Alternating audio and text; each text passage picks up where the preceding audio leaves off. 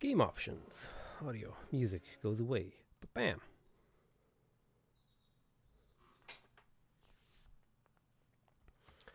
Alright. What do I want to play? Of course, we will be playing Dido. Shabam. Can move their original capital city to any city with a Kothon. Complete unique project. +1 trade route capacity for each government building of the government plaza. 50% production towards districts in the city with the government plaza. Hey, what's up to Big Cookie? Hey, what's up Charles Monroe? Balkan Mapper, Morelli D, and Thorges. How's it going, buddy? So we start with the riding technology. Eureka coastal cities are 100% loyal. Settlers gain 2 movement while embarked. Ignore additional movement card cost. Kothon. Hey, the Toast Bear. Alfred Burgess. Perfect timing for you, Alfred. Might not be perfect timing for someone else. Just got on a sleeper bus, so this will be perfect. Nice one, Alfred. Where are you heading off to? Balakrishnan Vijayaraghvan. Vijayaraghvan? I don't know how to say your name. Sorry, buddy. But hello, Krish. I'll call you Krishna. Krishnan. Science and domination. Can we do both? Science and domination usually go hand in hand. I'm not sure what kind of game I want to go for as Dido. I definitely would like to play on some kind of naval map. So maybe archipelago, continents and islands. Maybe small continents. Maybe splintered fractal. Could be an interesting one. So maybe we'll do splintered fractal. And yeah, we'll do splintered fractal as Dido because it's a naval map. I will do a standard size game. We'll start off in deity difficulty.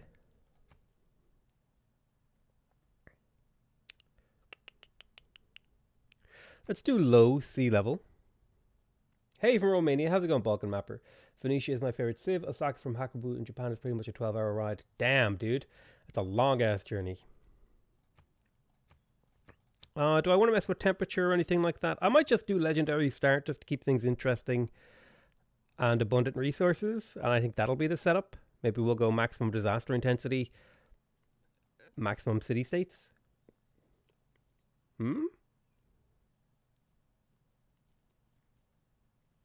Yeah, I kind of like that idea.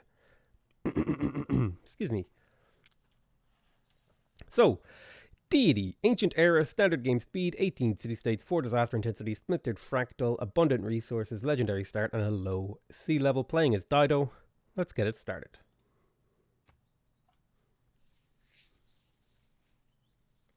First live stream I catch, finally. Kator Taweb. I don't know how to say your name. You've got those Cyrillic letters. What DLC should I buy first? Gathering Storm or Rise and Fall? Well, they were both like on sale for Christmas. So I don't know which one I would recommend first because I never played them like separately. Does that make sense? Playing a large map? No, we're playing on a standard map. Great threats and overcame them through wit and cunning. Wherever waves break on the shore, there your cities shall rise. The seas are your roads. Heal, yeah. Hell yeah, Charles Moreau. And your refuge. Alright, let's get this going. Begin the game. We start with a boost of riding. Okay, so we have an interesting choice here. We could move to the freshwater. That is an option. We could move here to the freshwater, get access to some interesting things. Or we could move to the Plains Hill. Or we could move to the Dyes. And I think in this particular scenario, let me think about this. Right.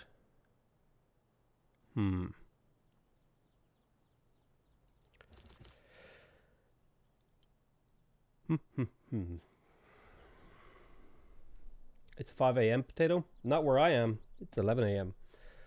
Gathering Storm has all of Rise and Fall plus some features, so you don't really need Rise and Fall for the extra saves. Yeah, Gathering Storm should be a better purchase, I think, if like you have to choose between the two. That would be my opinion. Like, man, it's actually a really tough decision to make here. Do we... It's like, there's so many options here, right? If I move here, I get the fresh water, But if I move here, I can aqueduct for that fresh water. If I move here, I get the Plains Hill. I think I'm going to go for the dyes start. And later on, this will be an aqueduct, hopefully.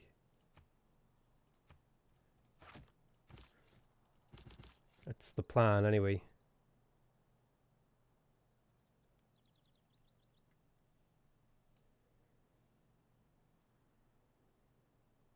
Rise and Fall does not come with Gathering Storm. You just get some of the features of Rise and Fall when you purchase Gathering Storm. So settle on the dyes. That way we have access to the dyes right away. And we also get the +1 faith right away without having to work that tile. And we have a 2/2 tile to work. Now we need to also start thinking about what does our future hold for us here. And I definitely think this is a game where we push for early sailing and for early writing.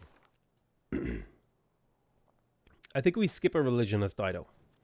Yeah, I think I'm going to skip a religion, but I definitely would like a pantheon.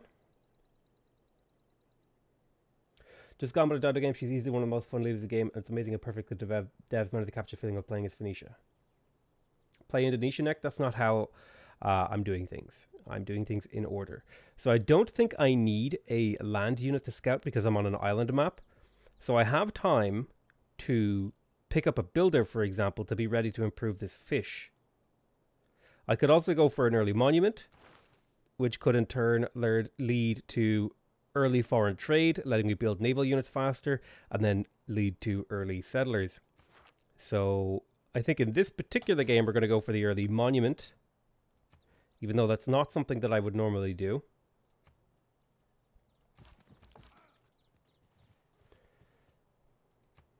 What difficulty are you on? I always play on deity, unless otherwise stated.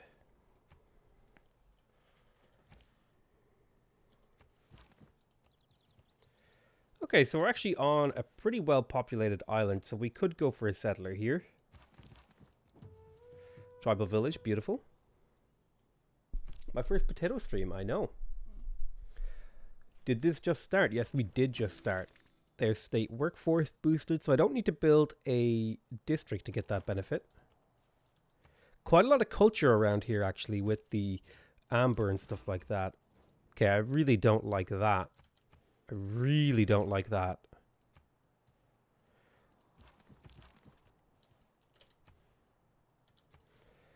That's really unfortunate that I start right next to him. I'm going to have my unit block this lane. Let's go ahead and get to work on a settler here. Looking good. All right. Can't tell if this map is amazing or terrible. It's both, in all honesty. We almost have our pantheon. We are going to sort of head in the direction of currency, but I would like to get animal husbandry so that I have the option to go archers if I need. So we'll do that. It is not wisdom. There's code of laws. Let's go ahead and plug in urban planning, as well as discipline. I could go for the faster pantheon and get that settler free. Is that what I want to do? No, I'll just go for the production. I think that works out better. Let's pick up foreign trade. That way we can plug in the thing that lets us build boats faster. Finally made to the live stream. Cheers from Hong Kong. How's it going, Dylan Breger? By the way, he's the big Hecht. He's not even coastal? He's kind of scary. So I can choose to build a builder. Oh, I should have totally sold him this. 4 gold per turn for my dyes. Deal. That's nearly a 50% increase to my current gold income. So, kind of struggling for good tiles to work. I could purchase this tile, which is significantly better, so I will. So that's better because it gives me +1 production, which is a significant improvement over no extra production. I am fond of pigs. There's animal husbandry and foreign trade. Let's go ahead and plug in maritime industry so that we can maybe get a bireme or two. I won't be able to go aggressive against him because he's not coastal.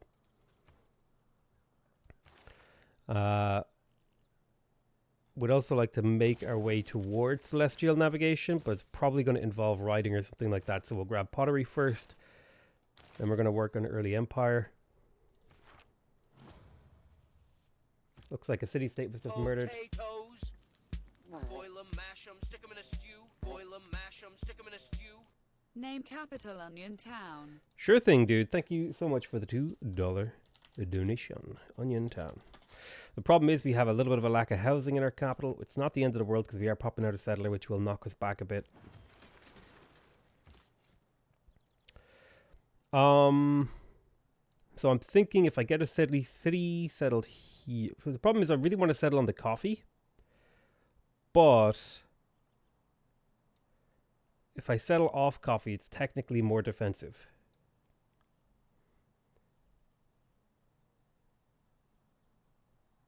This is a nice Plains Hill. I think I'll settle the coffee either way. So now I need to make a decision about what my next thing that I'm going to do is. I'm probably going to purchase a builder to improve the crabs and the fish. I think it will be good to get a single bireme because I might be able to get some scouting information.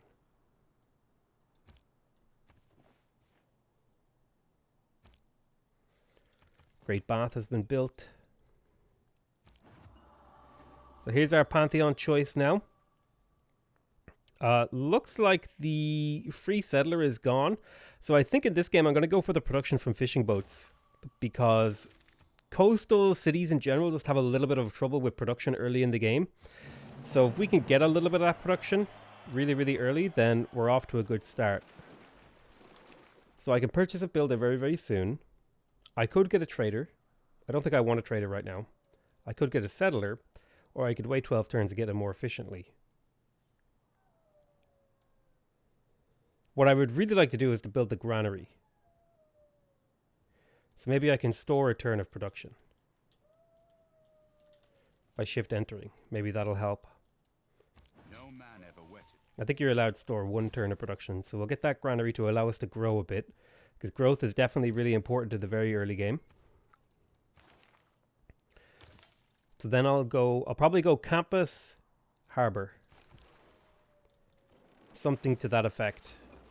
There's Granada. Did not meet them first.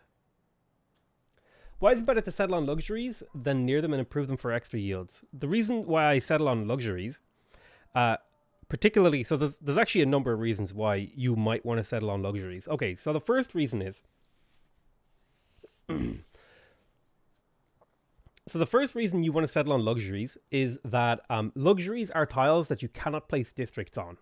So by settling on a luxury, you increase the number of tiles in your empire that you can settle, that you can put districts on by 1, okay? So that essentially makes a smaller amount of land more valuable because there's more room to fit stuff in. That's the first reason you might want to settle on a luxury. The second reason you want to settle on a luxury is you might not yet have the technology to unlock the luxury, yet if you settle on a luxury, you get it anyway. Even though I don't have irrigation, if I settle on this coffee, I will get the coffee. And that's important because, particularly for irrigation luxuries in the very, very early game, it's a pain in the ass to get the irrigation technology because I have to farm a resource, and this is a very expensive technology for an early game tech, right? It's a lot of cost.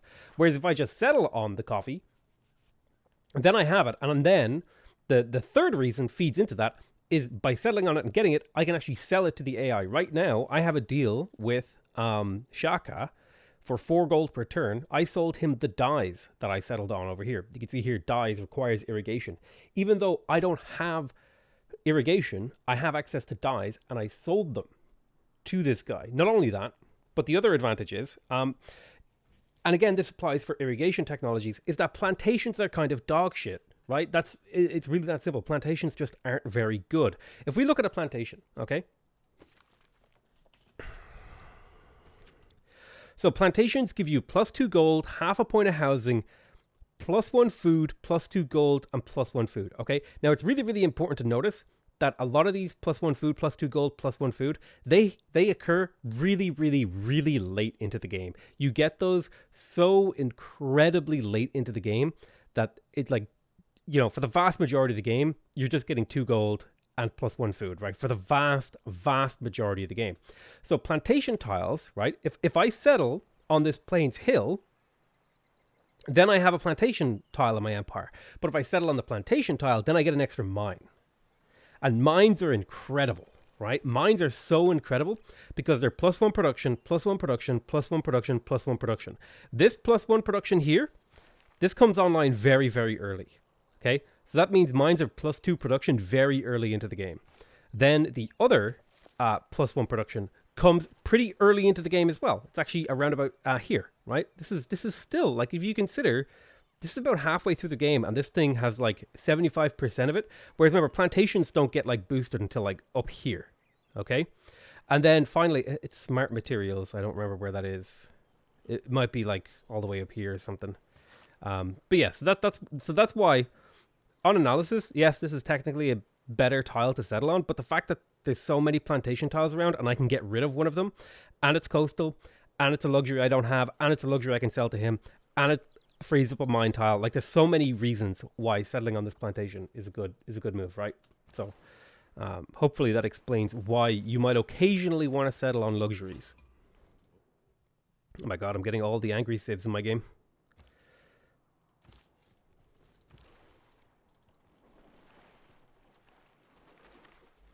Am I arguing with my stream chat again? No, I'm just explaining. Somebody asked me a question about why I would want to settle on a luxury, and I explained why. Found our city right here.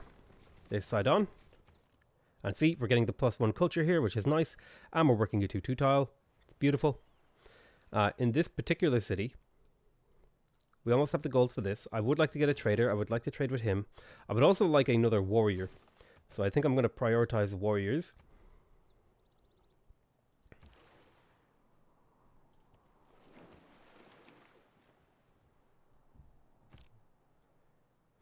Which Civ 6 DLC would you recommend me buy? I would say if you can get both Gathering Storm and Rise and Fall, that would be your best bet. If you can only get one of them, get Gathering Storm. I've heard that that's just better. Because you get some of the features of Rise and Fall with Gathering Storm. So that would be my recommendation. But it's not a very well-informed recommendation, in all honesty.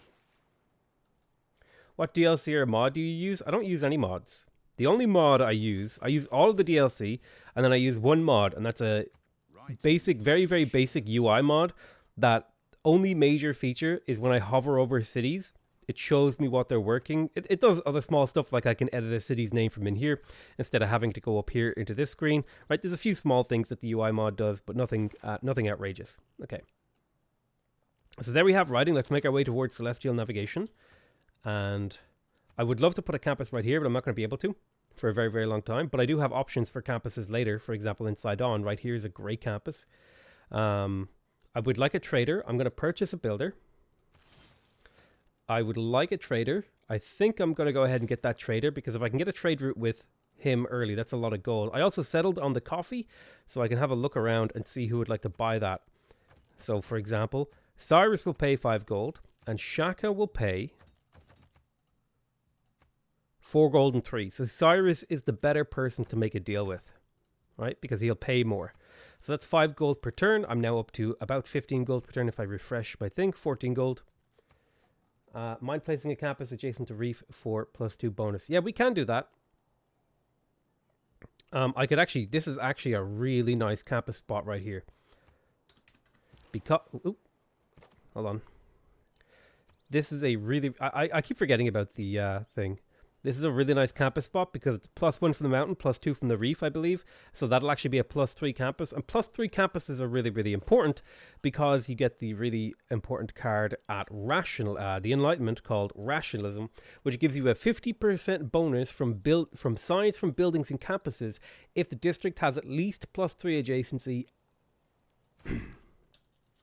And it stacks with if the city has 10 population. Just got here. Do you have a win condition in mind, or will you decide as we go? I have no win condition in mind. Okay, so this is worrying. and I don't like it. So I'll plug in the settler production. No, yes.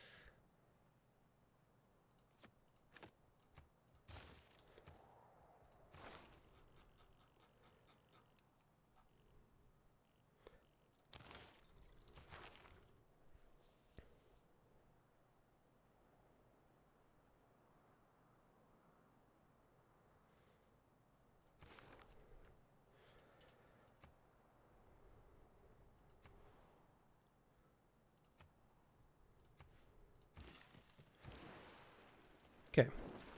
I have Magnus established. He wants open borders. I'll take that deal with him.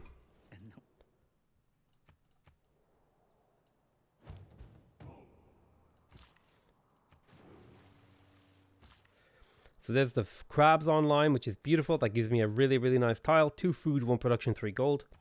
I also heard a barb camp appear. It's all the way over here. That's fine. Doing some exploration with our biream. I would like another boat, but I don't have that plugged in right now. What did I miss? Very little. We're only on like turn 39, which is like right at the start of the game.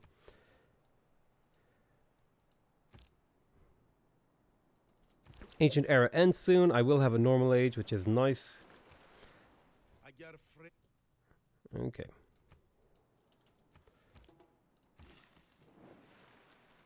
So we have a second warrior.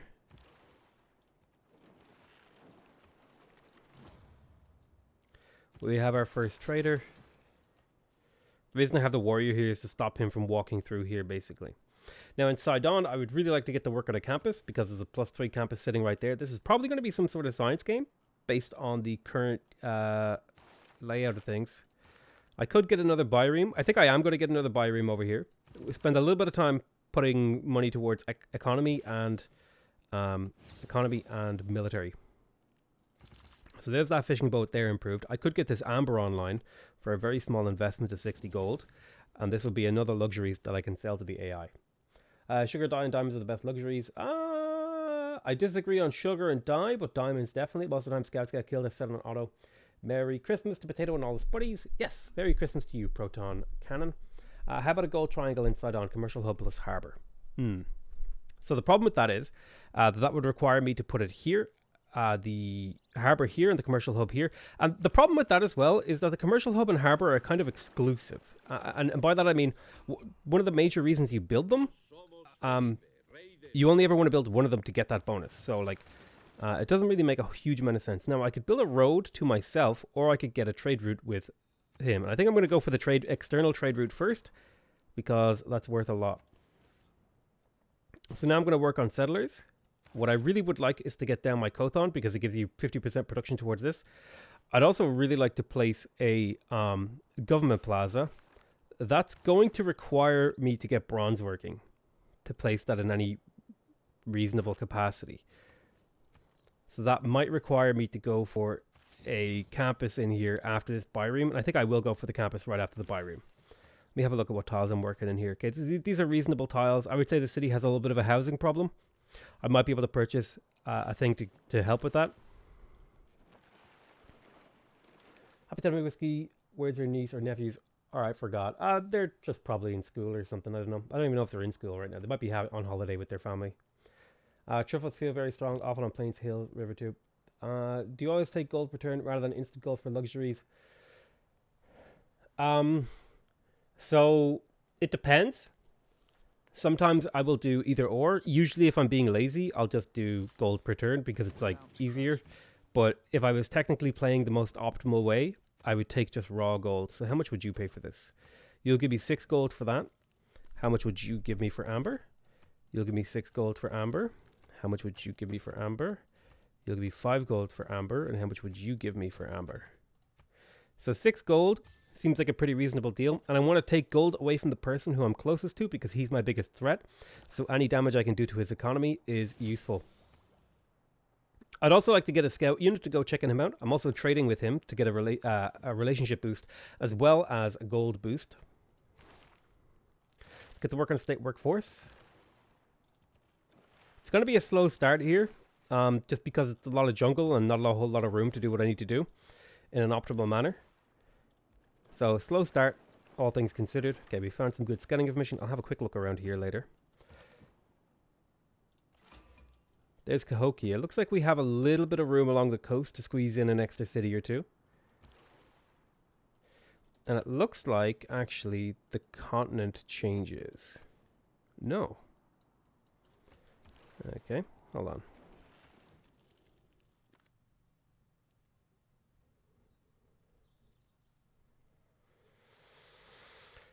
Loyalty. Coastal cities founded by Phoenicia located on the same continent are 100% loyal. Got it. I'm going to want to see if I can get a few cities in and around here. Pretty close to getting astrology. Let's have a peek over this way. Make a dedication. Out of all the dedications that are available to me, I think the best one is to go for free inquiry so that I get era score every time I trigger Eureka because it's the most reliable one. There's Pamakala, which will finish astrology. Which will give you +1 era score, which is perfect. Great start to this era. Entertainment complex, major adjacency bonus to a bunch of stuff. I don't think I'm going to be able to really do much with that. Splinter Defracted. Is this the island pirate map game? No. Commercial hubs get +2 by being Far Harbor. And they both get +1 for adjacency. But isn't the goal from getting worth not getting 2 trade routes in the city? No, because you're using up a district slot, right? Your cities can only build so many districts, and to dedicate 2 districts to get +1 trade route and a little bit of gold is a very heavy investment when I could, for example, get a harbor and a campus, or I could get a harbor and an entertainment complex, right? There's a lot of these other options, because like the vast majority of the value in a commercial hub is the trade route. So if I'm building it just purely for a little bit of extra gold, I'm kind of underutilizing what that district is capable of, right? What DLC are you playing with? I'm playing with all of the DLC. I've been using the trade exploit to get fast victories on Dido. Nice one. We're just going to play a legit game. I think people find it far more entertaining when I play legit. So I usually avoid too many exploits that are game breaking. I might do the odd little, one here or there. Okay, we have settler production plugged in. We are building a settler. I think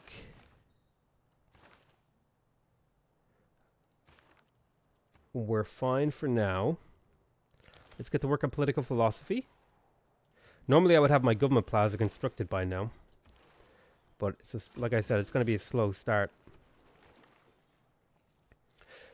Map settings have been giving you a really bad starts lately. I can reset it Dublin to get an underwhelming but okay start. Sometimes I find those underwhelming starts are kind of okay. Problem is I want to put my government plaza here, even though it's not a very good spot. For a number of reasons, just because it's the only place that I really have to put it, and I want to put it in this city because I also want to get a couple of other things. So, yeah. Also, we should have promoted you with provision. You cannot embark yet. So the question is, do I settle here? Here. I could settle here, aqueduct to there. Seems fine. I save a tile. I'm coastal. I lose that on the fresh water. But I get access to more water by doing this. Sure. Let's do it. Okay, so I have time. I have about 10 turns. So I want to go Government Plaza, a harbor in here. So I have 10 turns to try to figure out how to get this city more production, food, gold, or whatever. What are my options? I could go for a 4th settler. I think that's what I will do. I will go for the 4th settler. Find far more education when you play legit, but it's quite fun when you exploit the hell out of it. Will you build an encampment between the mountain and Zulu? It will block. I might do that. What I might actually do is try to see if I can get him to be friendlier with me. We have open borders and we're trading with them. He's upset because I settled near him, and there's also an unknown reason that he's upset with me. If he declares war on me, I'm pretty much dead right now, because he has over 500 military strength and horsemen, and I do not have those things, so it's just kind of unfortunate. If I had a slightly stronger start, I might be able to fight him off.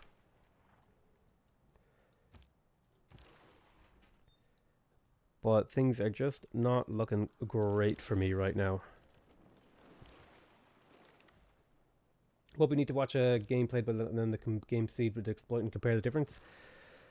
There probably wouldn't be much worthy of talking about, because once you're exploiting, very few of the decisions you make actually matter, because you're just so strong that you could basically win the game by rolling your face across the keyboard. Yeah, right now we're leaning towards science. I haven't fully decided on what I want to do. I have an interesting science game ahead of me. Right now my goal is to just get cities out. So there's Inuk. So I think of all the places, that will be an aqueduct.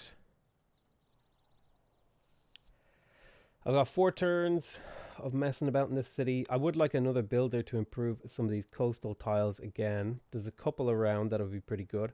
I could go for the fast monument. I have plenty of culture right now. I would like some more. Culture is really, really powerful. So I think I'll go for the culture. I think people underestimate just how good culture is. Getting those early monuments are like incredible. They pay for themselves so many times over. It's 60 production for +2 culture. You'd never get a deal like that in a Civ game. There's the Cliffs of Dover. Pretty garbage natural wonder. I would like to see that one improved.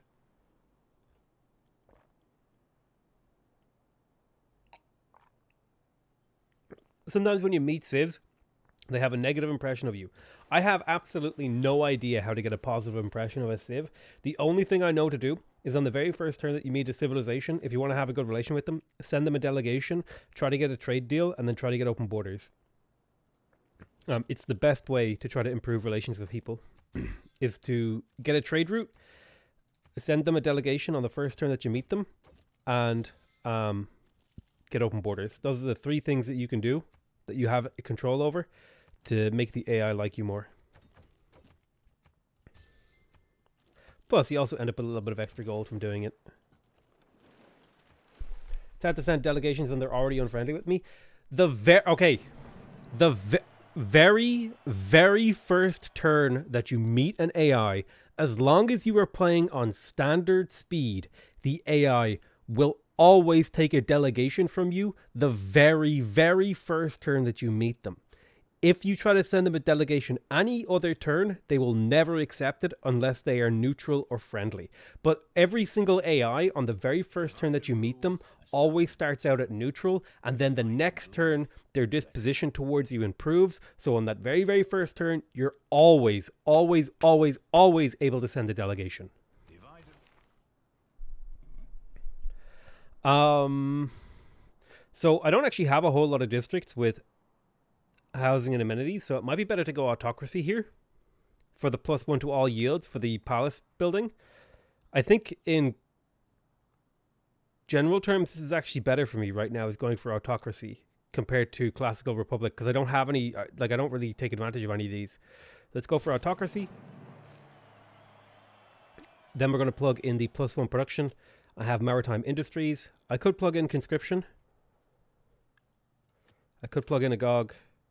I think I'll plug in a GOG so I can get an archer or 2. I think that's my next objective.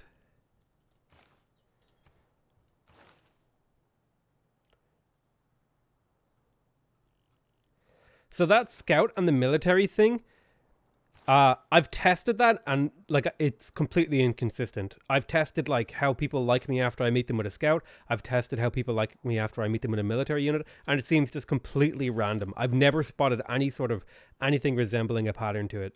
I'm going to pick up mysticism for the 1 envoy here, because I'm really lacking on envoys. They want an encampment, they want a government plaza, they want a wheel, they want the Eureka for the wheel, which means building a mine on a resource. Unfortunately, I don't really have mineable resources nearby. You have trust issues with accepting delegations from the AI. Oh, I see a Civ 5 player. Hey, what's up, Adrian? Plug in a what? Excuse you? What did I say? Plug in an envoy. Okay, there is the harbor building unlocked. I have a couple of choices. I could I want to put them, like, in an ideal world, I would put it here, but this has no adjacency from fish, and I want that +3.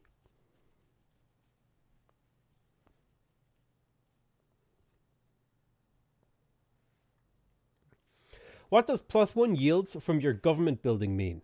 Okay, so this government says +1 to all yields for each government building and palace in the city. Okay, so that means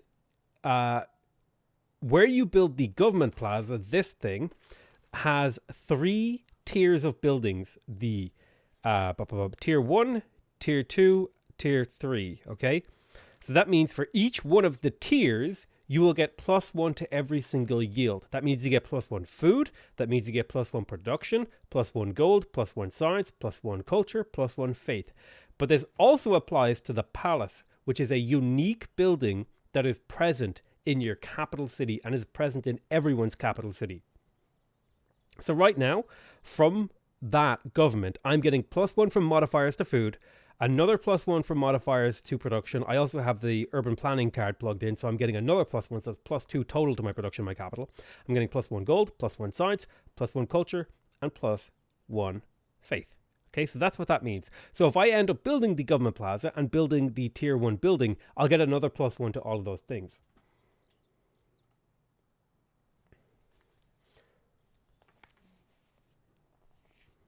Right opens up the possibility of getting the Great Lighthouse and the Colossus. I mean, both of them do. I can get them at either. But if I put it here on the left, I could link it up with another harbor over on this island potentially. Wow, really? I can't settle there, even though these are separate. Oh, these aren't separate. Interesting. But yeah, we'll place the Kothon in a couple turns. Now I'm going to go ahead and pick up mining because that's an important technology. I also have my campus in here. What I would really, really like is to maybe get a slinger or 2 for defense. I'm going to get 3 slingers. I have a GOG plugged in. Wouldn't it be cool if the developers had a mean for syncing up the game with the streamer to have sort of observation, and you can look around at the current map and input and not affect the game? I don't know. It seems like they wouldn't really have like a whole lot of reasons to do that. If you're playing on Indonesia in the spawn, oh my. We're playing North African Indonesia, known as Phoenicia.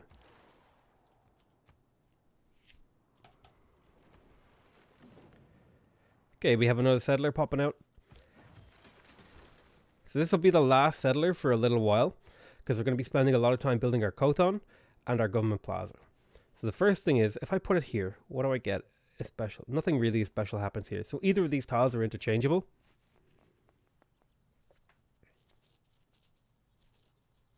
Yeah, both of these tiles are interchangeable. So I'm going to just put it on the left here. And then the settler is going to walk up in this direction.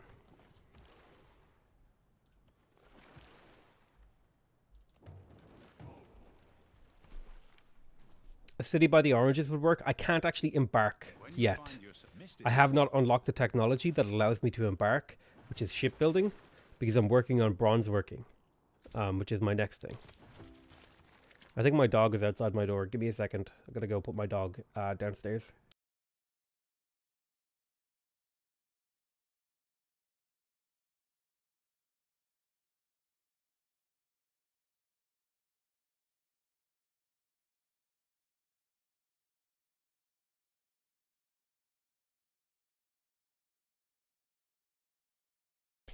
Never mind. I think he like scratched my door and then ran away. Oh, do you automatically without having to work it then? What are the Kothon's bonuses? I don't play Dido. So the Kothon's bonuses are it's 50% cheaper to build, which means you can build it in half time. It gives you a 50% production towards naval units and settlers. If you put your Kothon by the coast, you can put a commercial hub next to it. So we've actually already talked about this game.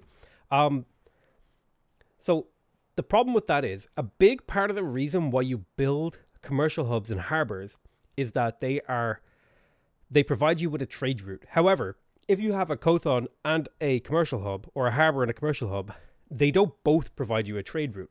So if you build both of them, yes, you get a ton of gold, but you're sort of overbuilding and investing in this for the bonus that you only need to invest in one of them for. And then not only that, but if you build both of them, they both take up district slots, and usually your cities can only build 3 to 4 districts.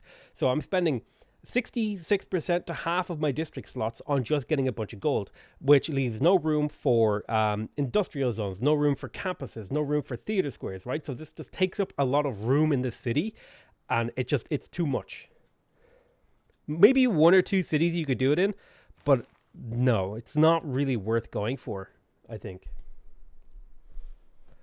You can get in the harbor with no industrial next to an aqueduct inside on better than the commercial hub. Okay.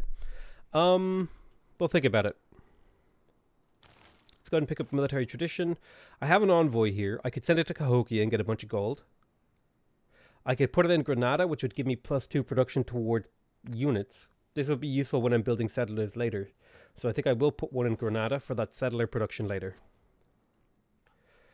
Let's go ahead and have you stand there. There's Bandar Brunei. Not anymore the way they used to be for a few patches. Okay, you can't have 2 trade routes from commercial hub and harbor. You used to be able to do that, but it was deemed to be too powerful. Or else it was too much micromanagement. Not exactly sure what the logic was from removing it, but it was like the default. It was like the default best way to play, and pretty much everyone went harbor commercial hub because trade routes are just so insanely powerful. Speaking of insanely powerful, I have a ridiculous amount of gold. In this city, I'm going to go ahead and purchase a granary to give it more housing, but not only that, but let it to skyrocket its stuff a little bit. I'm also going to go ahead and purchase a builder in here so that I can improve both of these ambers. I would like to get a commercial a granary in here, but I'll wait a few turns until I have a little bit more gold. So what I'm trying to do is I'm trying to push this city ahead to get it up and running faster so that I can contribute to my empire more. Aqueduct doesn't count towards the district limit. Yes, correct. Generally speaking, the green colored districts don't count. There's +1 food, +1 production, +1 gold, +1 culture. These are great tiles that I'm working in here. The city is going to be very, very nice for generating early culture with a monument and 2 amber tiles. Not only that, but a second copy of amber means I can sell it to the AI. I can come in here, say how much do you want for this? He'll give me 6 gold per turn, which is fantastic. Do I have any luxuries? I do. I have some dyes that I could sell. Let's have a quick peek around. How much would you pay for those? Hopefully 7 gold, 9 gold. Beautiful. So now if we go in here, by selling all these things, I'm up to 40 gold per turn, which is really great. The rising world of waters doth. Which civs do you think are in need of buff or nerfs? Generally speaking, in my opinion, I don't ever recommend nerfing anything ever in any video game. Unless it's like ridiculously problematic for the gameplay. I only ever really recommend buffing things because I think it's far more interesting when things get buffed. Yes, of course, things need to get nerfed every now and again, but I would always look to buff something before I nerf something, in my opinion. Because I think it makes the game far more interesting if everything is really, really powerful. And like to a ridiculous level. Okay, so we have the Kothon. Can you get a city on the jungle north of Ainok? Well, see, we don't have to worry about loyalty on the coast because this is our capital continent. So I don't even have to worry about that. I can settle pretty much anywhere along the coast, which is what you want to be doing as Dido anyway. So in terms of this, I have 4 turns until I have bronze working, which will allow me to clear this. So what I might do is get myself a builder. I could just purchase the builder.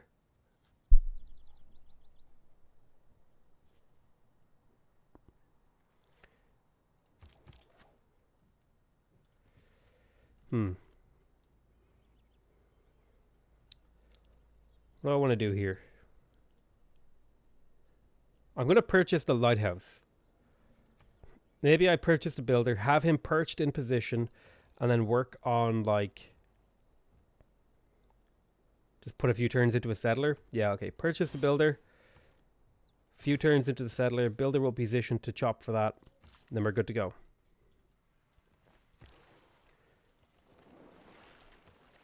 Why don't you declare friendship?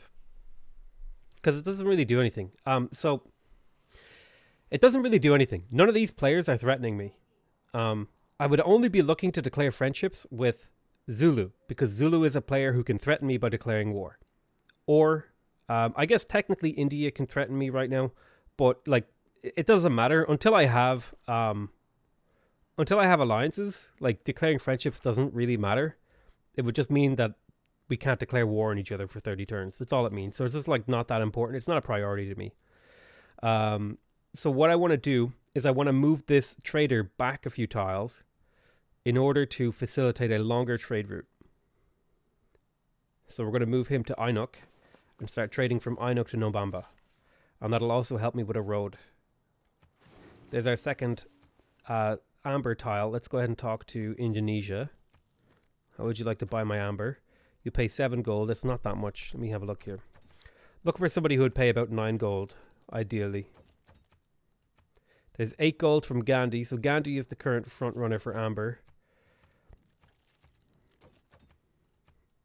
So Gandhi will pay 8 gold for amber, which is plenty. Always sell your luxuries early, because luxuries just aren't that useful early anyway. All right, how much would you pay for coffee? You'll pay 7.2 gold.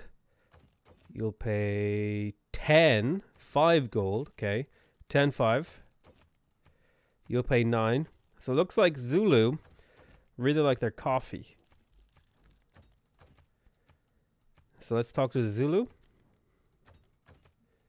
10 gold per turn and 5 upfront gold. So you can see now, by settling on luxuries and improving a lot of luxuries, I'm up to 52 gold per turn, or 56.2 gold per turn. You get an opinion boost and better trade deals.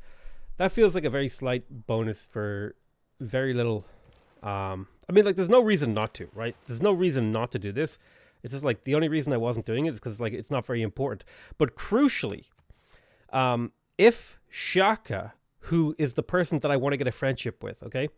If Shaka doesn't like somebody I get a friendship with, I get a friendship penalty with him. So that's like the only major reason I can think of not to get a friendship right now is because it could hurt my relations with Shaka, who's pretty much the only player in the game who could ruin my game. So that's kind of why you can make an argument against getting friendships with people, right?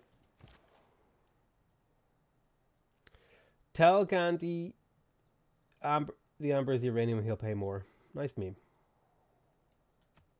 But it's a free bonus. Okay. I've explained why I'm not getting friendships. Because I don't want to hurt my relations with Shaka. If Shaka's relationship with any of these people change, his relationship with me will change. I will get a friendship with the people he's friendly with, right? He doesn't want a friendship, right? And just because you see the green, like, look, Spain, declare friendship. Oh, that's weird. I offered him a friendship and he denied it earlier. Maybe I misclicked. But again, this is the guy that I want to be friendly with. So I want to avoid making friends with people he might not like.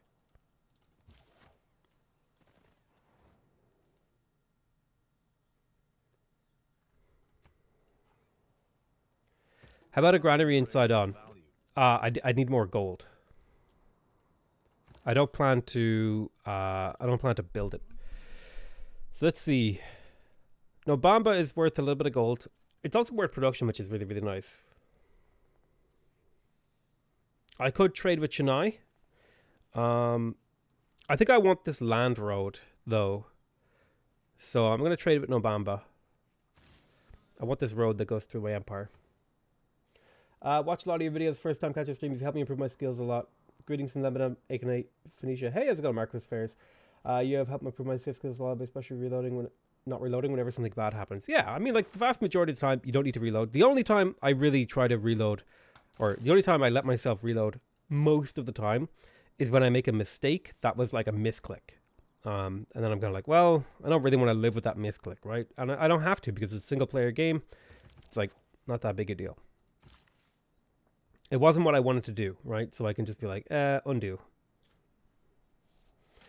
So I'm going to go get this amber online as well. When the barbarians pillaged and ravaged my land of the game, I just quit, lol. So here's your problem. First of all, you're building things for the barbarians to pillage early in the game. That's your first mistake. The second mistake is you're not building enough military in the early game to deal with barbarians. So really, that's 100% on you, and it's 100% controllable by you.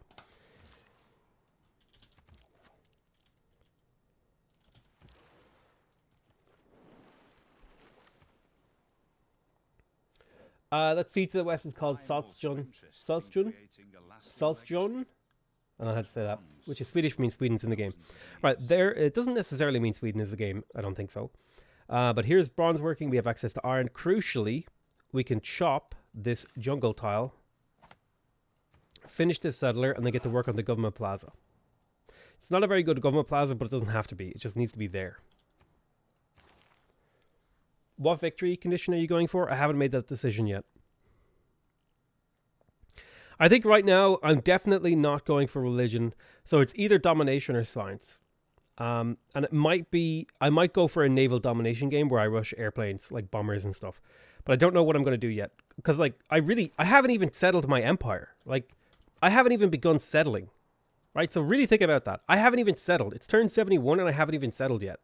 So to ask me what victory I'm going for doesn't make any sense, because I'm not even thinking about that yet. I don't even know what that is yet, because I haven't even begun building settlers. I've made a handful of settlers, and that's it. Time for shipbuilding, so we can actually settle the water. Right. I would like to purchase these things. I really want the library because I don't want to fall behind on science, so I'm going to rush that out. It'll take 14 turns. It's a pretty slow library. I would also like a builder in here, but that's okay. Go for Diplo victory? No. Can you try playing a marathon sometimes? No. Marathon makes the game easier in some respects. It makes the game harder in some respects. But crucially, marathon just isn't fun, because here's the thing about marathon. Marathon doesn't actually like change the pacing of the game. All it does is make you play for longer for the same payoffs. That's all it is. Like, on marathon, if you want to build a warrior on standard speed, it's 5 turns. On marathon, it's 10 turns. Like, that's all it is. That's the only difference. So you get an extra 5 turns to use your unit or whatever. Whoop-de-doo. It still took you way too long to get it. And I'm really, really used to how the game plays on normal speed. And I don't know. Marathon just sounds like torture to me. Like, I don't know why anyone would play that on purpose. When I was a new player, when I was brand new to Civ, I would always play on the maximum speed. And the games would take literally so long that I would lose interest and stop playing them. So I don't torture myself anymore with that kind of stuff. Okay, I have 2 build charges here. And I think I'm going to send this guy into the water.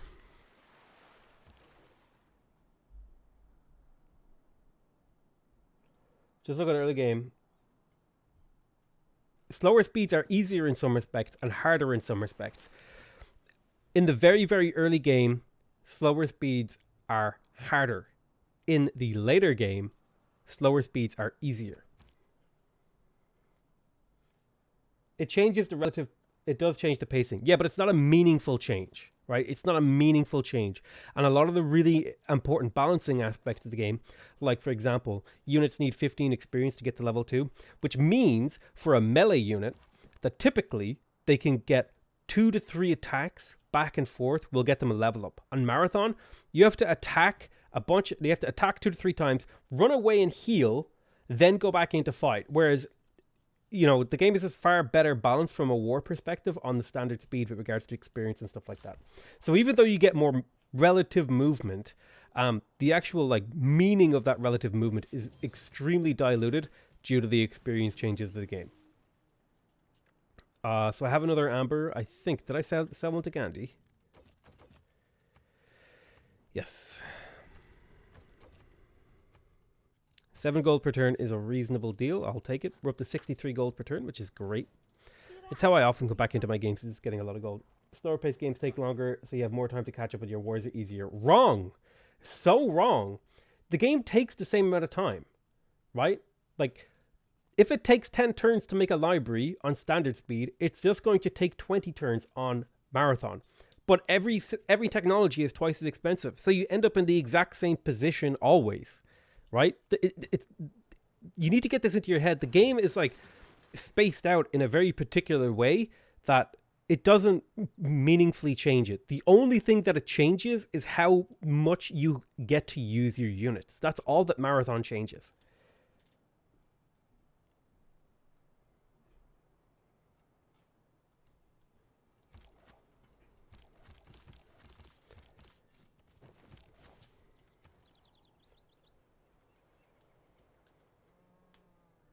Can you do the Aqua Industrial Zone thing?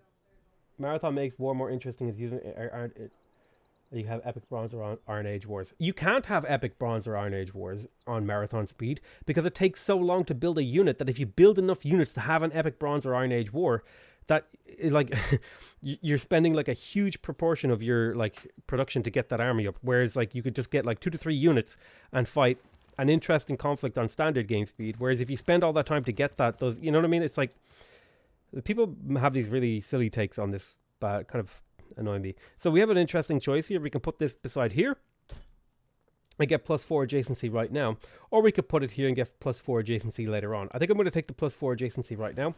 I'm going to rush this out for lots of gold. Let's go ahead and grab a granary in here because the city is lacking housing. I don't know, I like Marathon. It's fine if you like it, but I personally, like, my opinion is, if you enjoy it, that's fine. But my personal opinion is that I found that Marathon actively ruined the game for me when I played it. Like, it made my experience of playing Civ worse. And when I got out of the newbie mindset, what I consider to be a newbie mindset of playing on Marathon, I enjoyed the game a lot more, basically. I had a way better time. I'm going to go ahead and take Antana here for the +2 culture. So I really wish he would be friendly with me. Zulu Senpai, why must you be angry? I'm going to settle the freshwater here. 1, 2, 3. If I settle this freshwater, I don't get to settle on this hill. That's okay. I'm willing to accept that.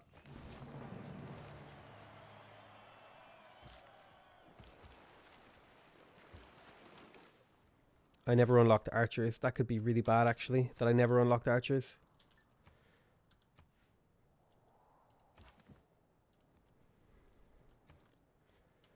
Do you prefer the base game strategic resources or the current system? I think the current system is fine. There's nothing wrong with it. It is a good thing. Defenders get the advantages. The issue tends to be that in standard tech is so quick by the time you've moved your units to the enemy, it's time to upgrade. Why does that matter? Units have particular timings. It's like, if you're not playing around those timings, you're just messing up.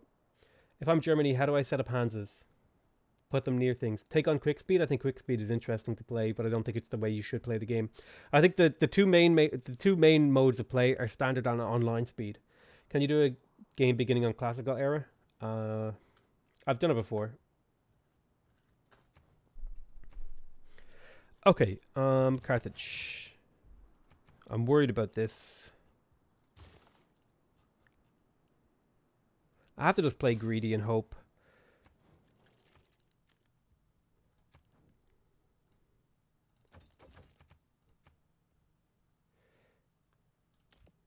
What if I give this as a gift to you? How will you feel? Maybe you'll let me send you a delegation next turn. What are the difference between the difficulties? I'm new to Civ. So if you want to know that, I'll take that Diplo favor. If you want to know the meaning of the different difficulties, go and just type it into Google. There's some, like, it's way better for you to see it and read it than it is for me to try to explain it, because I don't know how to describe it. There's just a bunch of variables that changes when you change your difficulty, right? I'm like, you want me to list them and list each individual one, or do you want to look at like a graphic that'll show you exactly how it changes?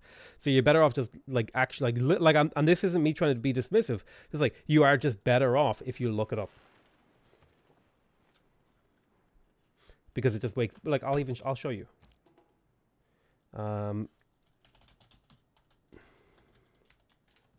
Civ 6 difficulty settings, right? You just type it in here, game difficulty, Civilization 6 wiki. So you see here, right? On the different difficulties. On Prince, the AI has basically no bonuses. On King, the AI gets an 8% science and culture bonus, a 20% production and gold bonus, and an 8% faith bonus. And this is pretty much the pattern you'll see. You'll get some amount of bonus for science, culture, and faith, and then some amount, huge bonus for production and gold. So for example, we're playing on deity, so the AI gets nearly twice as much production and nearly twice as much gold, 33% more science and culture, and 33% more faith. And these are not the only things that change, right? The other one is that on deity, the AI gets a +4 combat bonus on all of their units. They also get a 40% experience bonus on their units as another bonus. But that's not all. On deity, the AI gets 4 free tech boosts and 4 free civic boosts, as well as they start with 3 settlers, 5 warriors, and 2 builders.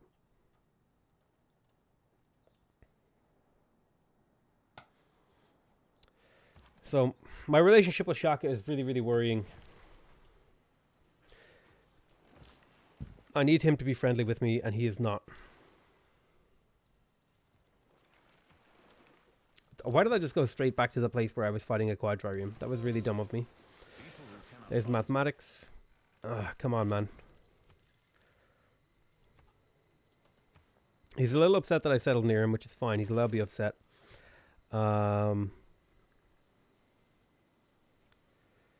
Defensive tactics.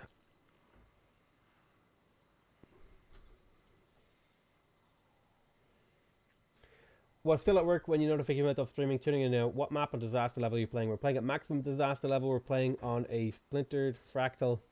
Or playing on DD settings. I'm always playing on Emperor. Is that average? Emperor difficulty is a perfectly fine difficulty to play on. It's totally fine. I think it's actually the best difficulty level. Okay, now it's time to get Pangala. I should have actually had him a long time ago, but I'm going to plug him inside on. And now I want to get Ancestral Hall so I can pump out settlers out of my capital city. Take about 12 turns. It's been a very, very slow game to settle here. But the upside will be that we'll have a very powerful game. I might even try to settle away from him. I'm also going to need a bigger navy to protect my settlers. Where are my ships? I have one here and I have one here. Okay, that's fine. Just hang out there. The cheap solution for when you can't do good AI for your game. Well, I mean, like, it's a very complex, like, oh my god, okay. It's like such a lowbrow take, right? It's like an incredibly complex problem that they've got to solve. Like, the AI has to interact with so many different systems, so they just build an okay AI and then give it a huge amount of bonuses, and it'll be a reasonable challenge for the player, right? Like, building an AI to play Civ is really, really difficult. It is not a trivial problem to solve.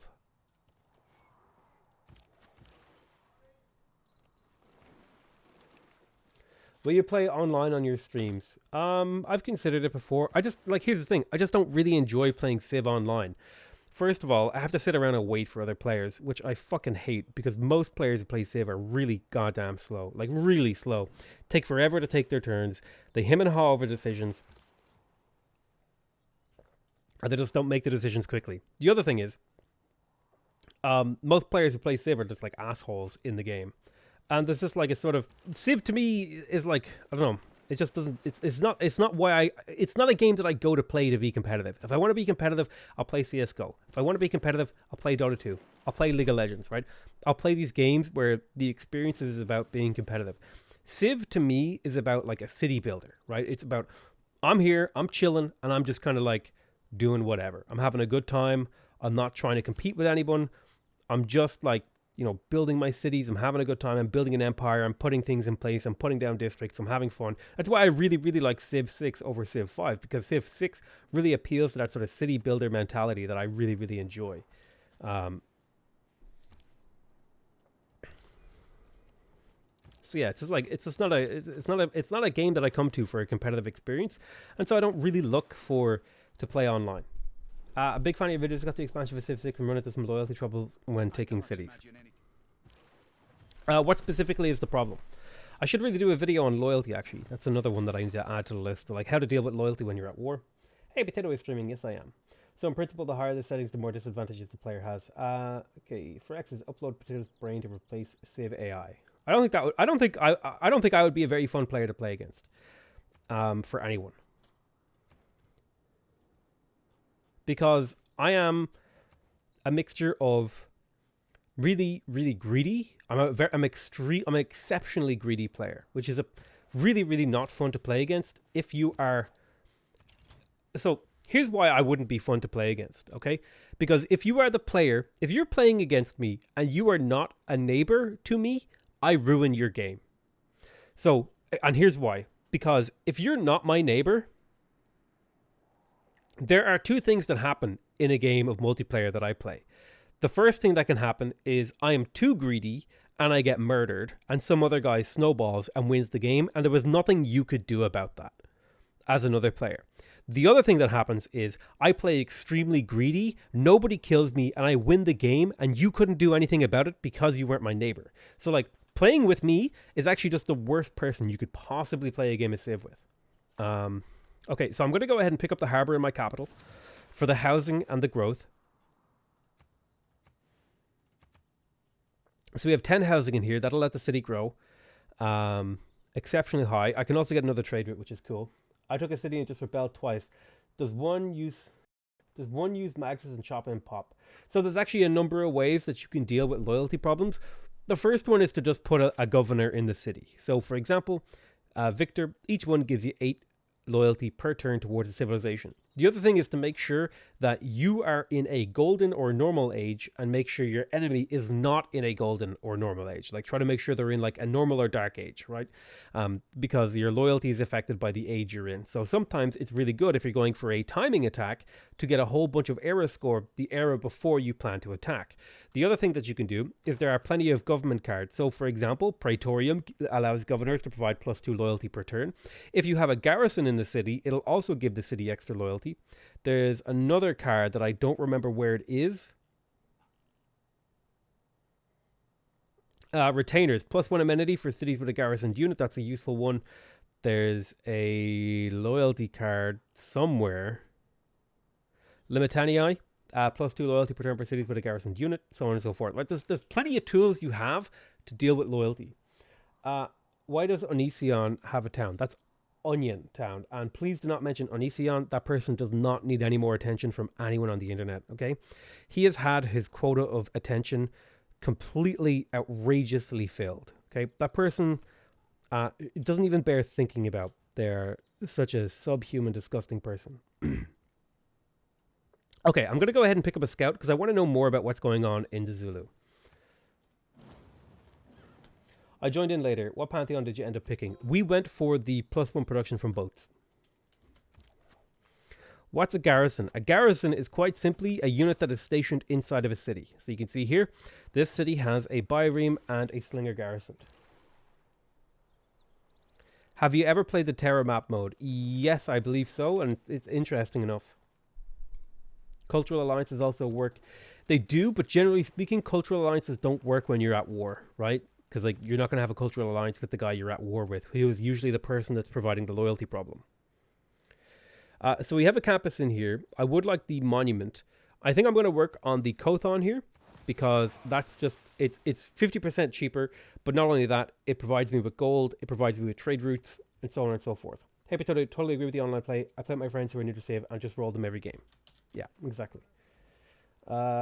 Is it just me? What's going on with the Zulu? Crossbowman is going on. I want to know more about their city so that I can trade with them. Because to me, I never have a good air force. So you can just sweep their army and navy once you get to the late game. Damn, I thought a garrison had to do with forts. No. Garrison just means, quite literally, garrison means a unit inside the city. That's what a garrison is. There's no special rules. It's just a unit in the city. I'm going to go ahead and pick up irrigation here because I have a lot of irrigation tiles. Like this coffee here, this dye's over here. And I think there's a couple more up here, incense and stuff like that.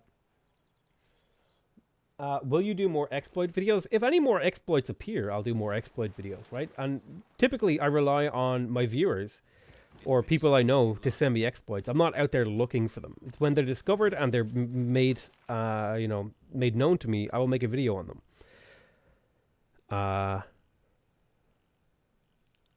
Okay, I really want feudalism for the +2 builder charges. I'm also going to stall the city settling for the 2 turns to get the free builder from the Ancestral Hall. How do you recognize where to put those aqueducts? I seem to pin them, but then they can't be placed there, especially when trying to get the industrial adjacency. Okay, paint time. Here's how it works, okay? Wait, where's all my tools? Paint. Does anyone know where my tools went? Hold on. There it is, okay. Okay, so here is how aqueducts work.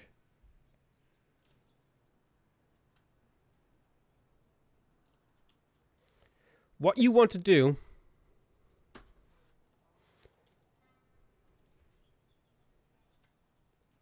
hold on, let me get a hex grid set up.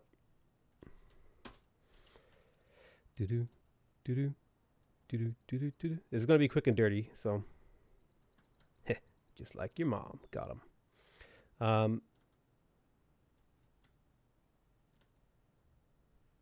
Okay.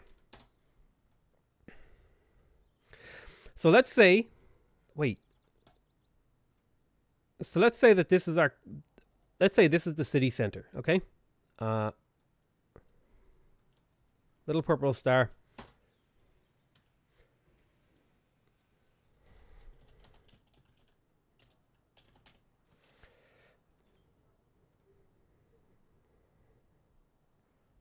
Make big. So what you want to... No. God damn it. Okay, there. So what you want to do is you want to look for a source of fresh water. Okay? That's not what I wanted.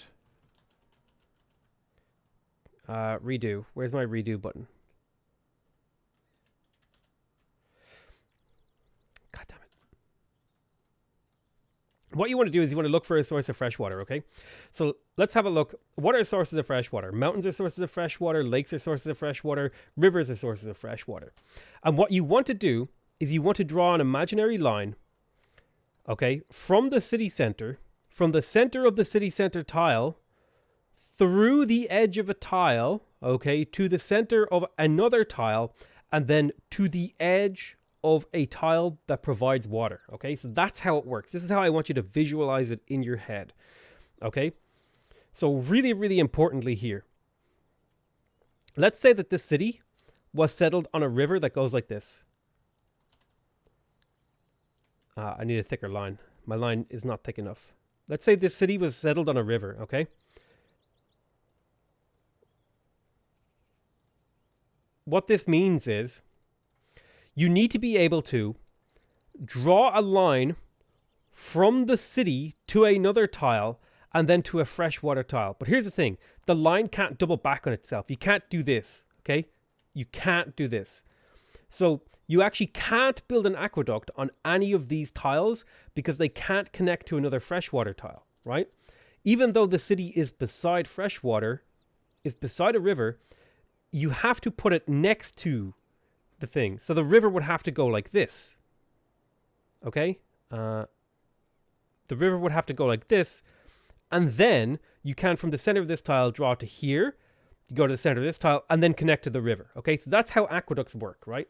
So if we use this knowledge here, we can see that from the center of this city connects through to this hill tile and then connects to the mountain. Okay? So there's nothing stopping that. Whereas, for example, over here, let me turn on my grid here so you can kind of see that, right?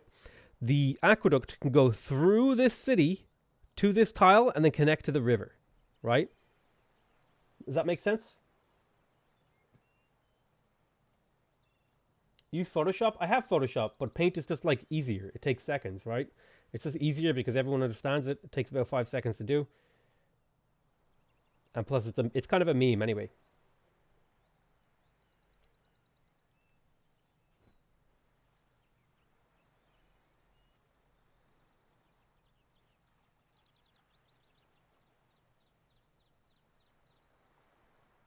So the problem with copy and paste, by the way, okay, you guys are idiots. You don't use Paint enough, okay? Whoever told me to copy and paint, here's the problem. Copy, paste. Now I have a bunch of random shit, and you can't overlap hexagons. Like, it doesn't work, okay? So don't make dumb suggestions if you don't know what you're talking about. Like, do you just assume that I'm an idiot and I don't do things for a reason? Anyway, okay. I want more traders. I'm going to go ahead and get a trader in my capital.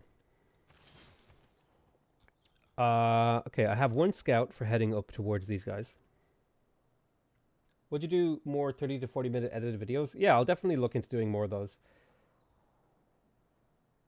Have you watched the new Witcher series on Netflix? Yeah, I really liked it. I thought it was really good.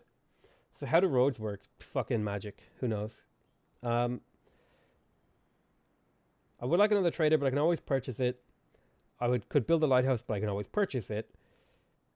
17 turns versus if I just go for a builder.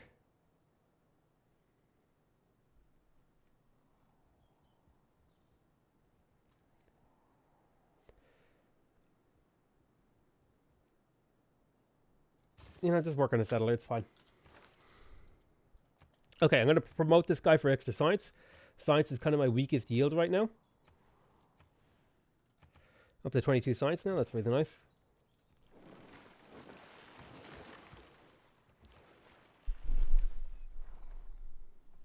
How important is aqueduct in city with fresh water? Not very important.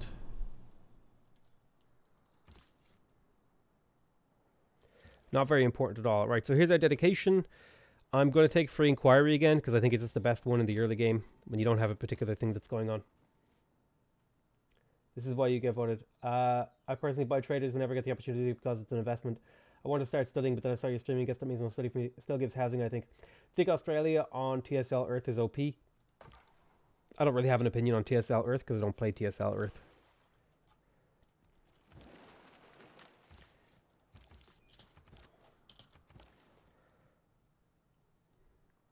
Okay.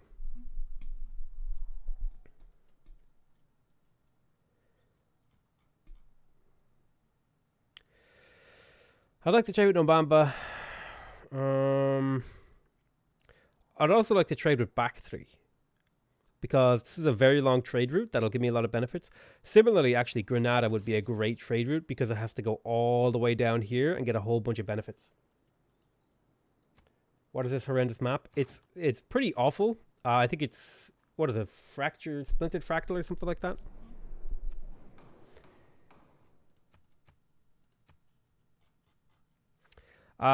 Yield to militaristic city-states. I'll double vote militaristic in the hope that it passes.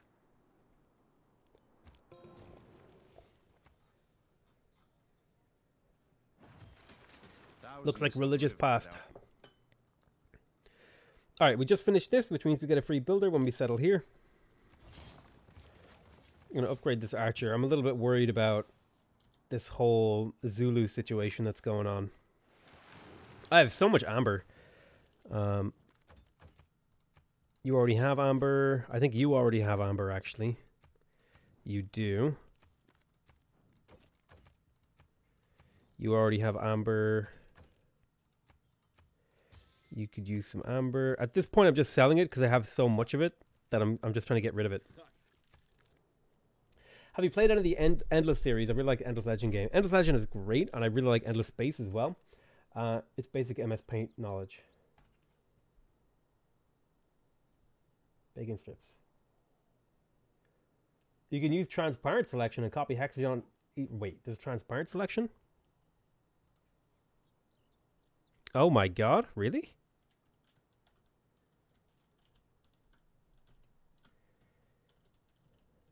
I've been using paint for like nearly a decade. Probably more, actually. Wait, there's transparent selection? What the fuck is this? How do we not know about this?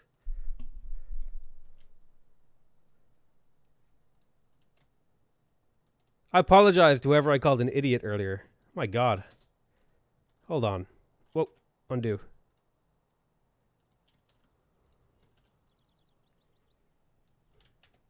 God damn it.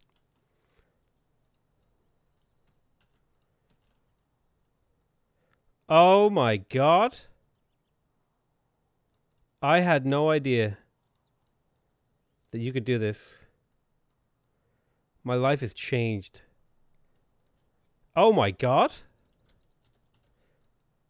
You can do this?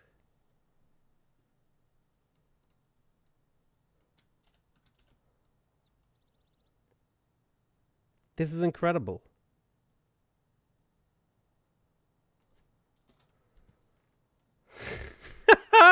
I'm a paint noob. Never mind. Delete the VOD quickly. Alt F4, close the stream, hide the evidence.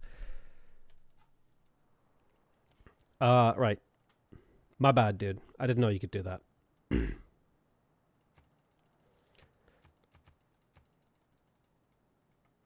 What's my opinion on Stellaris? You can do strong. You can also use Strug. Are you having a stroke while you're typing? Jesus Christ. The Patar one, to be honest, I didn't know that earlier. You properly corrected me. Okay. Never mind, I'm not an idiot. That guy, so even though I'm an idiot, that guy was also equally an idiot, so it cancels out. And my point still stands. Perfectly balances all things. Would you ever play any Paradox games on your channel? Yeah, I've played a few Paradox games. Opinion on Stellaris. I really like it. It's a great game. It's just, you know, my audience just isn't interested in watching it. Like, I put up Stellaris videos and nobody watched them. Chew on that one, chat. Okay, let's get to work on a Kothon.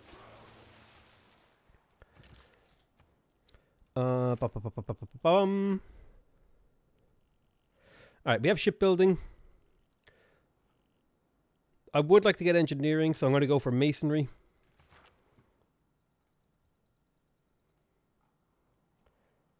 Like the Stanley paradox? No, not that kind of paradox. Look at this. 6 turns for a settler. Ain't it a beauty? She's a beauty, mate. Absolute beauty. Alright, I want the culture per turn. Beautiful. Beauty. Absolute beauty, mate.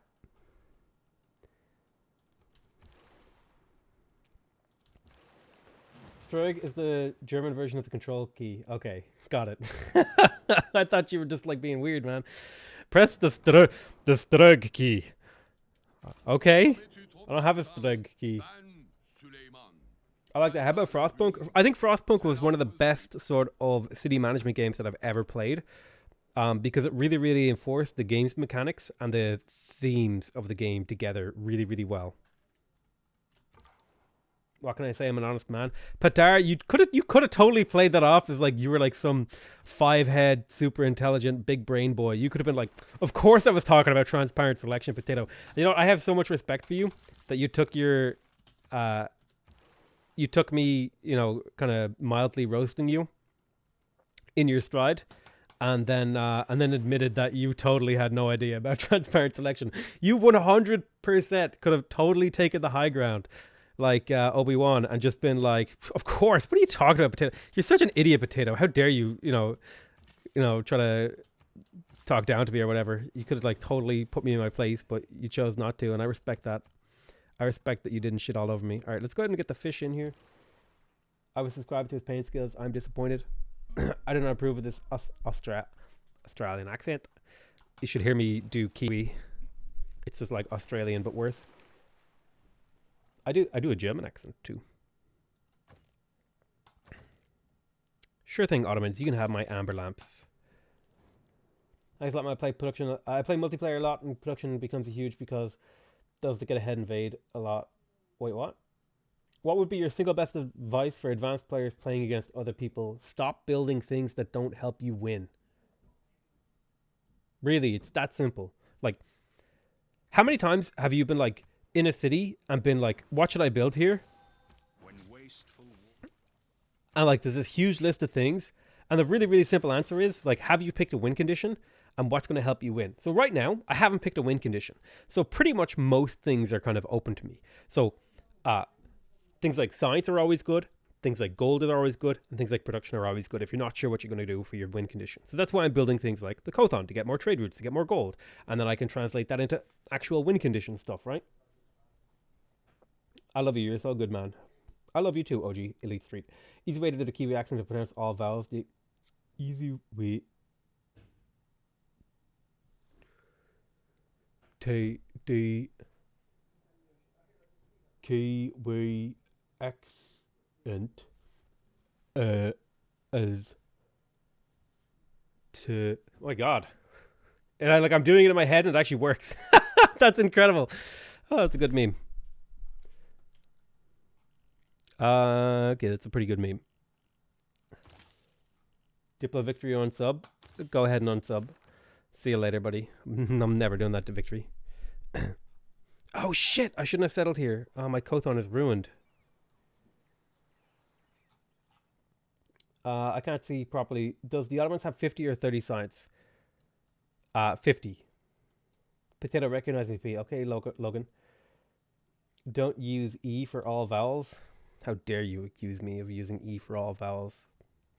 It's not like there's perfectly good evidence of me doing that literally from a few seconds ago.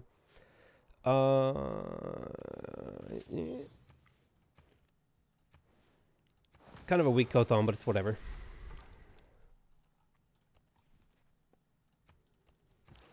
Don't declare war.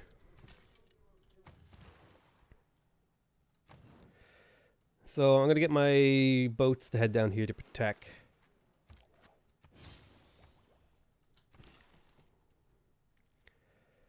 Okay.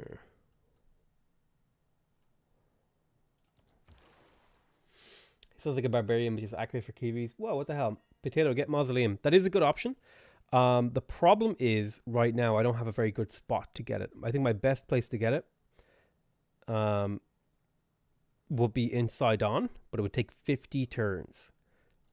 So I would need a builder in here. And I would need to chop pretty much all of the features to get it. It is a really good get, though. But this is like one of the worst cities that I could get it in because it doesn't have a whole lot of access to water tiles, I guess. Maybe it's not that bad. I think the ideal place to get it would be in Carthage, but Carthage doesn't have any chops really to get it. So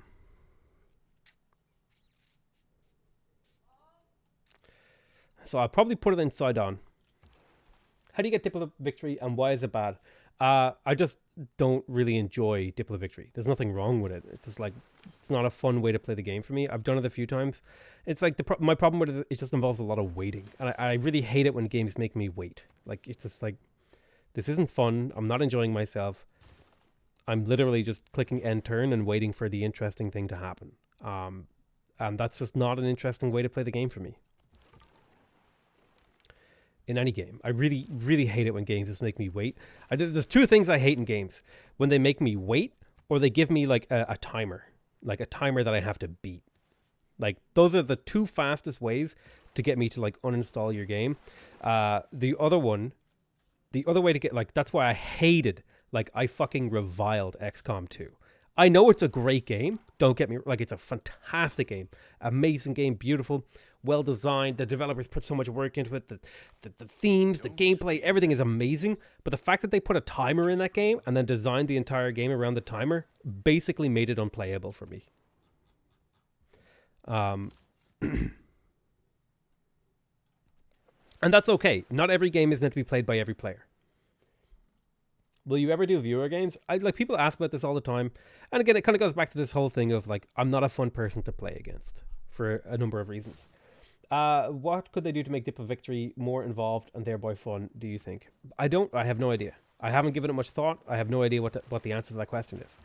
I have no idea, right? It's just, I haven't thought about it. Don't know what my answer would be. I think I would like more trade routes. I'm going to go ahead and put a trade route in MTW. Yeah. Maybe I can do like an internal trade route or something. Who played Civ 1? Did you play Civ 2 and would you stream it? Long time fan. I never really played Civ 2. The first Civ game I played was Civ 4. And I played a little bit of Civ 3 after that.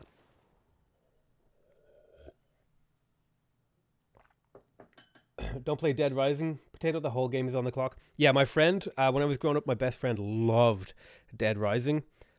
I hated it. Now, the only exception to that, okay? There's one exception to the timer thing. And that was The Legend of Zelda, Majora's Mask. I didn't enjoy the timer, but the fact that I could go back to the start of the timeline, and then and then fast forward and stuff, I had some measure of control. I really like timers in games just give like feed into this like anxiety and just make the game unenjoyable for me. And it's not why I play games. I don't play games to get that anxious feeling. It's like an uncontrollable when like this like clock ticking. It's like the anxiety and cortisol in my body just goes like to 11 and the game stops being fun and I just stop playing it. So if you want me to play your game, don't put a timer in. I think I'm going to trade with Chennai here because they're going to give me a little bit of a road between Carthage and Sidon, and it's also a pretty long trade route, so it'll have plenty of gold. I thought about making more wonders, give diplo points. Maybe another district to go court has those districts generate diplo points to actually make meetings come faster. I don't really know what you would do, right? It's like the diplo victory is an interesting victory as it stands. It just isn't one that is fun for me.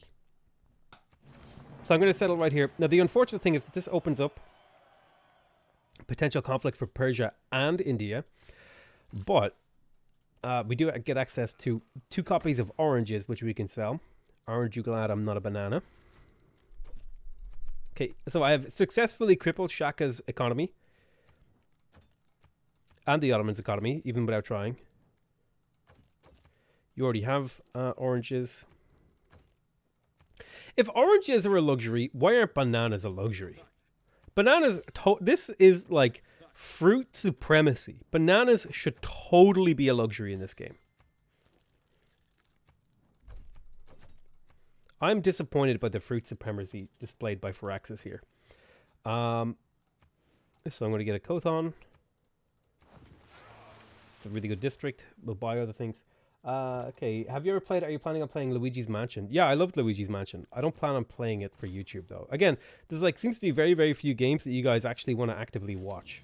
And so I play, and really it's a Civ. Like, I might try a couple of other 4X games or grand strategy games here or there. But really you guys just like watching Civ, and so that's the game that I play. I'm a new Civ player and I learned a lot from your videos, hoping to improve with this awesome game. Thanks, Gino. I really appreciate that, man. Have you played any FPS games? Yeah, I would say I'm pretty good at FPS games. I would say that I would probably occupy like maybe the 80th percentile, like somewhere between like top 25%, 20% of players. I would say I'm pretty reasonably good at FPSs. But like, again, top 20% isn't very good, but I'm good enough to where I can do well. Like if I'm just playing an FPS with my friends, I can do pretty well. If I was going up against anybody with any measure of actual skill or practice or anything like that, I get shit on completely. But I can hold my own in like PUBG and other environments, but I'm never going to make like godlike plays, right? Are you going to sell your diplomatic favor? I've been thinking about it. None of these players really have much economy to buy it, and neither do they have an inclination to buy it. So I'm going to switch over to Classical Republic here. I finally have districts. This will also allow me to plug in serfdom, colonization, and urban planning. And then I'll also plug in charismatic leader. Probably because of vitamin C and scurvy. Oranges keep you alive and healthy, and about bananas keep you from getting cramps. So, trying to think who would buy my... Probably Gandhi might be the best candidate for purchasing these. If you want to know how much they'll pay, plug in 10 Diplo favor and then offer their deal. So he'll pay me a 3-to-1 ratio, or 10-to-3 ratio, right? And really what you're looking for is as close to a 1-to-1 ratio of diplomatic favor and gold per turn. That's why I go through, I offer everyone this. So he really undervalues this, right? So he does not value Diplo favor. Indonesia values it at 10-to-6. So she's paying like about half. For every Diplo favor I give her, she'll give me about half a gold, right? So this is pretty good. So currently she's the winning deal. A very bad deal. And then finally Spain gives a very bad deal. So Indonesia is the best one to sell to because she'll give me the best price for all of it. She'll give me 38 gold per turn for 60 Diplo favor, which is really, really good. I'm now upwards of a 129.9 gold per turn. Can you make a Stellaris video where you flood the market with food, making it cheap, making all of the empires dependent on it, and stop selling any food to cripple everyone's economy? I don't think that actually works in Stellaris, does it? I don't think the AI really does buy food like that. Bananas weren't as great as they are today. It's completely irrelevant in a fantasy board game, video game thing, right? It's like, doesn't matter. because the oranges in the pictures are like cartoony oranges, right? So it's like, who cares? Like, these look like the bananas from today. So they should have the qualities of the bananas today. Okay, this feudalism.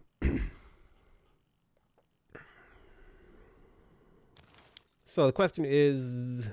So roundabout now is when we should pick a victory condition. I'm only just settling my empire. I think this is going to be... Problem is I picked like a really big map and I really don't enjoy doing domination games because this would actually be a perfect game for a naval domination with an air force. But I might just do like a quiet science game. If I'm doing a quiet science game, I'm going to keep this as my spaceport. I like deals over time, help keep the AI from going to war with you. Hey, how's it going? Go Gadget Cat. Banana, I'm pretty sure it does. Okay.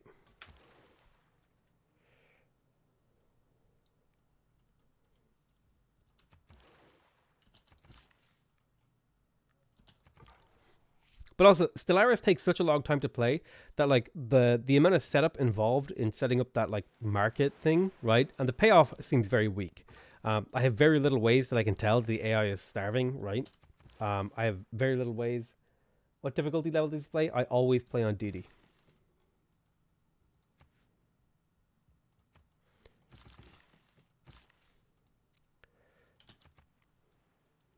Pancakes or waffles? Neither. Neither are very good. Just bags of sugar and wheat. Alright. So, currently thinking of settling on the chocolate, on the cocoa.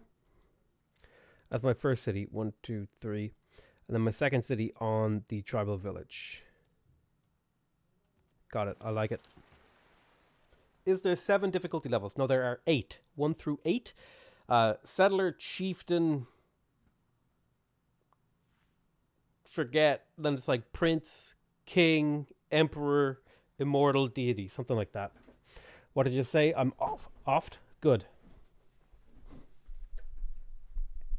Why pick a spaceport location? Just so I don't accidentally cover this up. I want to build my spaceport in my capital, because my capital is typically going to be my biggest, most powerful city. So I put it over here. The reason I put it here is because it just needs to be on flat land. That's really as far as that decision went in my head. Stroopwafel, not a fan. Potatoes are just bags of sugar. They're bags of complex sugars. I have 600 gold in the bank. I think I'm going to go ahead and purchase a lighthouse. That'll give me an extra trade route. I haven't been using all my trade routes, so I'm just going to go ahead and get you to build a trader, right? Keep you busy for a while. Even if it's not a really economic thing to do. Settler, Chieftain, Warlord, Prince. Yeah, Warlord was the other one. Okay, I have 2 build charges here. And what do I want to do with those build charges? I have all my boats in here improved, right? I could get this food tile. Yeah, let's get that one. So the reason I like having a lot of gold in my games because it just lets you be so flexible. You're allowed to, like, I feel like gold is my favorite yield in the game because it gives me so much control to actually do things. Oh, there's a trader. Very cool. I want to organize these by gold. So I'm already trading with Chennai. I think I would like to trade with Cahokia. Even though it's not a very good trade route, it'll give me a bunch of roads over here, which I like. It's not a very good trade route at this point, but it'll get better over time. There's this other trade route. This is going to go to the chocolate. Oh, do not whip me. I'm full of chocolate.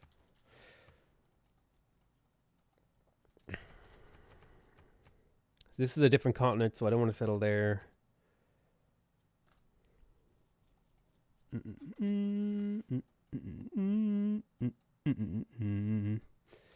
bit of room over here for settlements. Since Civ 3, never played on Lord and Prince. Fruits are just healthy sugar. Fruits aren't even that really healthy in terms of sugars, unless you eat the whole thing with pulp and all. Okay, so here. We're going to work on the mausoleum. We're going to do a whole bunch of chopping. It's going to completely desolate this land, but it's necessary to get the mausoleum. Settle. Fishing tile. Kothon. Bam. Lots of gold. Can you win this in 20 hours or so? Usually. Usually, if I'm playing it all reasonably, it'll take me about 6 hours to win a game. Sometimes it goes up to 9 hours. But I could probably, if I was trying to play quickly, I could win a game in 5 hours, right? Like, that's all it takes.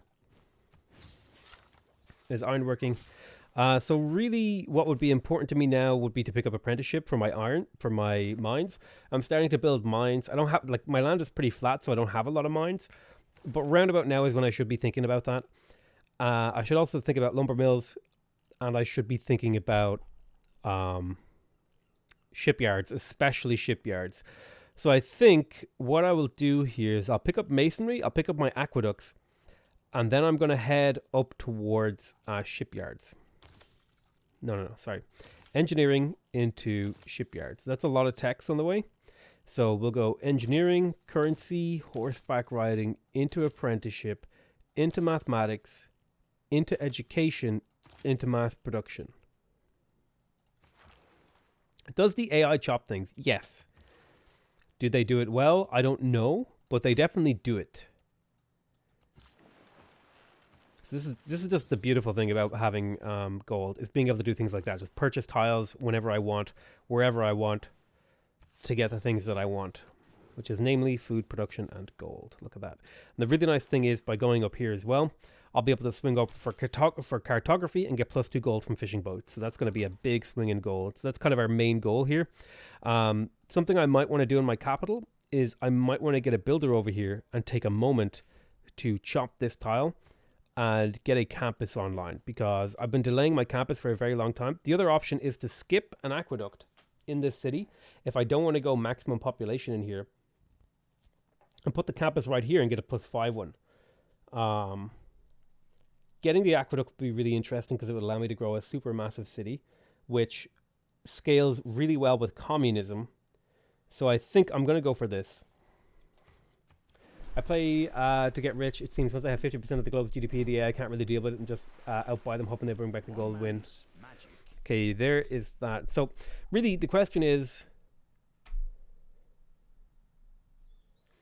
like, this is 6 housing for 4 turns of production. Like, that's crazy. So I think we'll take that, especially on a coastal city like this that has so many fishing tiles. I think that's really, really just amazing. I think we skip the +5 campus. We take the +3 because +3 is good enough, and then we take the aqueduct so that we can get like a 20 population capital.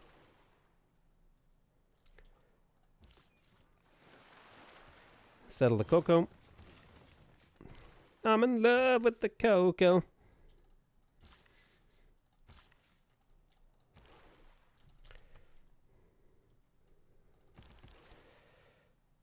I really, really, really, really, really want that online. You are going to work on the cotton. Pop it there. The aqueduct is awesome, but you have barely workable tiles. Yeah, that's not going to be a problem, right? I'm on a coastal city. I'm going to be getting shipyards soon. I have really, really awesome tiles. So many ship tiles, right? Then I'll be able to work my district slots because I have so much food, right? So I think it makes sense. I think it's a reasonable thing to do here, to go for a really, really big capital. Plus, it's kind of fun, too. So why the big pop? Because it's fun, and it scales really nicely with communism. Oh, yeah, 30 Diplo favor, thank you. It scales really nicely with communism. It's kind of fun. It's just a more interesting way to play than, like, I don't know, the other ways that are an option to me. Do we know if Auckland is in this game? We do not yet know if Auckland is in this game, but we've only met like 1/3 of the city-states that are available. Okay. So I would like to start building a relationship with either Bandar Brunei or Cahokia. I think I'd like to start building with Cahokia because I can actually defend Cahokia, although Bandar Brunei is safer in their current position. So next time I can switch my government, I'm going to plug in the +2 envoys from first envoy card. Buenos Aires will be fantastic here. I agree. There's the Does market. not Okay. bring you hap- Right. So there's the lighthouse. I have 480 gold. I could purchase a lighthouse in here. That would give me way more gold and all that sort of stuff. Because it would lead to me building another trader. So I'm going to do that. I want to get my traders out ASAP in this game. Then I can spend a little bit of time building things like the watermill, the granary. This particular city isn't really like pushed for a watermill or a granary right now. So I'll go for the watermill because that's worth production. And this particular city, I'm going to go for the early monument in here. Relatively early, right? I built this thing. Now I want to wait. I'm going to harvest that rainforest. I'm just harvesting all the tiles in here to get this thing going. I want to hold on to my gold, so I'm going to send these guys back. Is there a better place to move your capital? I don't think, like, it costs a lot of production to do that. And I don't really see a whole lot of benefits. Now, where I could see it being useful is if I found a third continent, I could slap my thing on, and then I could start using the it's on one of these tiles here somewhere. It's somewhere around here. Where is it? Where is it? Where is it? Where is it? Colonialism. This card right here. Plus 25% gold and plus 10% production in cities not your original capital continent. So somewhere around colonialism is where I would start looking to see if it would be worth it to move my capital to a different continent. Hi Potato, I enjoy your content. You're great. Love from Bosnia. Thank you so much. Arma. Hope I pronounced your name reasonably. Yeah, there's also production city state which gives power to coastal buildings. Yes, Cardiff. Cardiff is not in the game yet. I haven't discovered the world yet. I definitely need more scouts, so I'm going to want to try to find time to get one of those up. I definitely want that fish tile.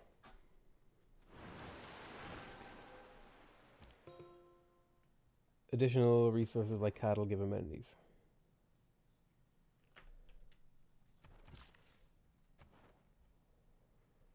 Yeah, Buenos Aires is pretty good, but not what I'm looking for right now. So I'm going to build this plantation, even though I really don't like it. I'm going to need another trader in here, or a builder in here. It's probably better to walk you up this way, actually. I've got a couple builders heading this way. You're heading here to do that. You're heading to the north. I'm going to help out building the mausoleum. Let's make sure we own all the choppables that we can find. Very good point on that card. Is it worth building fisheries in your capital if it's going to have a high population and want more workable tiles? Maybe. The answer to that question is maybe. We'll see.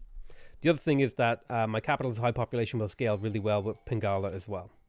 Okay, so we have a great admiral. Let's go ahead and pick them up. So this great admiral will give me a free trader and increase the trade route capacity, and foreign trade routes to the city provide plus 2 gold to both cities. That's perfect.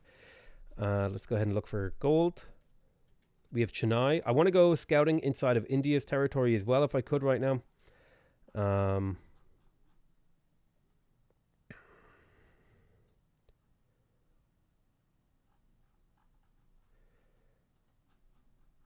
I'm going to just take Nobamba because it's worth production and gold. I need to get a trader over there. So that's kind of... maybe I'll plug a trader into my capital. Sorry, not a trader. A scout. I want to know a little bit more information about the world. I didn't know you can move your cap without getting rid of the cap city. Only Dido can do this. This is a unique ability for Dido.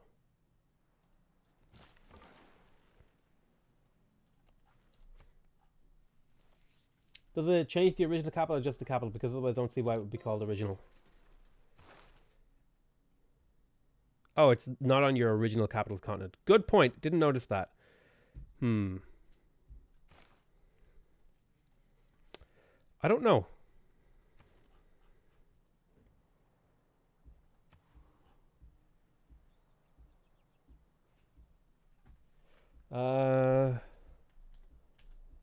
Nisha Civ 6. What's the name of the card? I'm going to look it up now, right now.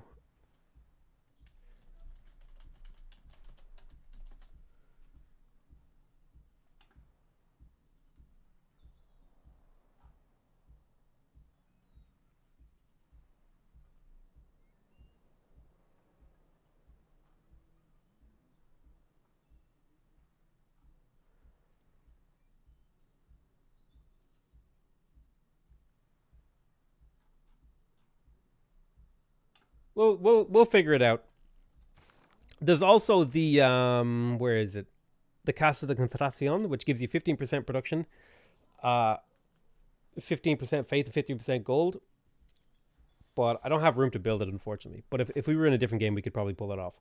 What Pantheon did you go for? +1 production from fishing boats. And I think it served me pretty well so far. Right. So in terms of where I'd like to go settle, really what I'm looking to grab is just like reasonably good land. That'll give me access to some new luxuries. Like, for example, the whales over here would be really, really great to pick up. So I'm thinking a city somewhere along here. Also picking up the salt would be really, really nice. So let's go ahead and get you guys linked up. And heading over in this general direction. So I have a trader in Inuk. Let's just trade with Granada for now. Now in this city, we have all of our basic infrastructure online. So now we're looking to do a little bit more advanced infrastructure like aqueducts. The city doesn't need an aqueduct right now. What about a campus? We don't have a very good campus location. We have an okay one right here. That's a +2, and we could make that a +3 later on, which is critically important. You always want to get a +3 if you can. And I think science victory is the way that we've decided to go. So campus it is. Yeah, so pretty much, basically, I'm trying to avoid making friendships with anyone because I don't want Shaka to be any more upset with me than he needs to be.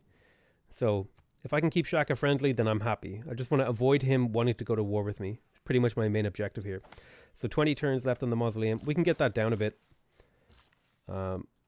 with builder shenanigans.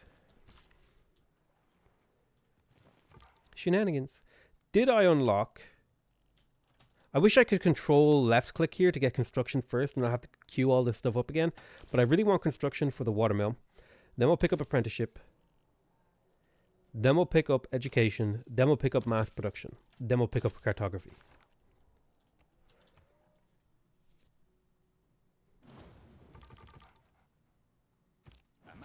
I don't really have room for the industrial zones for a Diplo victory. Okay, this is the Kothon in here. I have 500 gold. Let's get another trader. In here, I'm going to work on the monument again. Lots of, like, look at my culture. This is purely just from monuments and tile improvements, which is amazing. Haven't built a single theater square, and my culture is competitive with everyone in the game. I kind of wish I was a cultural civ right now, because if I was a cultural civ, I'd be having an amazing game.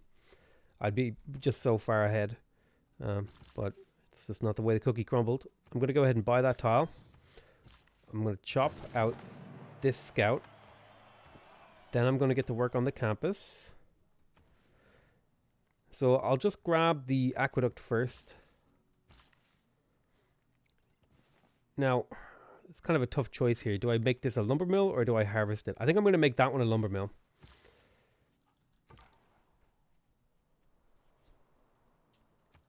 I can delete that now. Go explore India for me.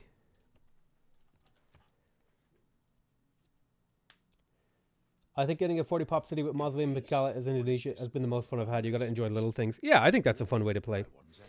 Okay, so we have Professional Army, Trade Confederation. Okay, Trade Confederation is a really, really nice card that I want to plug in right now. And I think it's better than Urban Planning at this point. +1 science and +1 culture from international trade routes. That's a total of 6 culture and 6 science. It's a significant amount this early into the game. And it'll only get better as I get more and more traders, and it'll only get worse as I get more culture and science. So this is the best time to plug it in. Also, I just clinked my microphone. My bad. I was trying to take a drink of water. So, there's a few key things that I'd like to pick up here. I'd like to pick up my Tier 2 government, which currently is looking like exploration. I would also like to pick up civil service, because that would give me access to the alliance mechanic. I'd also like to pick up diplomatic service, because that would give me access to spies. So I have 3 key things that I'm looking for from this position. And I think we've already gone far enough along towards exploration. Did I forget to get the envoy card? I did. Let's go ahead and do that right now. Shoot. Shoot. Hold on. Let me just reset my government.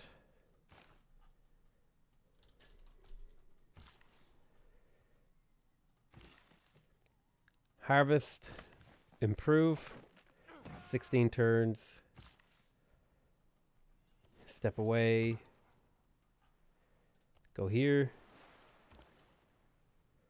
Trade with Bandar Brunei. Look at that. 12 gold, one science, one culture. Really, really great trade routes. Okay, so that's it. So this is the government reset exploit. Basically, you click on a civic that you've already researched, then you press shift and enter to end your turn, and you'll be able to reset your government for free the next turn.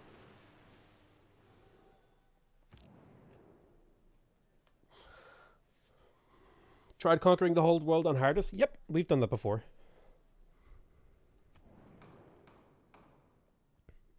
A bunch of proposals submitted. Chi Shi Huang.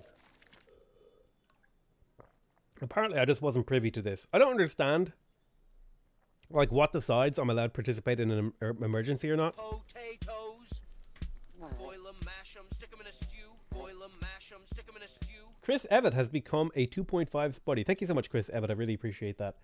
I've been watching a Mali game, and plus 12 gold just seems like nothing.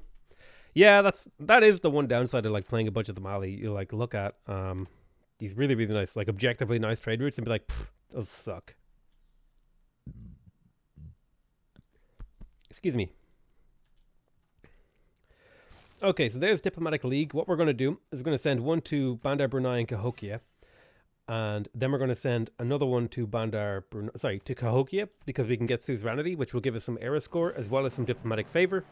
And then later on, we'll put another one into Bandar Brunei to get a little bit more gold. The nice thing about that is we're currently up to 174 gold per turn.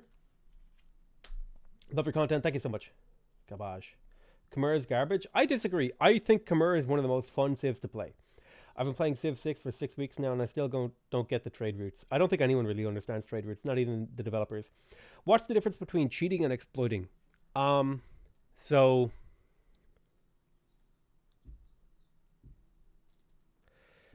cheating is breaking an agreed upon rule to get an advantage that you should not have. So, for example, there is no agreed upon rule. We have not sit down and decided upon rules for how you should play Civ 6. So you can't cheat. Right? However, there's another definition of cheating, which is using tools outside of the game's mechanics to gain an advantage. Well, that's hacking, right? So cheating is, generally speaking, breaking the rules, right? Breaking the rules to get an advantage, whereas exploiting is using a game mechanic in an unintended way to get an advantage. So, let's say, for example, that there is an exploit in the game. And the exploit is if you click on, if you click on a player's portrait 10 times, right? 1, 2, 3, 4, 5, 6, 7, 8, 9, 10. I do that 10 times. I'll steal 100 gold from them, okay? That's an exploit because it is a bug, right? It's an exploit. It's an unintended consequence of a player's action in a game. If we were to play a multiplayer game and agree not to do that, if I then did it, that would be cheating because I'm breaking the rules.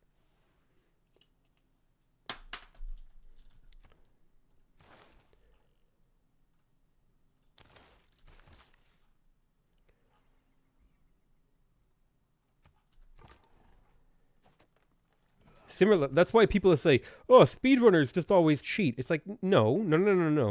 Speedrunners have their own rules, right? They're following the rules that they decided upon. And that's why rules are arbitrary. And that's why I think it's really dumb if you start... oh, no. Whoa, hang on. That's why I think it's really dumb if you...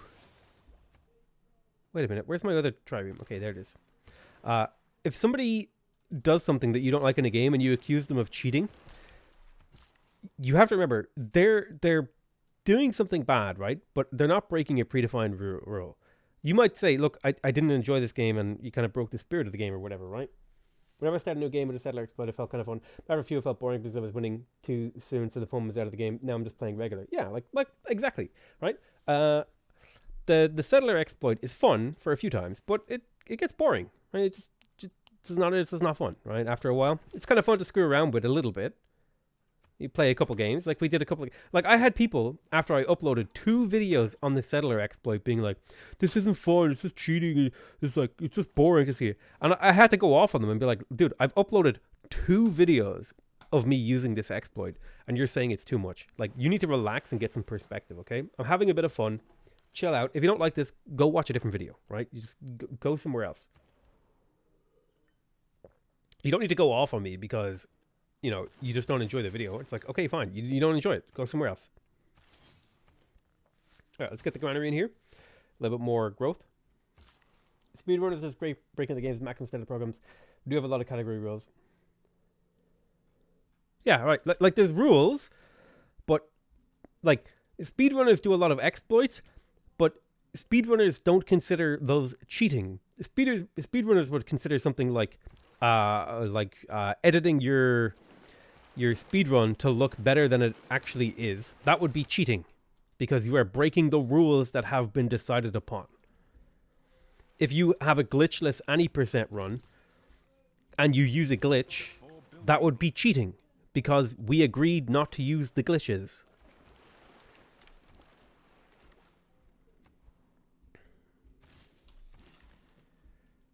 All right. There's that nice lumber mill. Speedrunners need to chill and do something productive. I mean, not everything. Like, here's the problem with this, right? We have such a wealth of abundance in society right now that not everyone needs to be productive. This might be like some fucking crazy idea for some people, but some things that are like just interesting and entertaining or difficult, those are reasons to do those things. Like the act of doing them are reasons to do them. Like, things people do no longer need to be productive. And the very example evidence is, like, I'm sitting here playing Civ. This isn't productive. Like, nothing is being produced. All I'm doing is I'm providing entertainment, hopefully making people enjoy themselves. I'm teaching them how to enjoy themselves in their own time, right? I'm teaching them how to play Civ better. Like, none of this is productive, and yet it's still work, right? Nobody needs to be productive anymore. We have, like, literally machines that can produce everything we ever needed. So, like, the idea that people need to be productive is silly, I think. What's far more important is we need to change the idea of, like, what the word productive means. It means, like, are these people doing something meaningful? Is a far more interesting thing. Remove the envoy card. Yeah, I'll switch it out. Oh, shit. My government. How much is it to switch? 180 gold. I'll just do the exploit later. Labor theory of value in here? No, it has nothing to do with labor theory of value. It's just like, people don't need to be productive. I think this is like a very outdated statement. It's like, you need to do something productive. It's like, not really. You need to do something meaningful. Like, you need to do something that is like has meaning, is meaningful in some way, and like can justify you doing it. Maybe it's time to swap out the settler card. Why? I'm not building settlers right now, but I plan to build like literally infinite settlers. Look at all this room I have.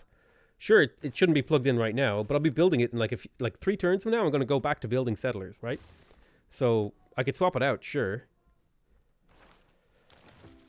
But to put in a card for 3 turns? It doesn't seem like much. Okay, so I have a governor. You're doing excellent on entertainment. I think I'm doing okay on entertainment. I'd like to do better on things like having interesting conversations with people and maybe changing their minds about things. Yang gang, sunglasses emoji. I think getting drunk is very productive. No, getting drunk isn't very productive, but it could be meaningful. What is your favorite Civ? I literally get this asked multiple times a day, and my answer has never ever changed. I do not have a favorite civilization. I do not have favorites in general, okay? I have Civs that I like and Civs that I don't like. I don't have favorites. I've never had favorites. I don't even have a favorite color. I don't have a favorite imaginary friend. I don't have a favorite pair of shoes. I just have things that I like and things that I don't. I don't have a favorite. So I like for like ask me that question. I really don't understand it because I don't know what it's like to have a favorite thing. I like sometimes I'll use it's my favorite thing ever as like a hyperbolic way to express something that I like something, but I actually don't understand the concept of a favorite. I just don't get it. Um, you really need to worry about your military situation? Not really. Um, like none of these players can really threaten me right now. They're all friendly with me. The only one I have to worry about is the Zulu.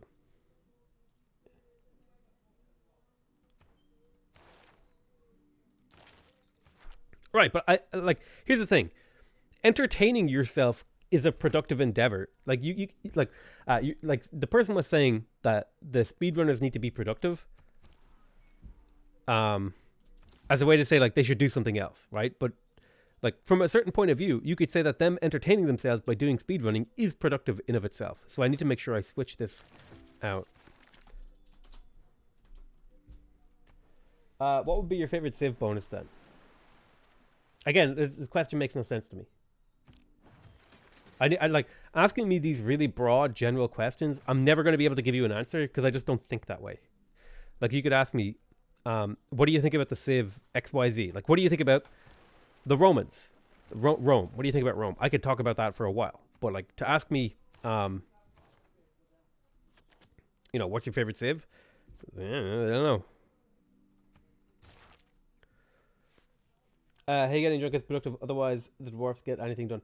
YouTube live stream really need a functional pinned comment. The way questions get asked over and over, placed at the top for all to see. No, it's fine. I don't mind people asking. I don't mind getting asked the same question, but I'm just gonna say like I get asked that question all the time. And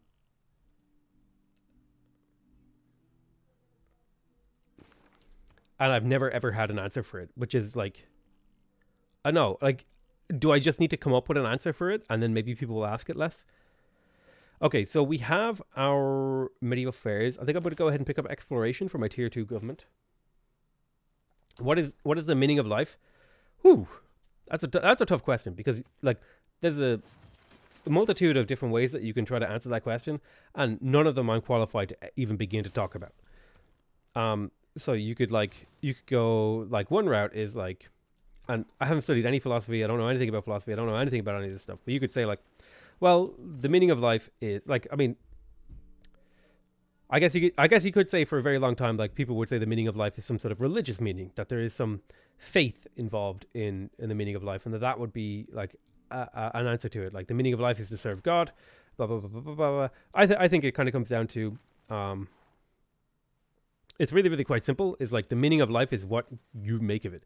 So I actually kind of believe, and this is going to sound like this is like. The people who are into Warhammer, this is going to be like the 5-head take. The people that aren't, this is going to be like, this is like the dumbest thing ever. But I think the humans of this world are the orcs of the Warhammer 40k world. So like in the 40k world, orcs can make things real just by believing them. And I think humans are kind of the same way. But rather than like, but in the 40k universe, orcs can make like physical things happen with their beliefs. And I think humans can make like metaphysical or cognitive things happen based on what they believe, right? So like if you believe XYZ, cognitively and sort of like mentally, those things will start to manifest and become true, right? So that's the kind of way that I think about it. Like humans are the orcs, are the Warhammer 40k orcs of this world. And so what that means is that like the meaning of life is kind of whatever you make it out to be. Whatever you believed the meaning of life to be, that is what the meaning of life is for you. And this like sounds like very like a subjectivist thing, but it's actually like not a subjectivist, because to that person, that meaning that they have quote unquote constructed feels so incredibly real that it like to them it seems objective, even though like you could say that it is subjective.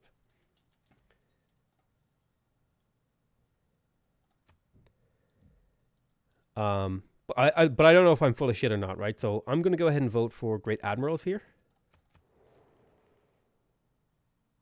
A vast tomb lies over me in Halicarnassus. Sorry, I will of clarify. such Is there a unique dimensions, Civ bonus you really like? of Like such Canada's No exquisite Surprise beauty, War? as Not no really. other ship Again, ever these are way too possessed. general. My brain doesn't answer these questions. I don't have an answer for that question, right? I would have to sit and really think. I would have to go through the list. Like, if you ask me a specific question, like, do you like Canada's inability to declare surprise wars or have surprise wars declared on them? What do you think about that? I could talk about it specifically. But if you just ask me, like, of this list of things, which one do you like? It's like, I don't know. What Civ would you recommend to play at hard difficulties if they want to go for a domination victory? Usually, somebody who is trying to learn harder difficulties, you want to pick a Civ that has really, really strong bonuses that come online early into the game. Any general tips on winning a culture victory? Any chance I can see exploit the capital changing mechanic? Yeah, we're going to try to do that later on. I don't know if we're going to be able to do that soon, but hopefully later on. So we did get the mausoleum, which means I want to swap as many of these water tiles over to this city as possible because these water tiles are now worth a lot. This is a great city for culture and stuff like that. I'm going to want an aqueduct in this city so that I can grow it taller, because the taller I can grow the city, the more tiles I can work, the more tiles I can work, the more gold, culture, science, everything else I get in here. Does your mood impact what kind of game you play? If you mean by mood, like my whims, like if I just kind of, I feel like playing this map today, yeah, that would kind of be something that would affect what I play. But do you mean like my emotional state? Not so much. Not so much. If my emotional state is bad, I just won't play the game. What one do you think are most valuable when going for a science victory? So typically that would be the pyramids and Petra. That's it. That's it. You get those early wonders and use them to snowball your economy. Anything else, pretty much ignore it. Doesn't exist. You made a video requesting what improvements would you like to ask for the next expansion. I actually don't know. The game is actually in a very mature and well-balanced place that I don't think there is really a whole lot left to do. I'm not going to go for a joint war. Thank you very much. I apologize if I'm missing anyone's comments. I'm doing my best to answer them while still playing the game. Okay, there's apprenticeship. Unit needs orders. Okay, I want to get this fish online again because this is my capital city. Capital city is really highly valuable. I want to have as much food and production and gold and everything else in this city as possible. I would really, really, really, really like to improve this campus by getting a library in here. I'm going to have to save up my gold for that. Are you a flat earth believer, Potato? I'm actually a cylindrical earth believer.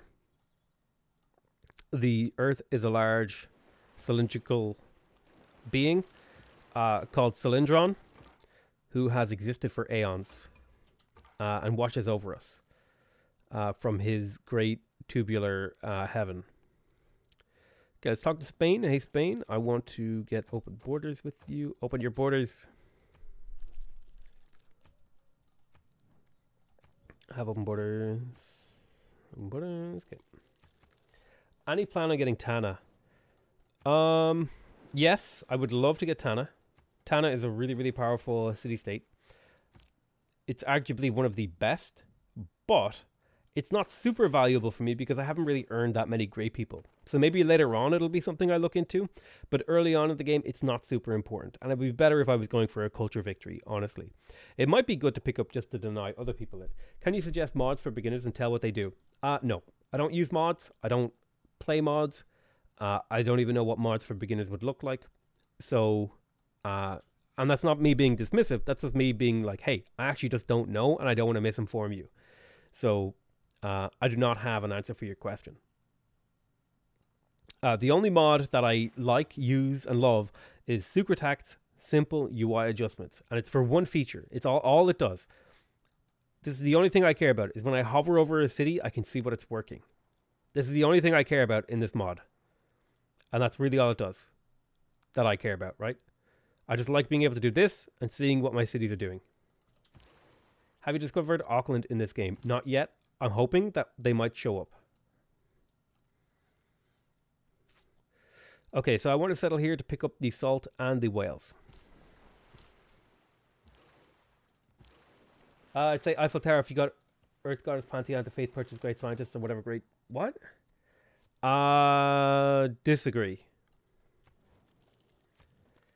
disagree for a very specific reason.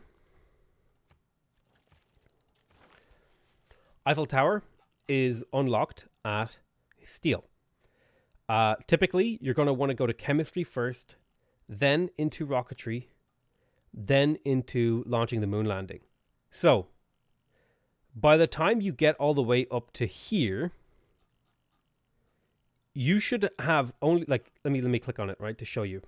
If I click on the moon landing, here's all the text that I don't have to research, okay?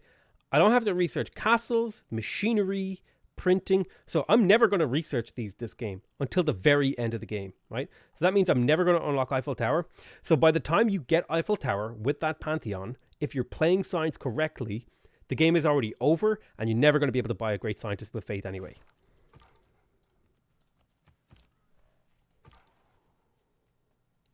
Somebody, what's your opinion on Moksha and when you should pick him? When you're going for a religious victory? Or yeah, pretty much. When you're going for a religious victory, you should pick Moksha. Culture, I could see some arguments for him in a culture game occasionally if you want to keep your religion alive. But he's also made some really interesting, actually, very important. There's nothing you can do. Everything around you is mathematics.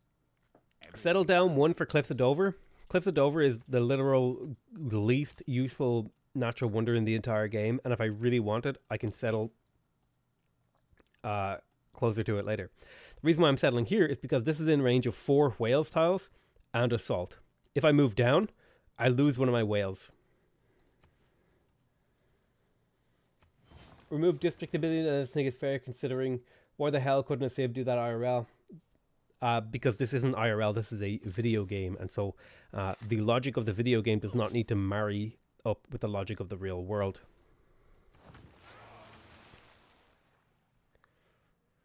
Okay. So I'm sitting on a governor title, and I don't really have anything to do with it. I don't need any of these guys. The only one I might consider is getting Liang for agriculture if I really feel like it.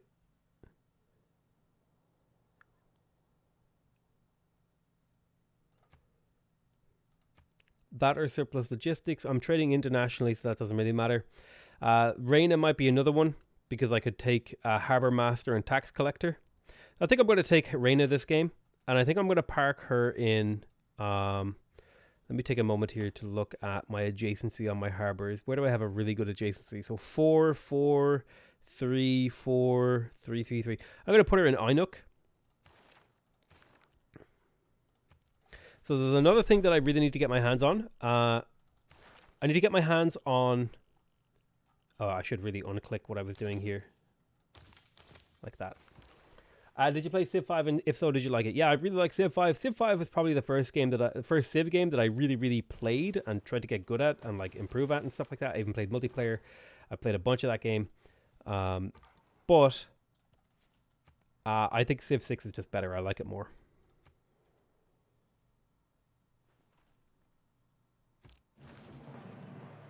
Did you play Civ 5? I'm on the suzerainty of Bandar Brunei. So the suzerainty of Bandar Brunei, there's my government, by the way. Merchant Republic. I'll do that in a second. The suzerainty of Bandar Brunei isn't really important. All I want is the gold from markets and lighthouses. Like, this is pretty garbage. Pretty worthless. All things told. So are the majority of these. Really would be looking for a scientific city-state to spend my envoys or a money on. Okay, let's go ahead and pick up Merchant Republic. Merchant Republic gives us 10% gold in all cities with an established governor and 15% production towards districts. This is great because it's going to allow us to build up our districts really nicely here. So we have newly trained builders, settler production, trade confederation. I could also plug in caravansaries. That would be a nice one. Conscription would be good. I think I would plug in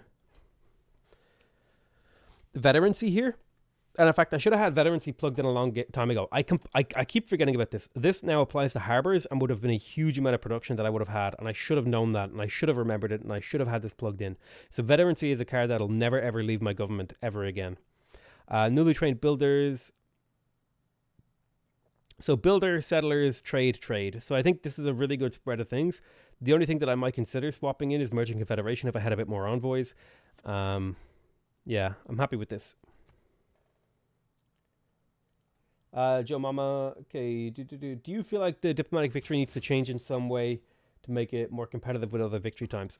Not really. I just don't think it.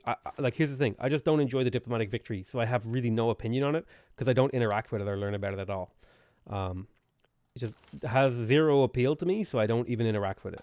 So we're going to go for alliances. So this is where I might want to start trying to get really, really friendly with the Zulu, and then we're going to go ahead and pick up spies. It has a production cost. It takes 3 turns to develop a city-like game. It's balanced from my practice. So, what makes Civ 6 to be replayed over and over again? Well, there's a lot of different factors. There's a huge amount of different leaders you can play. There's a huge amount of different game settings you can use. There's a huge amount of different maps. Like, there's so many different games you could try. Like, every time you beat the game, you could try it again. I want to do it faster. I want to do it better. I want to do it this civ. I want to do it that civ. Like, there's so much you can keep doing after you win a game that, like, it just keeps me going, you know? Right, let's get that trader to fill up our trade slots. Do I have room for another trader? No, I do not. I think I'm going to purchase the granary. No, I don't want to purchase the granary. What I really want is I want to purchase the library in my capital. Give me that +2 gold. Didn't know that mod district. Yeah, the remove district mod is interesting, but I just always felt like just be better at not placing your districts wrong. Like, that's my kind of take on it, I guess.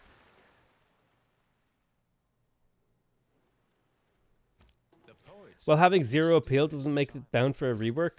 No. I'm sure there's plenty of people who enjoy it. I have no, nothing about the diplomatic victory, like, entices me to want to do it. Based on the experiences I've had with it. But it really is a thing that, like, I think it's really just down to, like, my first impression of it was really, really negative, and so I have no interest in interacting with it again.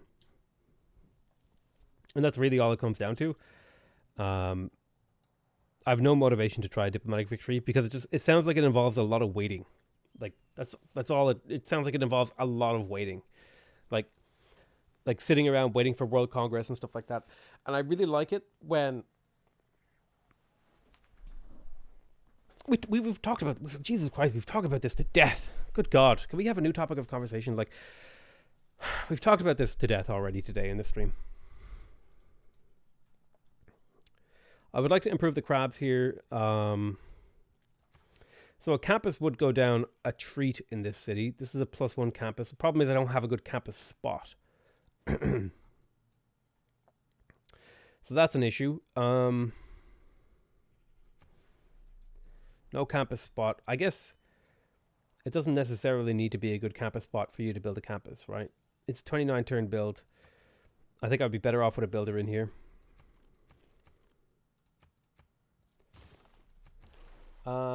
Which is a good take law, but capturing simply something heavy habit with better replacing again. Needs like 5 times in over 1,000 hours.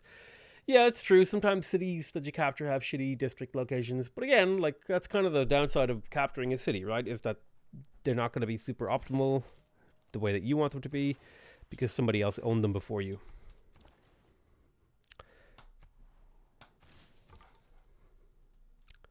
I was gonna make it's like dating a non-virgin, am I right, dudes? But that's like just a really gross joke. I've lived through some terrible things in my life. Holy Site Pass.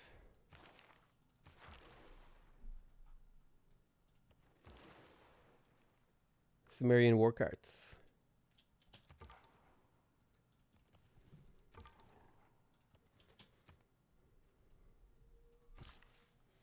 Are you excited for Humankind? Yes, this is another topic we've done to death as well. Yeah, I'm looking forward to it. I don't really know anything about it at this juncture. I know a little bit about it, but I'm more just waiting and seeing. Hey, I just got the game, and I'm struggling to get gold per turn. Normally around this, I only have 40 gold per turn. How did you get your gold per turn so high? Really, really, really simple. Build a lot of harbors or commercial hubs in places where they get a lot of adjacency. +3, +3, +4, +2, +2.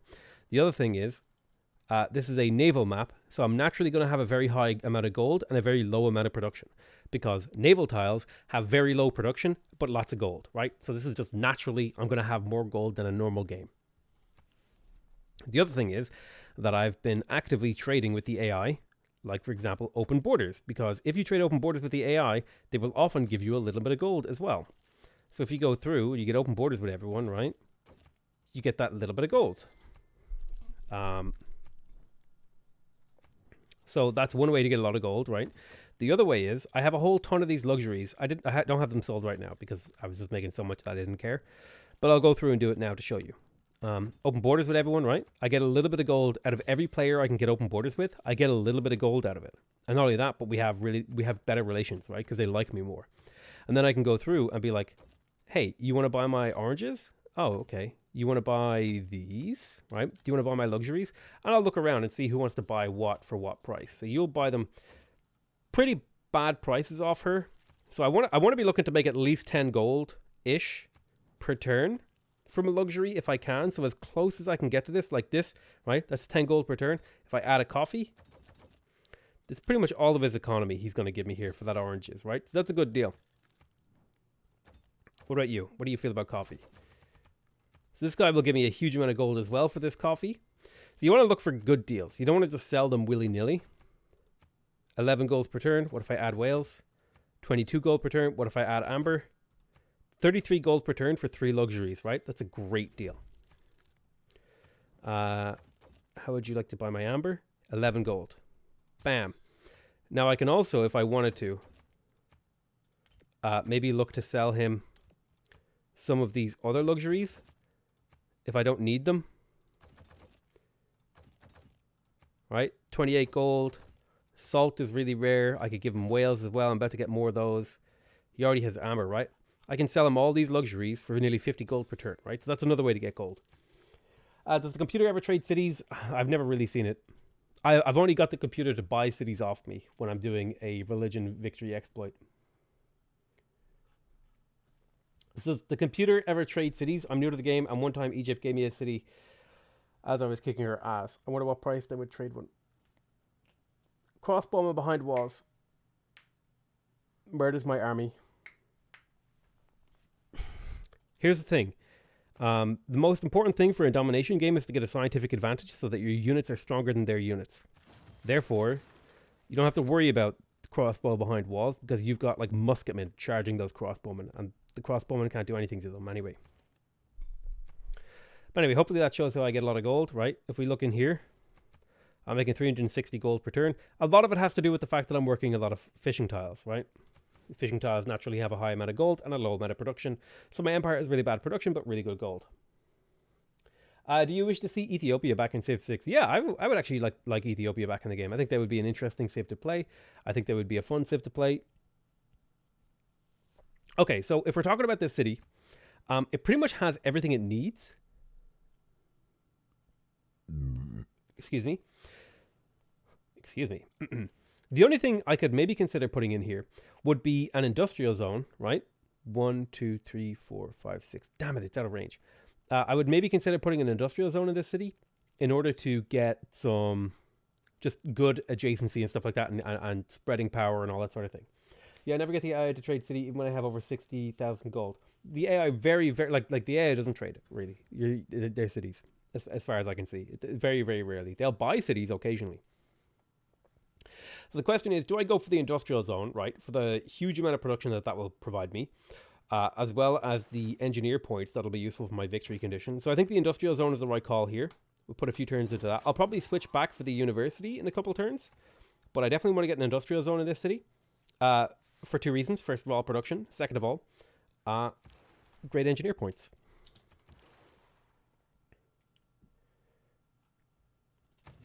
But yeah, so like, usually the only time the AI will like quote unquote trade you a city is when you've already captured it.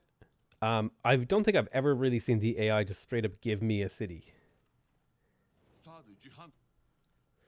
we're getting some good scouting information. Okay. Really, really important thing just happened. I don't know if it was this turn or the turn before, but Shaka went neutral, which means I can get into delegation with him, which means if I send him a gift, he might be willing to go friendly with me, and then I can get an alliance with him. And then I never have to worry about anyone declaring war on me for the rest of the game. Which is pretty damn OP. Okay, there's another settler. I could plop one there. Let's have a look around. There's some good settlements up here. I would like to start grabbing some of this land. Let's in particular look for places with unique luxuries that I don't have access to and unique strategic resources that I don't yet have access to. That's the main thing that we're going to be looking for with these. Is luxuries and strategics that I don't have access to, that I want to have access to, as well as new types of terrain and any what are the words? Good places for campuses and stuff like that as well. What's the word for era score? Looking for era score too. Can you sell a city for GPT? If so, how do you get it back? I don't really mess around with that, so because I would consider that an unfun way to play the game. So generally speaking, if something doesn't seem fun to me, I won't do it or learn about it. Main reason why I just don't do anything with the diplomatic victory. Doesn't seem fun to me, doesn't seem interesting, so I don't mess with it. The purpose of education. Okay, there's education and civil service. Someone who works for the federal government. Friendship with Zaka, instantly. Beautiful. Now, the kind of friendship that I want with Shaka is if I plan to trade with him, a research alliance would be really, really good if I plan to do a bunch of trading with him. So I'm going to take a research alliance with Shaka because then I'll be able to trade with him and get a bunch of science out of him. Mega dedication. So we have a normal age. I have a lot of trade routes, so I'm going to go ahead and take reform the coinage. The proximity is surprisingly close. I seem to favor the water, which I find surprising. So I don't favor the water. This is a water map. I started here in Onion Town, so I had no option but to settle on water, right? I'm also playing a civilization that gets extra bonuses for settling on water because they have a unique harbor that takes half as much production to build and gives them a bunch of bonuses, right? So I don't favor water. This is just this particular game. So if you look at my playstyle, never look at a singular game to try to pull an overarching sort of idea of my thing. Yes, I settle my cities very close together because that's the correct way to play, in my opinion, based on all the information that I have. Do you think it's still worth to consider you settle it late in the same? Wouldn't it be optimal at this point to be aiming a victory condition more directly? It probably would be more optimal, but I think this is more fun.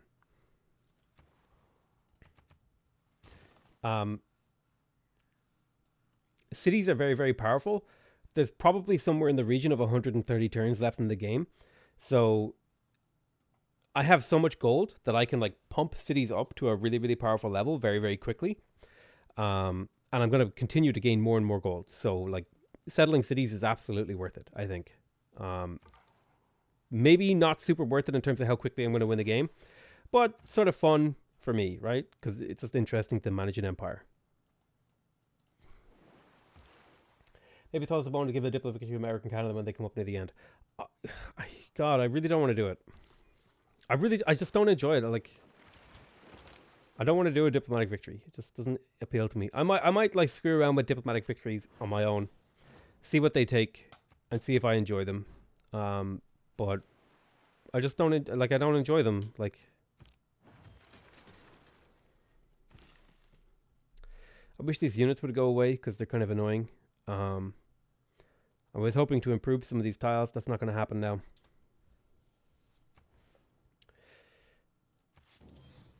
So I definitely want campuses for science. I'm going to hold on to purchasing because I want to purchase the university in my capital. Like, bam. There's 1,000 gold down the drain. I'm going to go ahead 30 turns in here. So I'm not going to do that. I'm going to purchase it in here as well. But you can come over here and improve this city a bit. I might do it, but like I'm not gonna commit to something that I don't want to do, right? Like, it's a really simple calculus for me. I don't enjoy the thing, so I'm not gonna say that I will do it because I don't want to. If I do it, I do it. If I don't, I don't. It's the best answer that I'll give. Is there such a thing as too many cities? No. Never, ever, ever, ever can you have too many cities.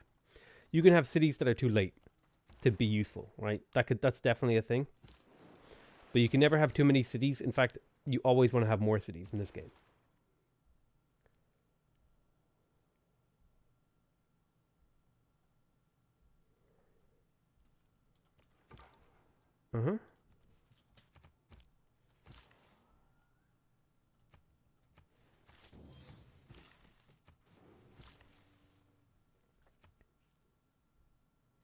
There are too many ways to win the game, especially the religious side seems like a minefield. I went from domination at first go. The AI will still play the same way it should normally. Okay.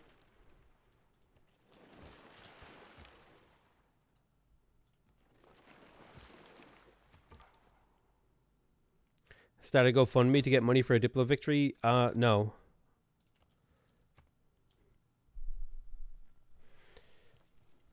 First of all, the problem with that is, I'm holding content to hostage, which I don't like. Second of all, there's far more useful things people could be doing on GoFundMe. And third of all, I'm pretty sure that was a joke. Does your AI not go to war with you when Shaka your ally? The AI doesn't go to war with you when you properly manage diplomacy. This is why everyone is friendly with me, right?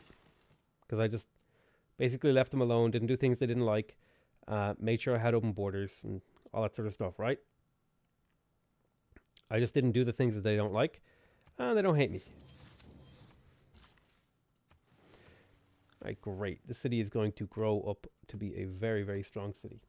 I think there should be a greater cost for settling so many cities. I think that's a perfectly reasonable thing to say. 1,000-year flood? Yikes. Tactics mean doing what. Okay, so we have a little bit of envoyage going on. Really haven't found this. I'm going to take Antananarivo for the very small 2% boost to my culture. Tana, as they call it. As the Kiwis call it, Tana. So I definitely want that improved as well. Let's lock in all these really nice tiles. Tall is getting better. One can win Dido with only a few very powerful cities without too much trouble, but the victory time would be faster with more cities usually. Yeah, exactly. Like Tall is viable, it's just not optimal, right? People have this idea of, I feel like people say Tall is not viable when what they really mean is Tall isn't optimal. Tall is viable. You can play Tall. It's just not like very good. You can't go around arresting them. In comparison to going wide. Right, land acquisition. We're going to go ahead and take Harbour Master and then Tax Collector. So Reina is now in this city generating a ton of gold for me. Definitely need some work on this city. We've got our library coming. We can go ahead and purchase our next university in here. We're up to a really good amount of science and culture. We're currently competitive with the AI, which is good because it means we haven't fallen behind. Ideally, I want to be trading with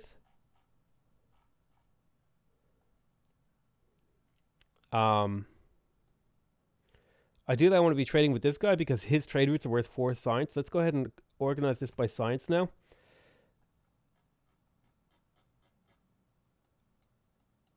I'm going to go ahead and pop you over to Byblos. Maybe I can get a better trade deal over there. So where do you want to settle?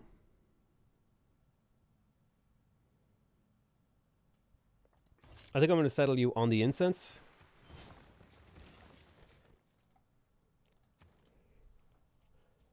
Work on the Kothon for lots of gold. This city is going to do what? Ideally get a fishing tile online because that's what my empire is good at. It's good at fishing. Amplitude's games is the only place where I should play those still have fun. Yeah, catch the live stream. Yeah, I should stop that diplomatic issues. I've had my first game of Prince, lost on turn 360. 11 turns before my science victory. So that's about 110 turns too long for a science victory. Everything was going well until Germany started wiping a civilization that was contesting the other one for religion. So,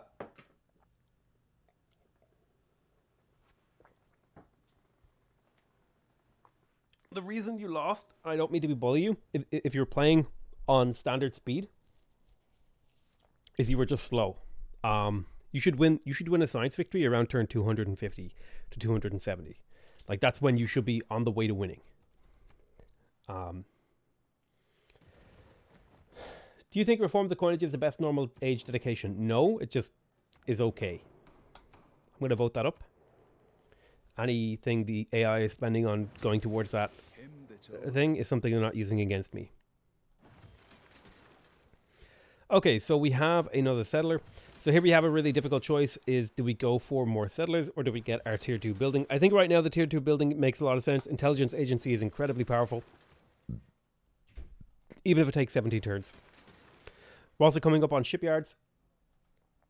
Once we have shipyards, that means we're going to want to come back here and pick up the naval tradition for the 100% harbor adjacency. Okay, I got a builder over here. Shabam, boom.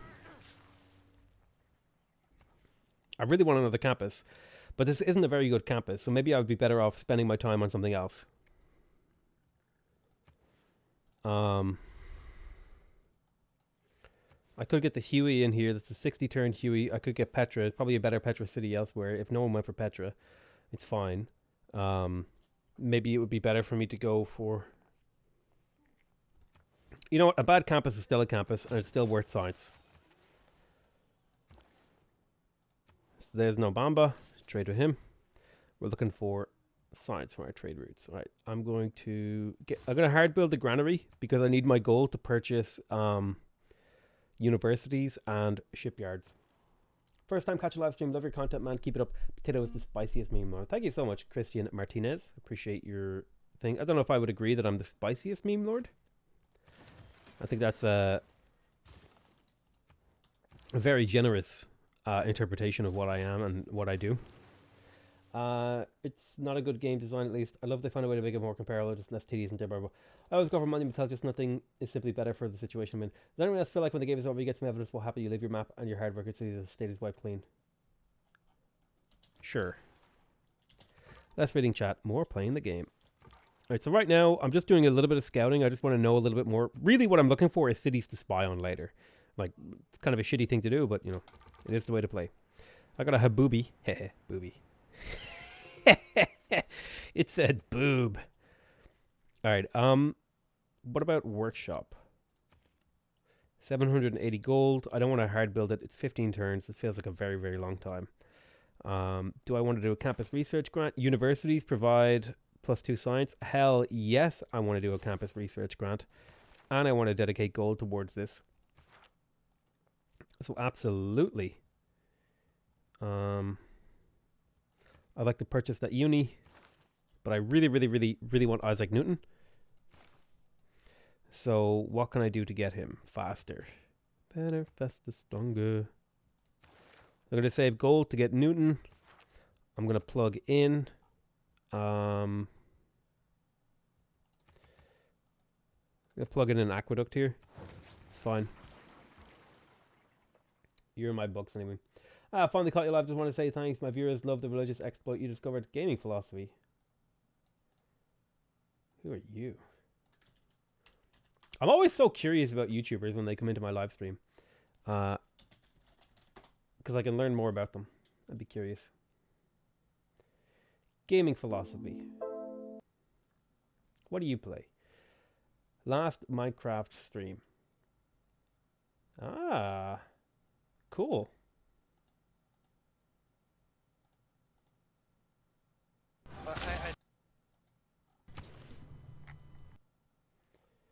Cool beans. Planes and Civ. Nice. Cool little channel you got going there, man. Last time I played was Civ. Revolution. The Barbarians were pussies. Started my first 3 games. Have them yield way more. Gotta get a Switch, man. So worth it for Civ if it's what you're into. Yeah, I have a Switch. I don't have a Civ on it because like I have Civ on this. So why would I get it on the Switch, right? Settler, settler, settler. So I'd like to settle near this thing.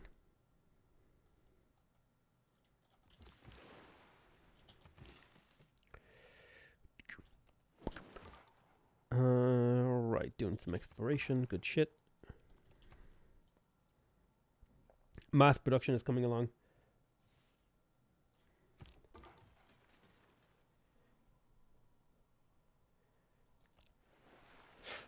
Right.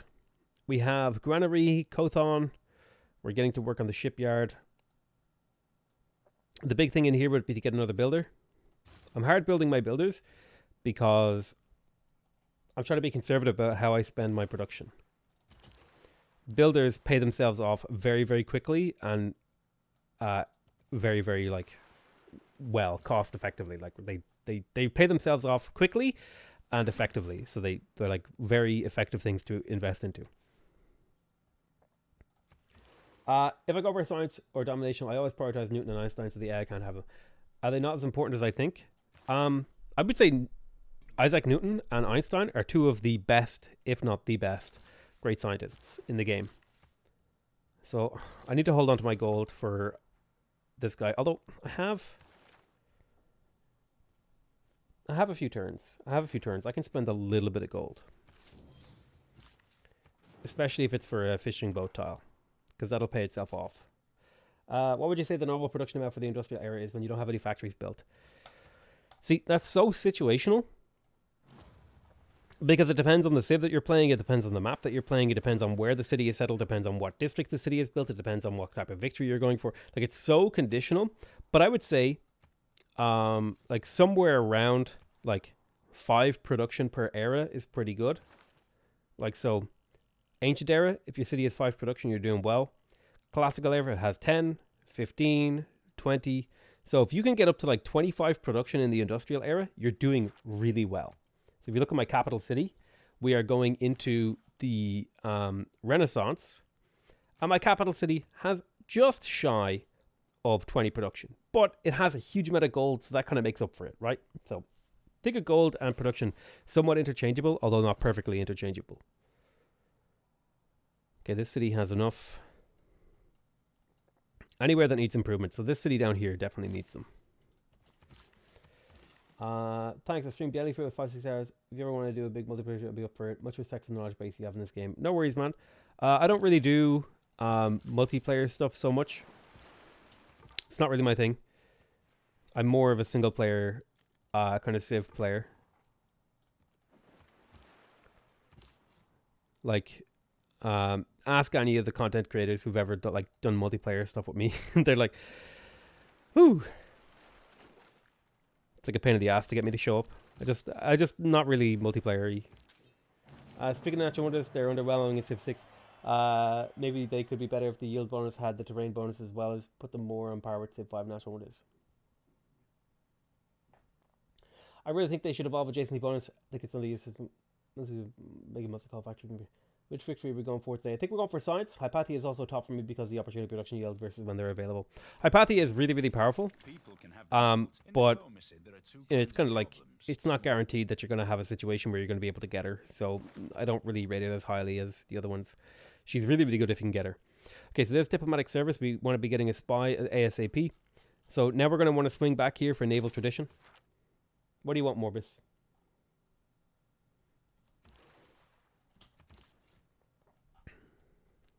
How's it going, buddy? What are you up to? Enjoying your Christmas? Merry Christmas. What do you want, Morbus? What's going on? Who's tickling your trombone?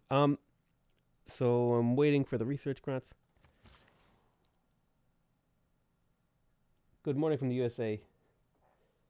Diplomacy so overpowered Civ 6 and also Civ 4. The AI just doesn't care about. I started the game, but the other... I'm new, seem to get double units on production. I got 2 scats, 2 bullets, only built 1. There's a bug? Oh, that sounds like a bug to me, buddy.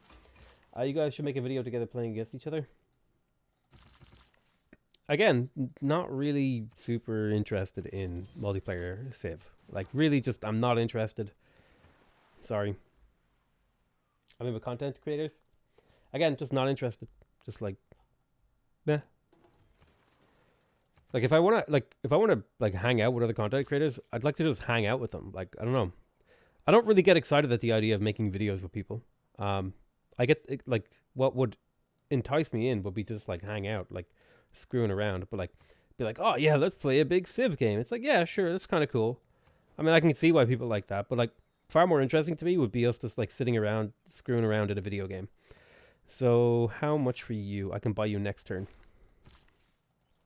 I know, that just appeals to me way more than anything else we could do together. GTA and beer time. Yeah, exactly. That kind of thing would be interesting enough for me, probably. Your mama.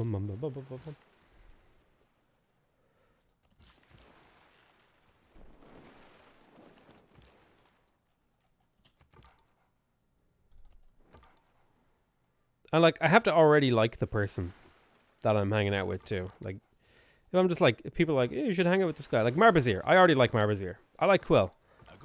I've seen their content. I like their content, right? So I like those people. I would hang out with those guys.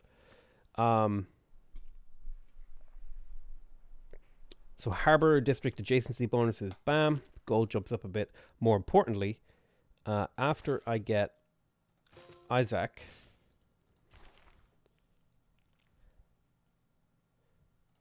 now my shipyards, when I purchase them, 6 production per turn. 5 days played on my current character since the league launched last week. Oh my god. Stop it, Morbus. Sorry, I was doing PoE trades. Been playing a lot of PoE. A lot. Damn, dude. Are you on holiday? Jesus. 5 days played. Good god. It takes a lot for Potato not to hate people. True. True! So we have humanism, mercantilism, and I'd like civil engineering. Mercantilism gives me access to triangular trade, which is a policy I would like to plug in. Do I want to go for civil engineering? I'd much rather try and go for colonialism here and then think about moving my capital. Do they like you back? Probably. I don't know. I don't think Quill knows I exist.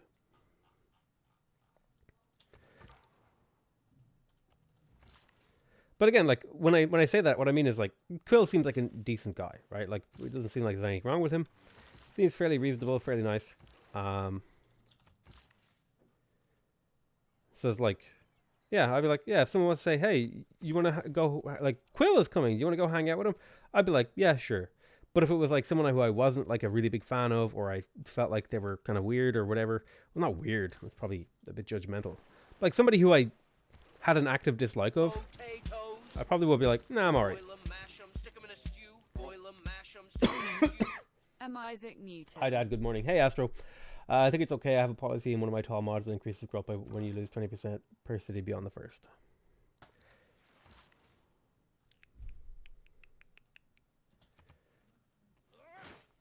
Reason to subscribe. Do you watch the Rome TSL series? Do you have any plans to make another TSL game? Nope, no plans for a TSL game. People always ask about it. And again, TSL just doesn't really appeal to me as a player. It's just like, it's like, okay. It just doesn't appeal to me. That's really all I have to say on it.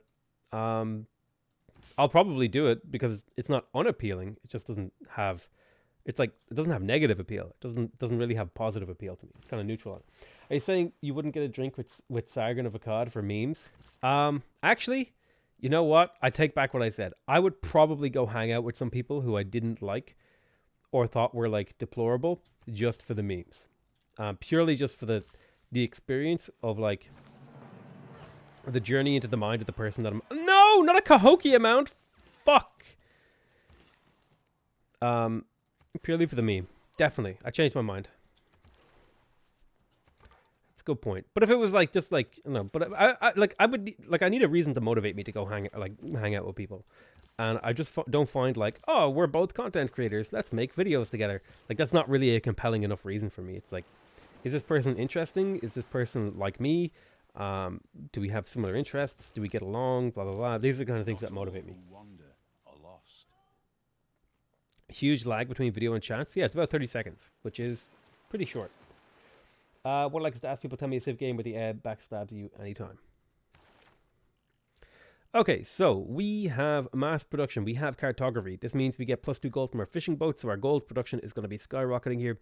We also have access to a whole bunch of really, really neat stuff.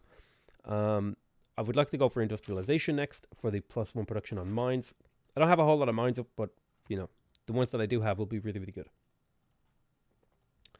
I want to get my shipyards up. I'm going to go ahead and here. I need a little bit more gold. Let's see if we can squeeze a bit of gold out of people. That feel when Potato hasn't hung out with me in months. We don't really like... What do you like to... Our interests have diverged in video game sense, right? And so it is difficult to find opportunities where we both want to play the same game. And not only that, but like when we used to hang out, we were both like degenerates with no jobs, so we would just hang out all the time.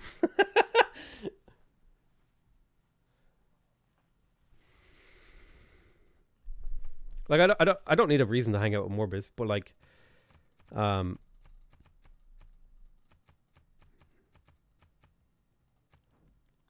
I guess I kind of not that I need a reason, but like, I need like something that's like, hey, potato, like, or if I was like, hey, Morbus, you want to play this game? Or he was like, hey, you want to play this game? And that would be a reason. Or like, even if he was like, hey, I'm going to be in Dublin, you want to get a drink? And I'd be like, okay. I guess like this is partially why my friends really uh really struggle with me. My friend is that I'm not very motivated to hang out with people. It's like there's no motivation. Like people ask me, I'm like, yeah, okay. But like I'll never proactively like text people or anything like that, you know?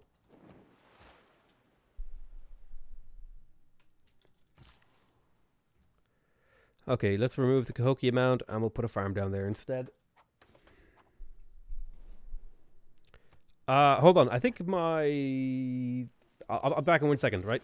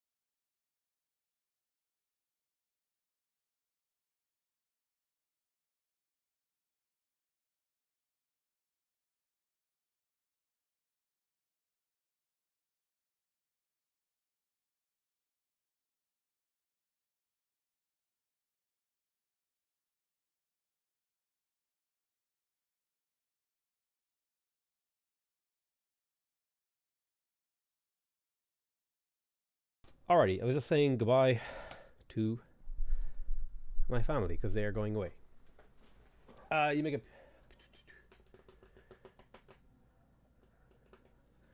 Why isn't he using tanks? I am. Look at him. He's tanking right now. Ooh, shipyard. I have the gold to buy a shipyard, which is muy bueno. Ulundi. Yes, science. He should build the pyramids. Are the pyramids available? The pyramids are not available.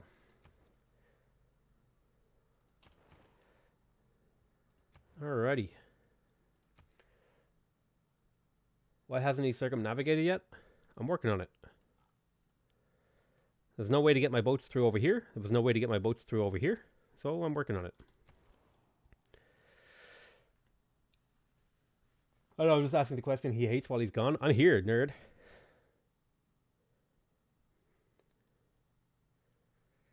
Stream's audio bitrate. Can you guys hear me? Can you hear me? Question mark. Coomer. I am definitely a Coomer. Okay, I'll buy the granary in here to grow the city a little bit quicker. I might also... The city doesn't need a shipyard, so I might just work on a builder. I'll build a spy in here and I'll purchase a shipyard so I can build the spy in a reasonable amount of turns. 17 is pretty good. You were a gamer. True story. Alright, so pop a farm down here. So we have a nice little farm triangle for Carthage. Carthage is going to be a very big city. Do a lot of really good things for me. I have a buy room here. Cool. I could turn that into a caravel if I had the gold. I don't have the gold right now. I can get that next turn. Maybe the turn after. Is it worth it to plug in the card that makes unit upgrading cheaper? Probably. But I make so much gold that it doesn't really matter. So Ugarit. I think I'm going to chop this jungle to put a campus here. Is there a better campus? Do I have reef? I have a +2 here versus a +1. This would be fine. I'll probably put the campus right there. I hear that you can declare water city that's causing a crash, but I thought they patched it.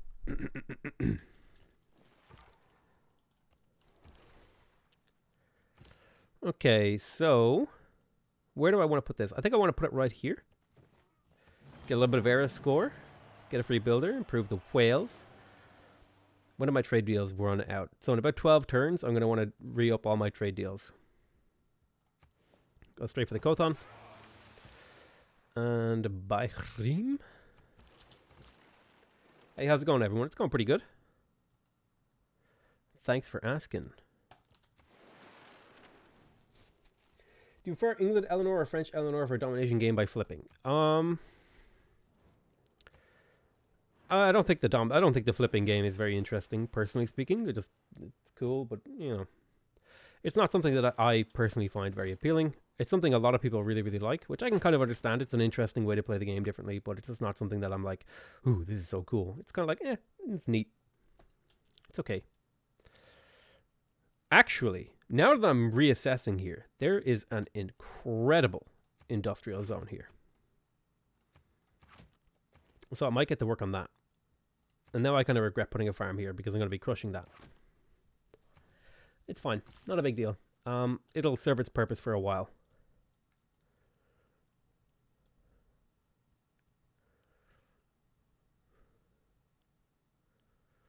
Maybe one Cahokia amount does make sense here.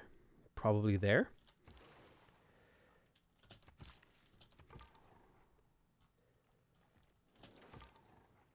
There's a couple of those live streams I'm trying to catch up. You don't have to catch every live stream. Catch the ones that interest you. Your embassy is welcome.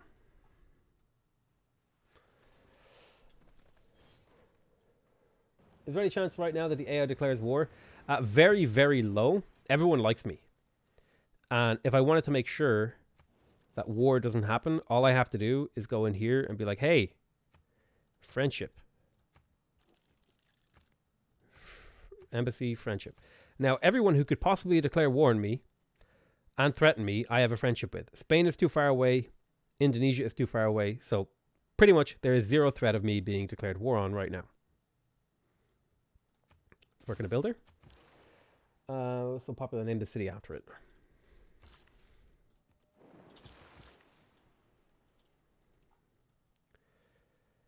Alrighty, I have builders. Where do I want to send these builders? Probably one down in Inuk. I'm trying to remember how Cahokia mounds work off the top of my head. Cahokia mound.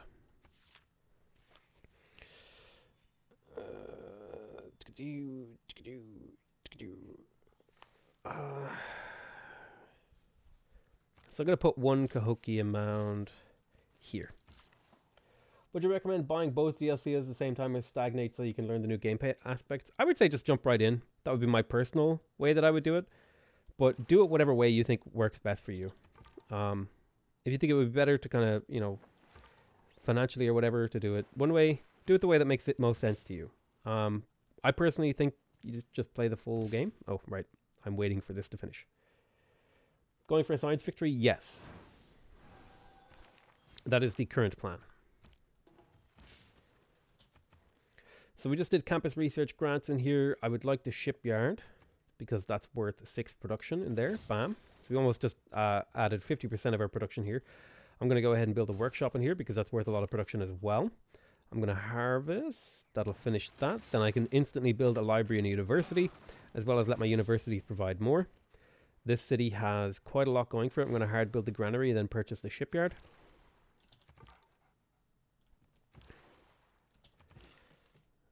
I'm going to wait on that.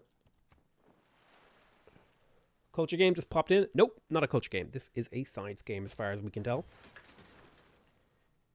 What map is it on that you're on right now? I think this is a splintered fractal map. So I'm going to hard build the library and then purchase the university. I have room for more traders. Let's get some of those.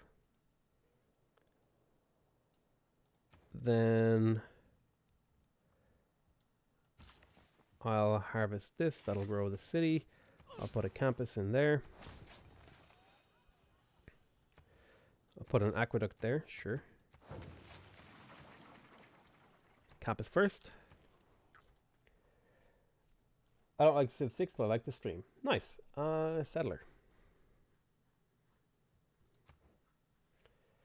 With his feet? What?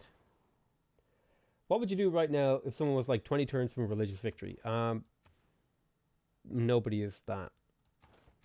There's nothing I could do, really. I didn't get a religion, so there's nothing I can do about it. So I would just continue to play as if I had a chance to win in another way. Not very good districts in here. I think it would be good to get some entertainment complex. Probably going to go for water parks, though. Might be good to just get another builder in here while we wait for opportunities. Although, a campus here is fine. It's +1. It's not very good. But it is a campus, and campuses provide science. Let's go ahead and turn you into a caravel and send you exploring. Any missions? Train a pikeman, train a frigate, inspiration for humanism, reformed church, encampment. Would be good to build one encampment here. And I might build this in Byblos. He's on settler difficulty. Deity. But okay. Uh...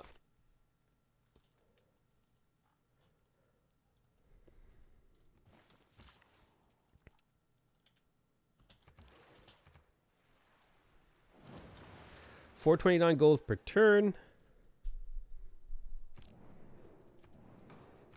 So vote for yourself twice. You'll always win this one. This one's kind of a crapshoot.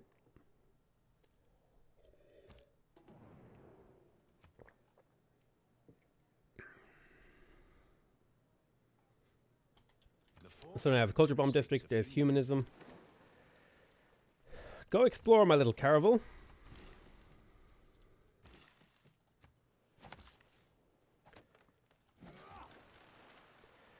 Science, thank you.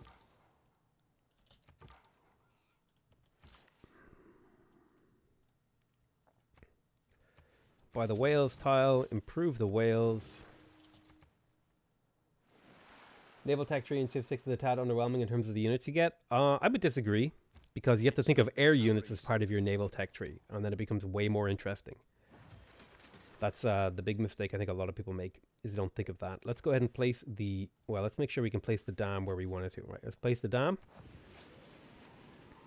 And the aqueduct. So we're going to be working on the aqueduct first.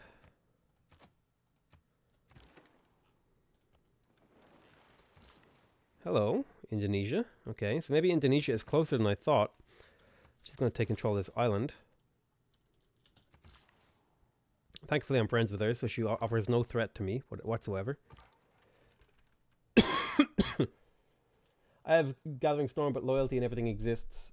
Any wonders planned for this game? Nope. I got the Mausoleum at Halicarnassus, which is the only one I really felt like I needed. Maybe if I find a good Ruhr Valley location, maybe, but no. I don't think wonders are very good in Civ 6. I think they're okay. Some wonders are really, really powerful for certain situations, but the vast majority of them are not necessary and can be ignored. That's Category 5 Hurricane right outside my territory. Yikes. Okay, I'd really like a shipyard in here. Bam. I'd also really like to get the university. I think I could hard build that. It's only 12 turns, so I'm going to hard build that. That's 12 turns to get +6 science. That's pretty valuable. Chiggy, but that's what I get for joining late. Do you ever use Dido's capital switching ability? Yeah, we've talked about this a couple of times. We're going to be switching our capital when we get colonial taxes. We have another continent over here that I only have a couple of cities in. And it might be worth it to get to work on moving the capital. Oh, it's very expensive. So I would want to do that in a well-developed city. So probably Ugarit is my best place to do this. In fact, I'll probably get to work on that after the campus. And then we can take advantage of that. I'm sure you've been asked this before, but what other civs would you like to see out of the game in other hypothetical DLC? I don't really have an answer. Really, it usually just comes down to Ireland because I'm Irish and I would like to see an Irish Civ. That's really all it's like all the motivation that I have for it. Is that it would be neat to see my country in a Civ game.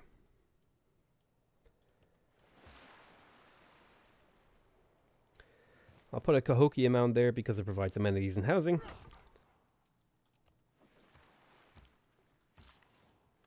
You don't even try for the lighthouse? What do you mean?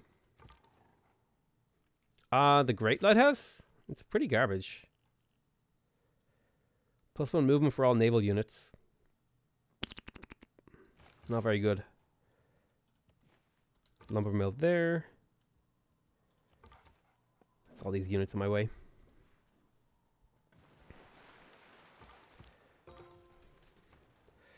There's the intelligence agency. I have my very first spy. Who's making a ton of gold? It's usually Ottomans, actually. So it might be a Gandhi game, however, to go spy on him. Delhi. He's making 900 gold per turn. Delhi it is. 900 gold per steel, rather.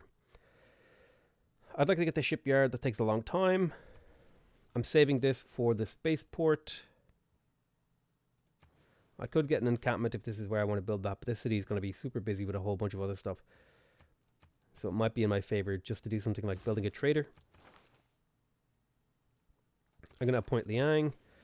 And Liang can go in Carthage, I guess, for now.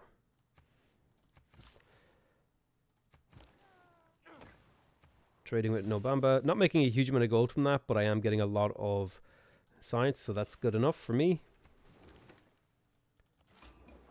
There's Preslav. Not a very good city-state. I haven't found a single scientific city-state, which is a little bit disconcerting. Okay.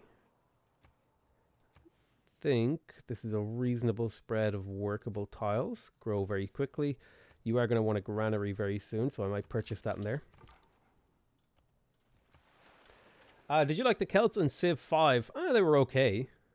They were an interesting Civ to play. Okay, there's the library in MTW. MT dubs. I'm going to work on the university again. Science. I'm getting to the point now where I can't afford to buy everything that I need, so I'm going to have to start hard building things. I can also delete that pin. And lumber mill there, that's good.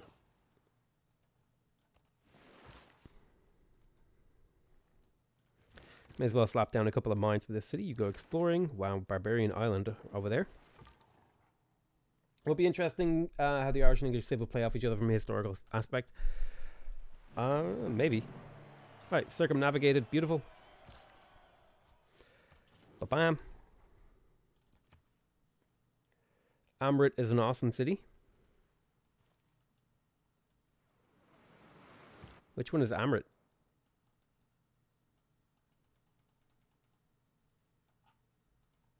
Amrit, yeah. Okay.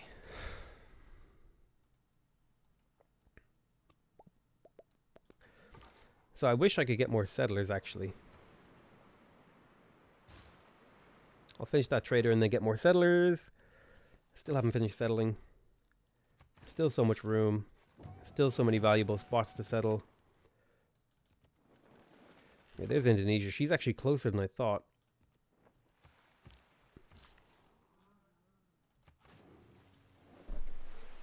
I just noticed you're making quite a nice amount of GPT. Yeah, it is really good.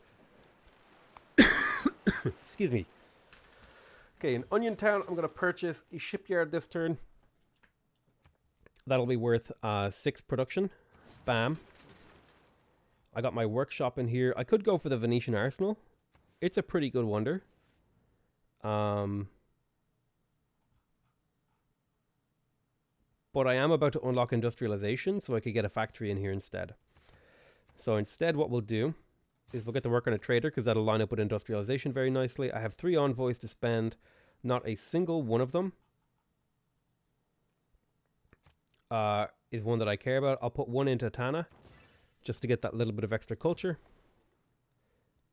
I'll keep trading with Nobamba.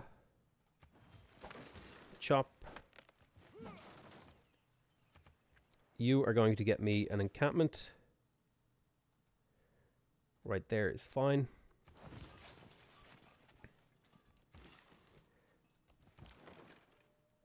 Still playing Territory Idle? No, I kind of gave up on it.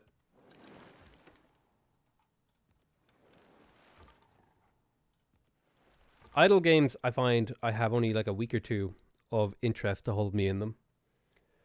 All saves benefit from a healthy economy. Shipyard is probably my favorite building in the game. I actually agree with that take. I really like the shipyard. Actually, where's Reina? Did I get a shipyard in here? I did. Okay, that's why the city has such good production. Very nice. 12.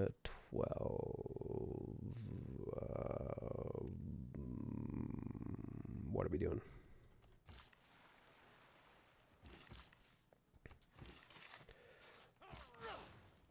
Harvest. Bam. Ba-bam. Bam, bam, bam, bam, bam, bam, bam.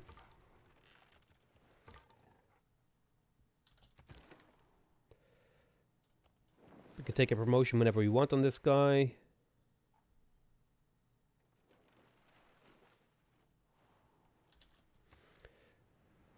Haboob Duststorm.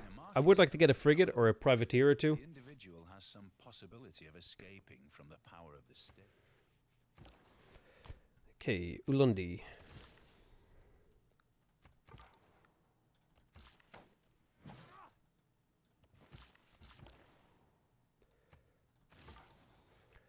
We're looking for science trades, ideally.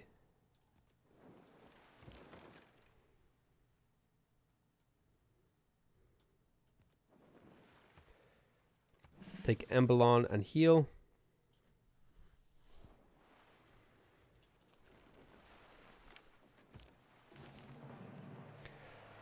There's the Renaissance era technology of industrialization. The era ends in 10 turns. I would like to avoid a Dark Age if I could, but it doesn't really matter. So we have industrialization. Next up would be going for chemistry. The most efficient route to chemistry, in my opinion, is to go for military engineering, into banking, if I was playing a land game, into scientific theory, into sanitation, into chemistry. That sort of is the route. Now, the other option is here, we have, of course, a very heavily naval game. So we could alternatively swing up for steam power and electricity to get the seaport really early. And I think I like the idea of going for the early seaport here. I have a lot of... This will just give me a stupid amount of gold, and I'll have it really, really early in the game, considering when they normally come online. Okay, one free copy of a luxury. There's another trader in here. Let's make sure we trade with Lundi for the science.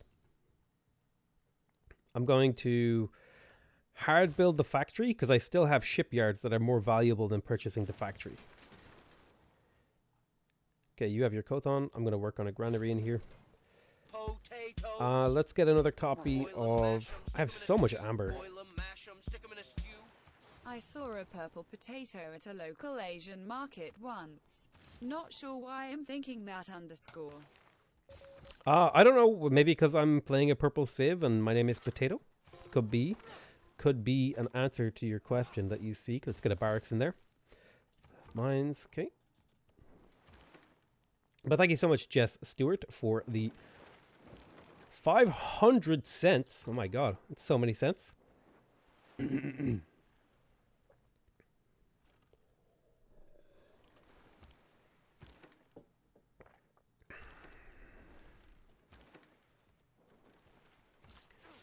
Do-do, do-do-do-do.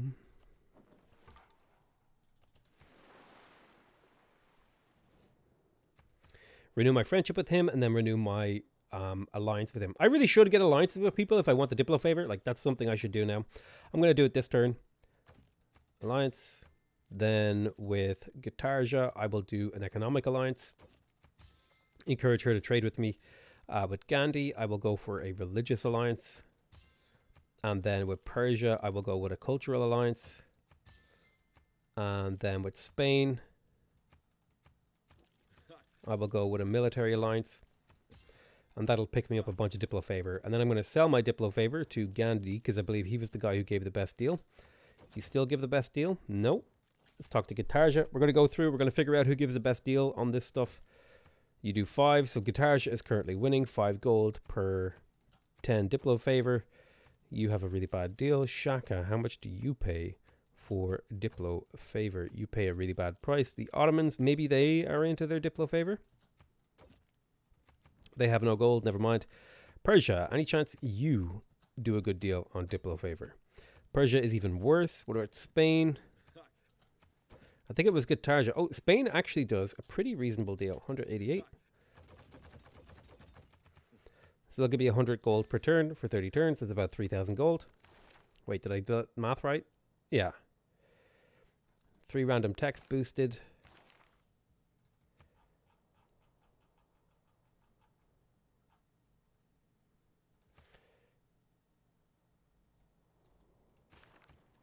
Okay, we got the campus in KTY. Get that. Purchase shipyard plus 8 production in here. Beautiful. And what do you do again? 3 random technologies. Teleport you over to Inuk. Chop, chop, chop, chop.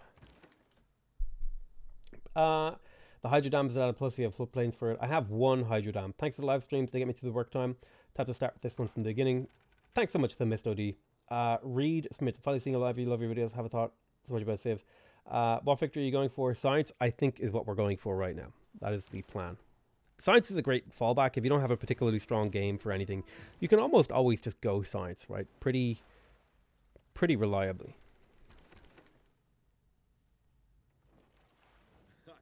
$100 gold per turn for 188 diplomatic favor. Alright, so we got another settler. There's a city down here. Let's see. Coal. I saw coal, so I want to go get that coal.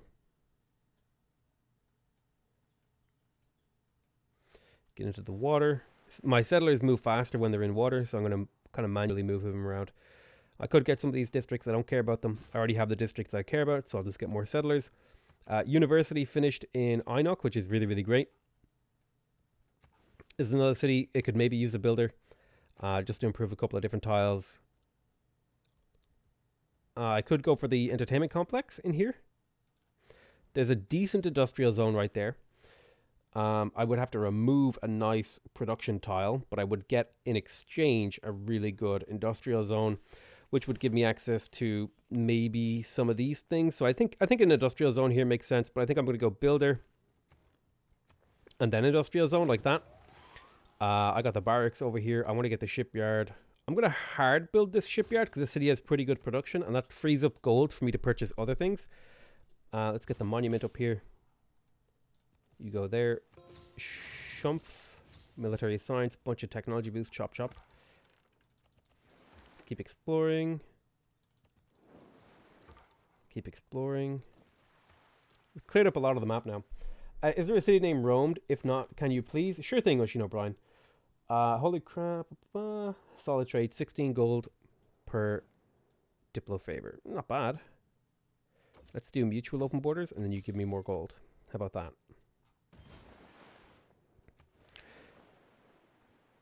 So what I want to do is rename a city because someone asked me to.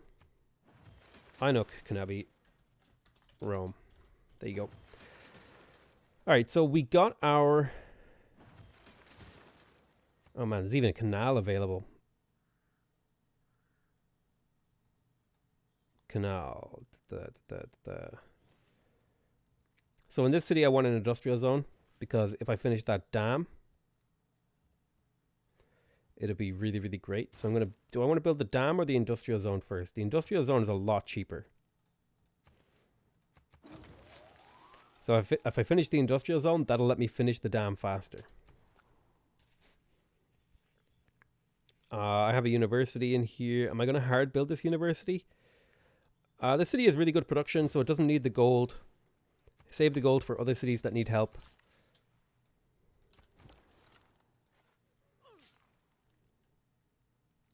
Keep trading for science primarily.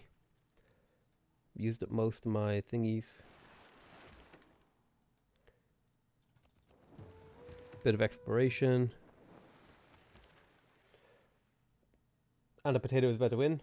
Preserve some flat tiles for spaceport in before some strategic resources appear there. I would be surprised if a strategic resource appeared there, but not a big deal. If it does, we have another tile that is guaranteed to be available, which is this rice tile.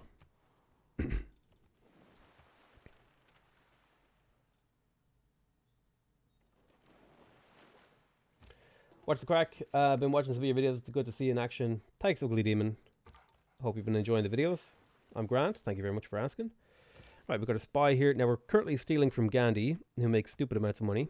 He makes another 1,000 gold in Majorai, so it's going to keep stealing from him. Our next spy is available at nationalism. We're working on colonialism.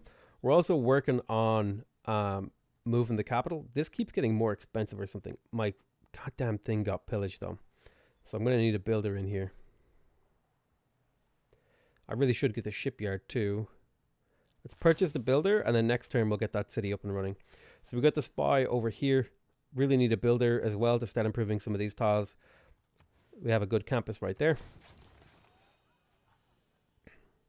Come down this way to claim that coal.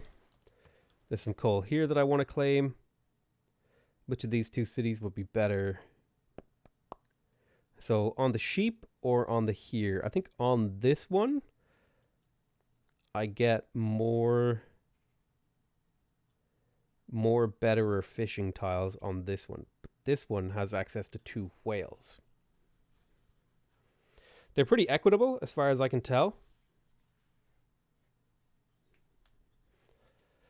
But I definitely want that coal.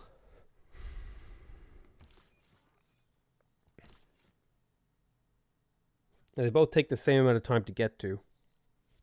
I think I'll settle on the sheep. I did get that industrial zone but before a builder, and what? What did I say? Oh shit. Sorry, sometimes I talk really quickly. My bad. I forget what I was saying. City with the...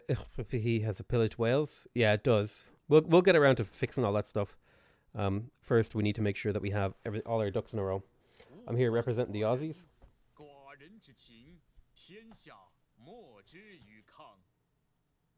Dildo, I love it. Okay, Natalie, calm down. Jesus. I'm here representing the Aussies. Good eye, mate. Let's throw another Barbie on the shrimp. Alright, so we have access to colonial taxes. That'll be something we plug in when we actually end up moving our... This is getting more expensive. Like, this is getting more expensive. Okay, so all of our trades ended. So let's go ahead and start talking to people. You have no money. Never mind. Guitarja, hello. You have plenty of cash. How would you like to buy coffee? You pay 10 gold for coffee. How about dyes? You pay 20 gold for that. How about incense? You pay 31 gold. How about whales? 41 gold. You already have this. So you give me 41 gold for all of these. Beautiful. Thank you. Okay, who is next? Spain. You're kind of usually a hog for this. Actually, I would like silver, gypsum, and diamonds. What if I gave you these two? You'll ask me for 7 gold. Deal. I think that's all my spare luxuries sold. Well, no. 19 gold for these two. Beautiful. Thank you. Gandy, wandy, wandy, woo. Cotton.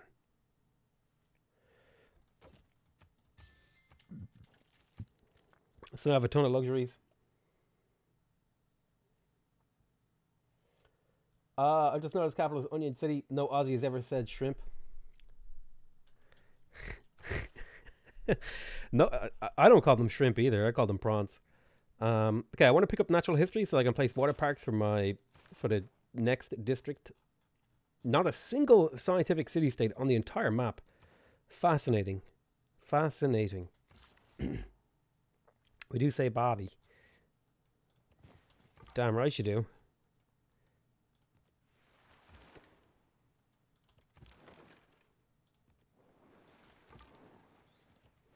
It's the shrimp on the Barbie thing is a really, really old meme.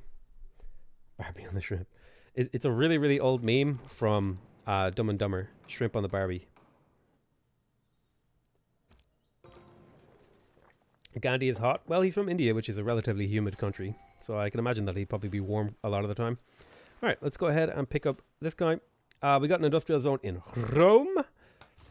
Workshop. Slowly build that. Right, let's repair that shit right there. Unfortunately, my campus over there was murdered. Military units. Oh, privateer.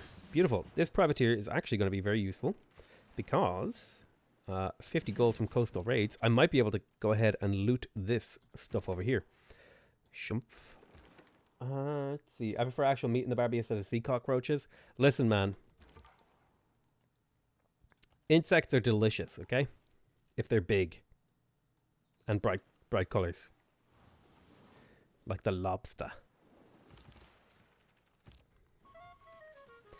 Meat is meat, and if it's on the menu, it's delicious.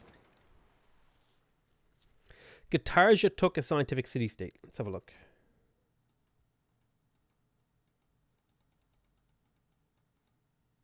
Aha! Is it worth my while to try and get an army over here to liberate this? It's a lot of work to liberate a city-state this far away.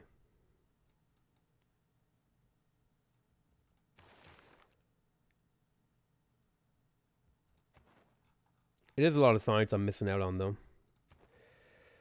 I would probably try to take these. I could go full nuclear submarine here.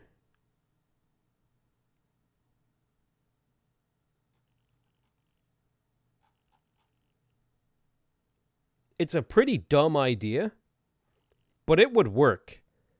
Like, nobody can touch me if I get nuclear submarines here.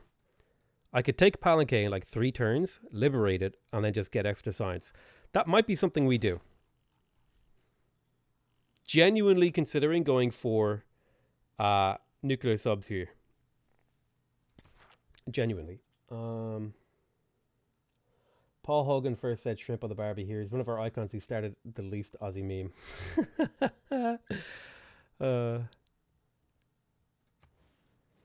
Gatekeeping Australianness. Let's grab ourselves a trader. Shipyard. Bam!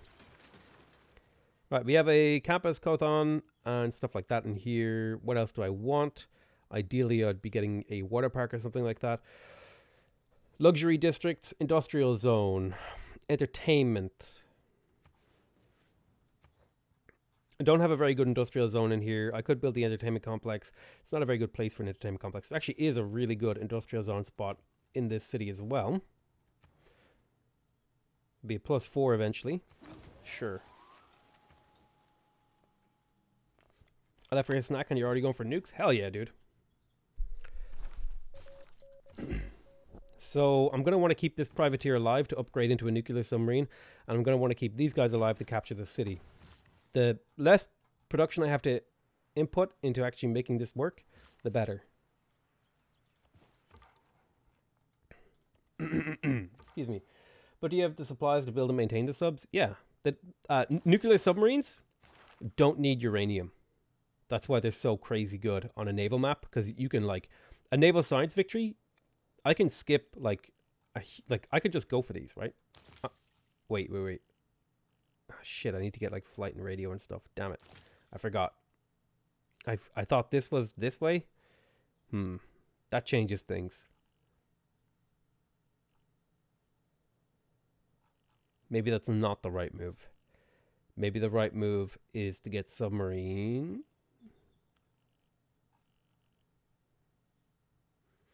Maybe the right move is a frigate push, which means I want to start doing that now.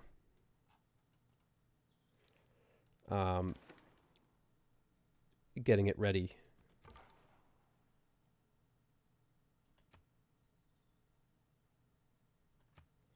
Crabs are very tasty. I agree. All right, you no longer mean anything to me, so auto explore. Go get yourself killed. I'm gonna minimize the amount of micromanagement I gotta do. All right, cool. Lighthouse. I need a little bit of extra cash. Persia. What would you like to buy? How would you like to buy? All of my Diplo favor.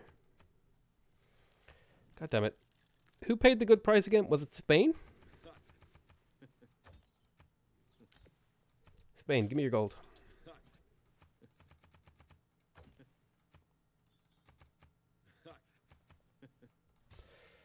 Okay, got my little bit of extra gold there.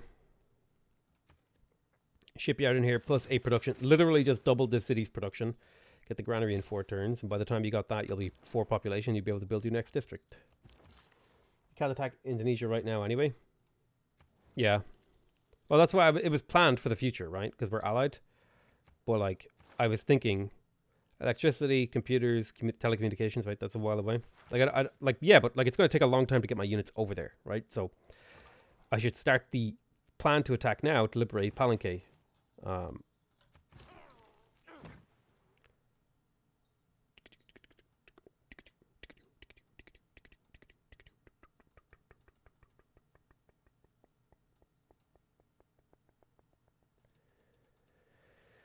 There's more coal down here. I think we'll head that way.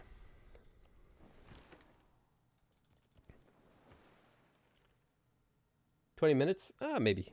Turns take a while. A lot of my turns are just ending turn right now. I don't know what I'm going to do for dinner. Ooh, pizza. Morbus, get me pizza. Heartbeat of Steam is really good here because I am in the industrial era and I am building industrial era buildings. It's actually really, really good if you pick up sewers while you're doing this one, because these are an industrial era building and they're really, really cheap. They're 200 production, so you can build them everywhere.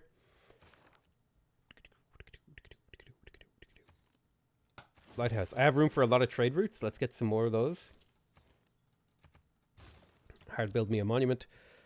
Looking for, man, these gold routes are really, really bad for gold. These trade routes. Like, if I go by gold, I have some incredible 19 gold trade routes, or I can go by science and get, like, really, really good science trade routes. I think at this point the gold is worth a significant amount.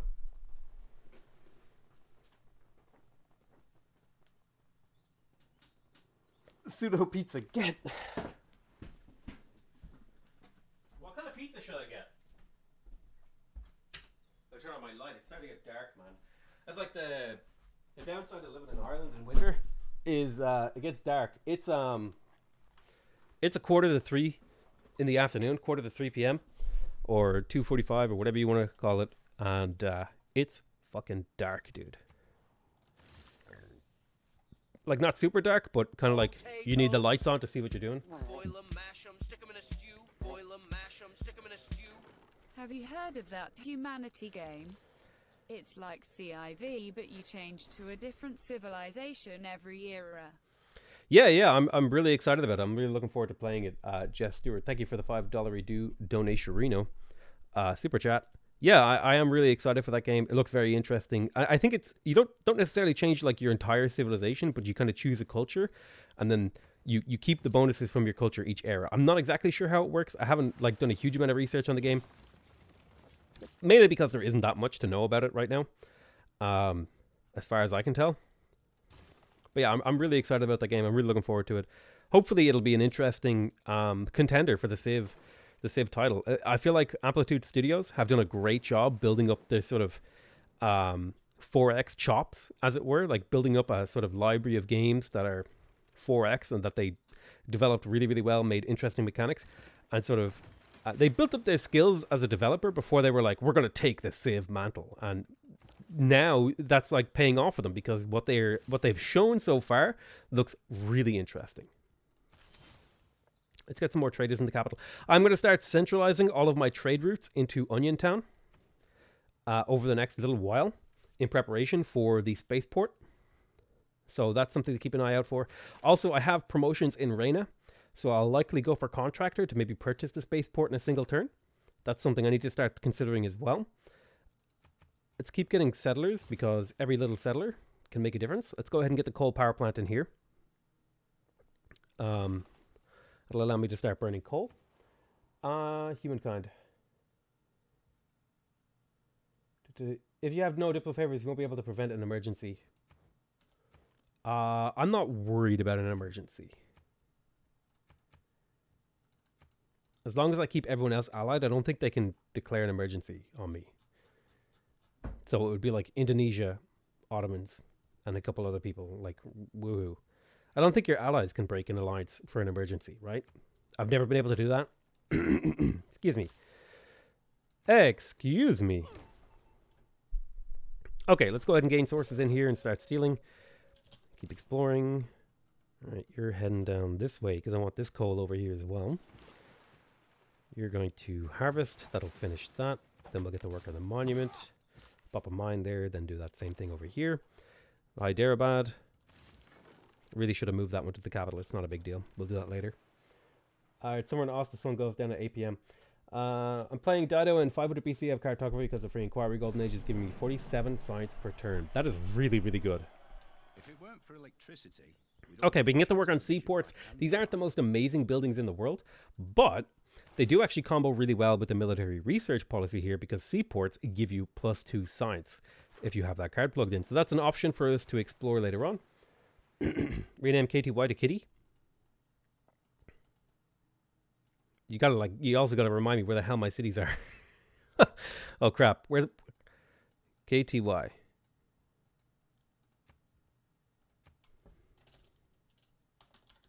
Kitty. And OEA to Alright. You've got okay. Whatever. I'll let you have 2 renames. It's okay. I forgive you. O E O E O. There you go. Alright, tech-wise, so if I wanted to go for nuclear subs, I could go for computer. I could go for flight. I don't plan to do any domination-y stuff. Really, I would like to get the chemistry and then the rocketry. So that's going to involve quite a bit of maneuvering down here, this area of the tech tree. So we're going to go for stirrups, banking. Then we're going to go for scientific theory. Then we're going to go for sanitation. Then we're going to go for replaceable parts. Into chemistry. Got it. Notice Babylon Senpai from Ottomans. Hi, King Wei, Sue. Maybe the 5th time in strategy actually notice Ottomans have a scientific city-state. Wait, where?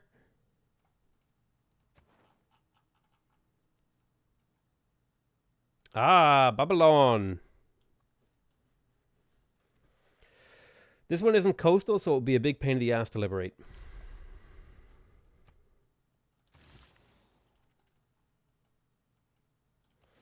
So I might just let that one die. Let's centralize you into the capital of Onion Town.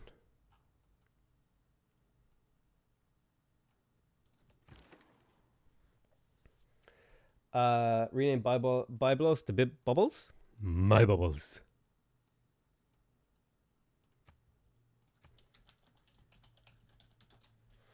Bubbles is a great name for a Squirtle.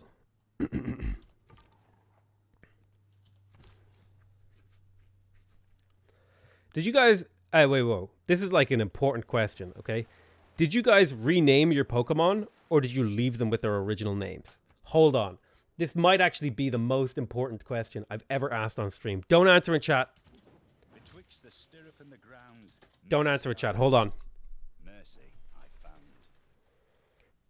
Did you rename your Pokemon, or just leave them with original names? Question mark.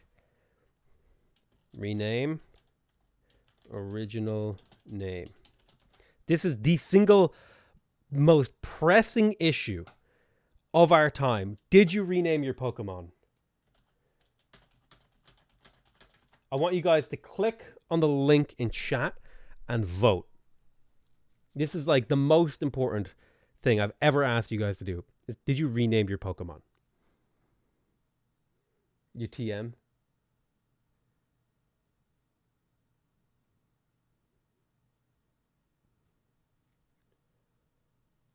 Did you rename your Pokemon? I am really excited to see what this is.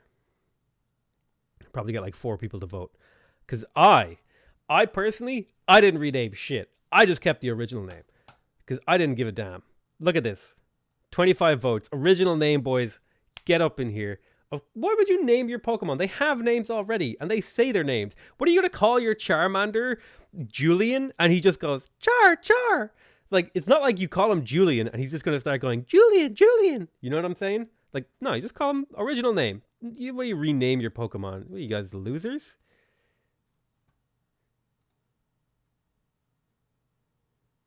VPN voting? Oh, my bad. Yeah, of course. Original name kings. Get shit on renamers. Get out of here. Get out of here, renamers. How dare you? How dare you grace my stream with your renaming shenanigans? You fucking degenerate. All right. Seaport. If you rename your Pokemon, we can't be friends. I'm just sorry.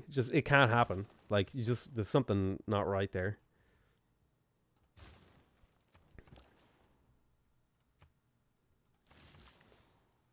Do you call your dog Bark?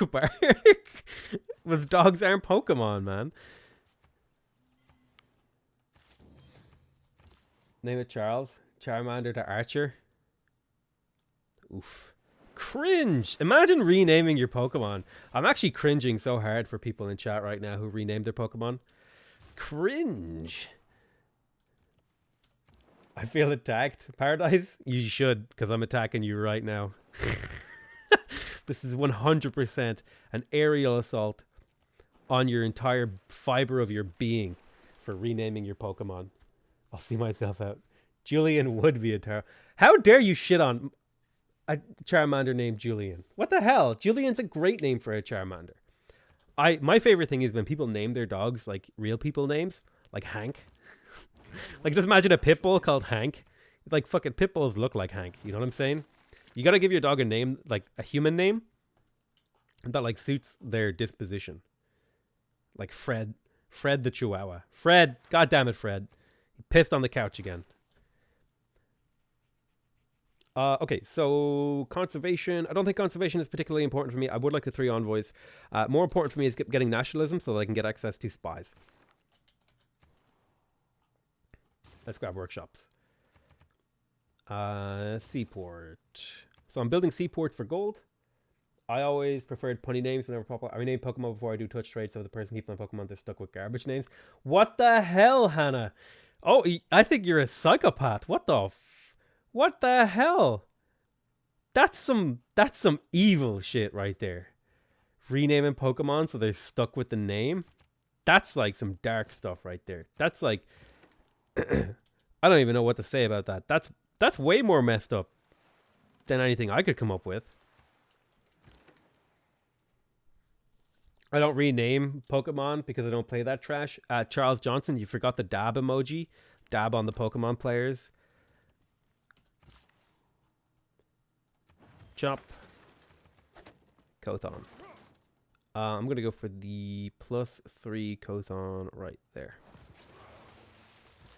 Name a dog cat, then call it over when the cat is confused. He's so confused. Cat! Get off the couch, cat. Is he calling his dog cat? What's wrong with him? I think he has mental problems or something. I think he needs help. He thinks this dog is a cat. It's like so weird. Isn't that so weird? Renaming for the trolling, I approve that. Brainwashing them. Bulldog's name Butch. Dude, 100% bulldogs look like a Hank. I saw a bang that said... Like I can think of like a Cocker Spaniel, like being called like James or something, right? Very, very sort of regal name. It has nothing to do with the fact that that's my name. It's just definitely a regal name. Think of how many kings were named James, okay? It's a regal name. Regnal? Regal? Whatever. Get out of the way, I want to pillage it. Luta! 20 coal? What a terrible loot. Pokemon best childhood. Would a dog named Cat be a lap cat, as all dogs are lap dogs? Not all dogs are lap dogs.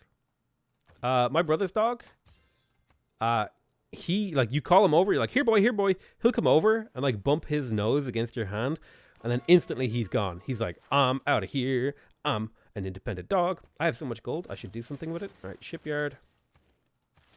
Here we go. We just went full whack on this city, and now it has nothing it can do. Yeah, sure, working into that. How do you play for 4 or 6 hours without taking a bathroom break? I have camel jeans. Actually, funny thing, pretty much everyone I've ever dated, like if we go drinking, I have like, I don't know, I just have the fucking camel bladder, dude. Like if we go drinking, we go for dinner, like they'll go to the bathroom like 3 or 4 times, and then they'll be like, how do you not need to go? I'm like, I just don't need to go, man. I got it in the tank. We're good to go for another couple hours. I went to the bathroom, I think I was on a date, and I think she went to the bathroom like 3 times. And I went once when we were leaving. And she was like, what are you, a fucking camel? I just started laughing, but like, I just didn't need to go, man. Why you gotta be all up in my shit? Astronomy new opinions are always suspected. Hannah is a good name as it's palodramatic. More like melodramatic. Got him. Okay, so I'm going to work on the seaport in here. I want to get my seaports up because they're worth science in the not too distant future. More than the decade of 18 hours MMO raids. More than the decade of 18 hours MMO raids is how... I just have I have exceptional bladder control, okay?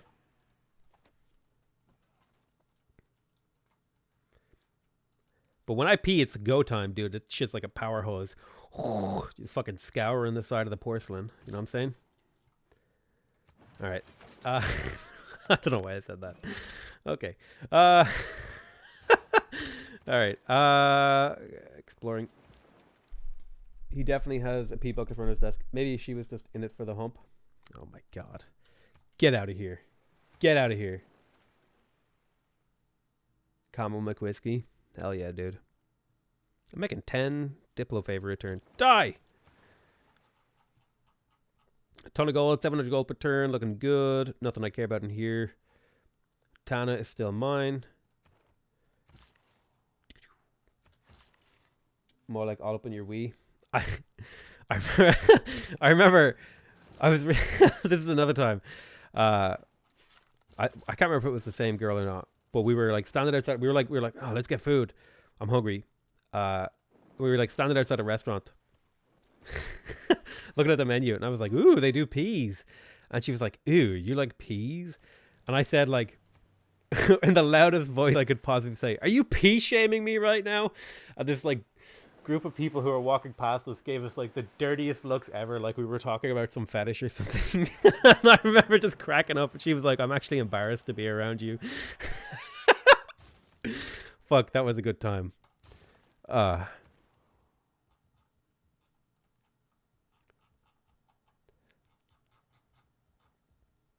Okay.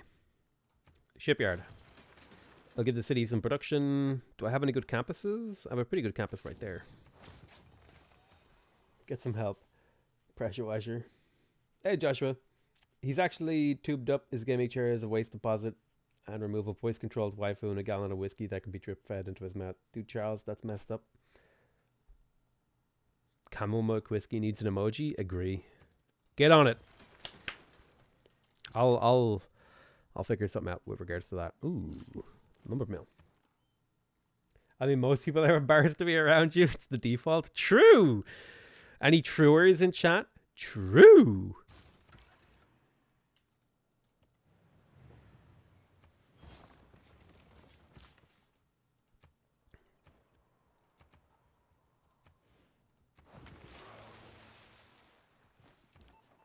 I'm thinking of getting the expansion for Civ 6 on the Switch, but it's $50. Is it worth it? I can't make that decision for you, but for me, I know I was going to play a lot of Civ, so it was 100% worth it for me to get them. For you, I don't know how much you like the game. I don't know how much you're going to play it, right? So I can't really make that decision for you. I can help you, give you information. Like, I find it really fun. I would say that if you have the money and you're willing to spend it and you're going to be getting a lot of time out of the game, then yes, it would be worth it. But if you have other things you need to pay for, or you enjoy the base game just fine, then maybe it's not the right purchase for you. Are military engineers worth it aside from the late game? There are situations in which military engineers are quite valuable. I'm really, really upset that this flooded literally 4 turns before I get my dam.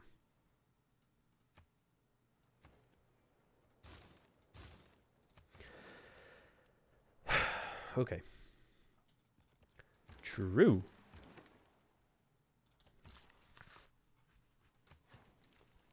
So this city has plenty of production, but not a whole lot of food. It's probably going to want a shipyard and a seaport. I'm going to get the shipyard for now. 1 turn Kothon. Feels good, man. Probably should work on granaries and stuff like that. I can buy it. Fuck that responsible shit. Buy it. Buy. Shill for Phyrexis. Make sure you send them an email that I told you to buy it and that you did, and that I should get a cut. Thumbs up. It was worth it for me in the Switch, but I wish I got it on another console. That's understandable. None of these I care about. Whatever. Great Admirals. Click. Go wait. Military units are cheaper. Why is it so hard for religious victory? It seems insanely difficult. Religious victory is actually quite easy. Oh, gold purchasing is cheaper. Interesting. I make the most gold. So that benefits me a lot. We got the seaport in Rome. I would like the water park for amenities. And I think I'll plop it down right there. Probably should have put it beside this industrial zone, but this is an amber here, so I couldn't really do that. I could have maybe put it there, I guess. That would have been fine. It would have given me +1 on this thing, but it's only a +1. It's not that big. So we have the water park now. That's going to give us a lot of amenities. We're working on a seaport in here. We'll go back to settlers in a second. Yeah, like really, it's just a matter, like, the only thing you need to worry about in a religious victory is getting as much faith as humanly possible. There are some interesting mine thingies here, but I'm going to go for the water park as well. Again, I just want to have a lot of amenities to make sure I'm getting bonus science from having lots of amenities. Let's go ahead and pop that in there. Good production tile. I just want the friggin' death robots. That's why I love having cockroaches around. Just keep your mouth open, they fly and then crunch. Ooh, what the hell? Do you play Civ 6 on the PC? Do you mess around with it on the Switch? I haven't messed around with it on the Switch, but I really, really enjoy Civ 6, and I would definitely play it on the Switch if I was away somewhere, like on holiday, and I didn't have my PC with me. I would 100% play it on the Switch, like during my downtime. Look at all those apoostles.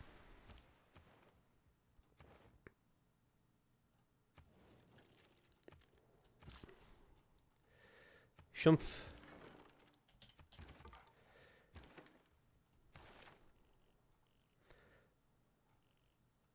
So I need oil. I need frigates. That was the thing that we were going to do. How long until my alliance with you runs out? Well, frigates are half price right now. So I need niter. Oh, I never unlocked niter. Oh shit! Get the niter.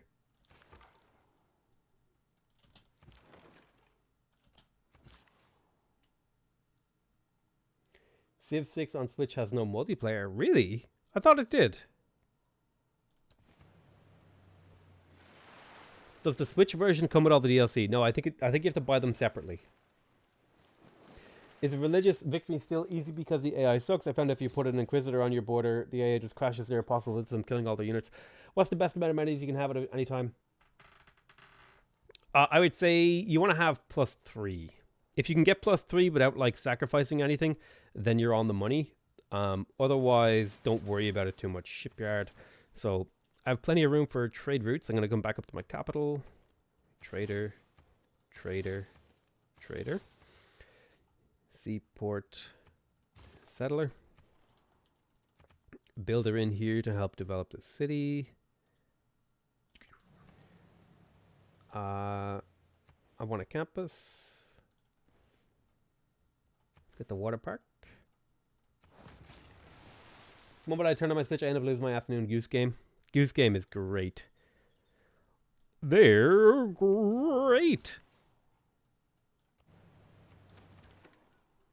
I watched a couple of Let's Plays of it. I don't have it myself, but I watched a couple of Let's Plays and it looked hilarious. You can never get a religious victory on multiplayer. Maybe a great person with oil is close to unlock. Maybe. The more science, it is nationalism which engenders nation. So I just got 16 niter in a single turn, it looks like. Which is pretty good. Pretty good, pretty good, pretty good. Let's go ahead and get a frigate.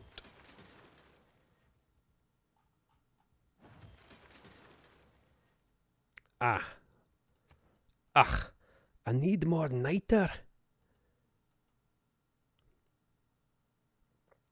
67. I'm going to need frigate armadas. Not armadas, sorry.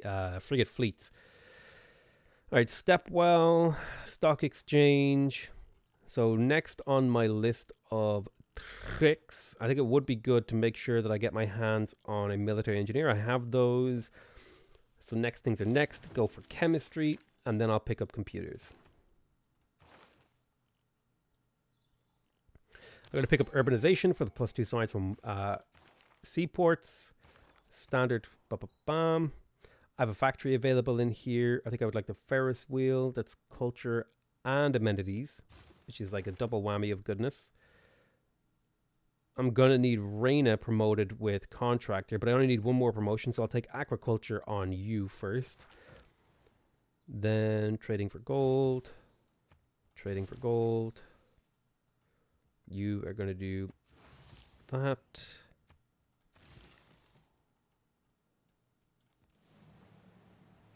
Colossus. I put my Switch on my brother's huge HDV and played Goose Game with nearly a life-size goose, and much laughs were had over the holiday. Brilliant. Brilliant. Wake up. Am I going to harvest this? It's probably an okay spot.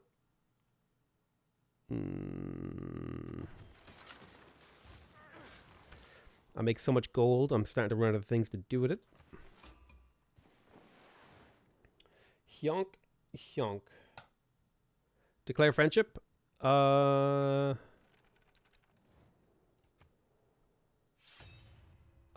well.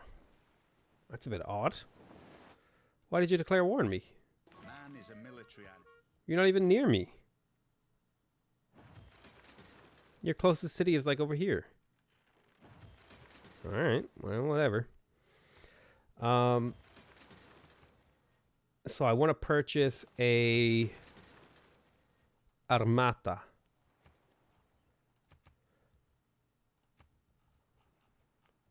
Frigate fleet. 10 more niter. God damn it. Do you travel within Europe much? Not really. Oh, that was a good stretch, boys. Holy shit, that was a good stretch. Woo! I don't travel much within Europe. I can if I want to. I never had a reason to. I have no one to go see. I have nothing I care about. I have no one to go with. So it's like, I mean, I have the means, and I can. Actually, I stretched so hard that I just put a fucking creak in my neck. Ow. Oh, sweet Jesus Christ. Woo! Oh, it's one of those ones where, like, if you move your neck in just the wrong way, it hurts a lot. Dude, that stretch was actually incredible, but I genuinely hurt my neck stretching. No trains over the sea. China friendship?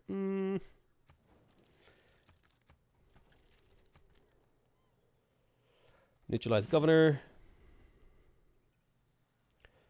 Cahokia amount.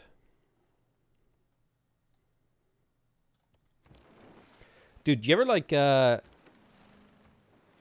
ever have like a late night where you're like maybe you're having a few drinks, you're out for dinner or whatever, and then like the next day you're like mildly hungover, and that like after like shower you have a shower and then you get that stretch in. That was like what that stretch was like. That was like the end of an era kind of stretch, dude, that I just had. Friendship with Suleiman ended. Now China is my best friend. True. Okay, a little bit more. Do I have any more niter hanging around?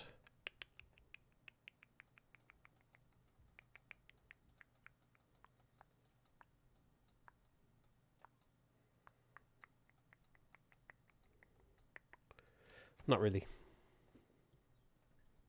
Did he circumnavigate? Yes, I did. Okay, seaports are done. Venetian Arsenal, Panama Canal. I'll go for the Venetian Arsenal because people are always like obsessed with it, even though I never go for it. I've got the Kothon here. I could go for the campus. There's a +2 campus right there. Beautiful. Plenty of gold in my bank account. Let's go ahead and steal a bit of Casherino. And bam, improve that. Put a mine there. Stretch a day. Wait, you shower? XD! Oh my god, guys, he called me a degenerate saying that I don't wash myself. Amazing. Amazing. Amazing. Alright, there's 936 gold. We've got another settler popping out here. Let's get the water park. The Vasapaka. Where do I want to put it? Right there. The gamer station. The troll is strong with I heard that only happens if you have testicular cancer or a bad case of ligma. Bwah! You made him say ligma, dude. Top shelf comedy. Right. Factory. What have we got in here? Monumental. Let's go ahead and purchase the seaport.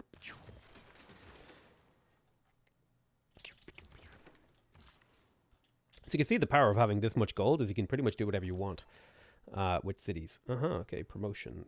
Cat burglar. Quartermaster is a good one for defending later. Starting to get into the late game now, where winning. Oh wow, Gandhi is actually doing really, really well. Quite surprised by that. Not used to the AI actually being competitive in a lot of my games. Okay.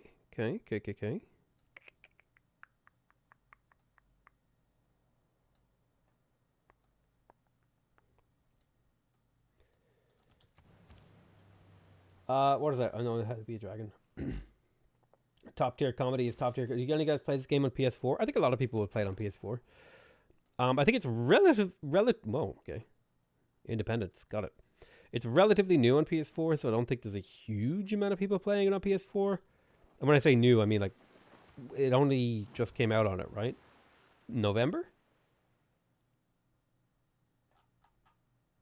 Pretty sure it was November. 1,000-year flood mitigated. Judge someone. My mitigation is incredible because I'm a World of Warcraft tank.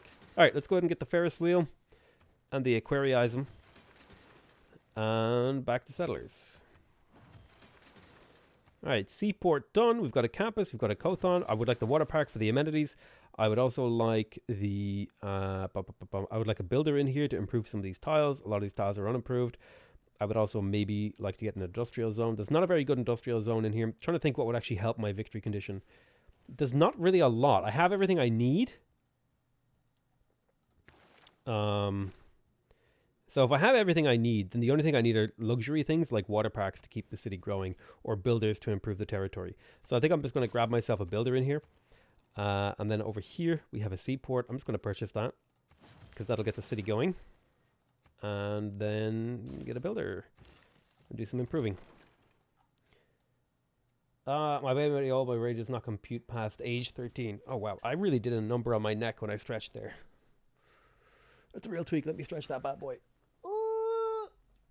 Ooh. Okay. Stretch my neck a little bit. Hopefully that'll loosen it up.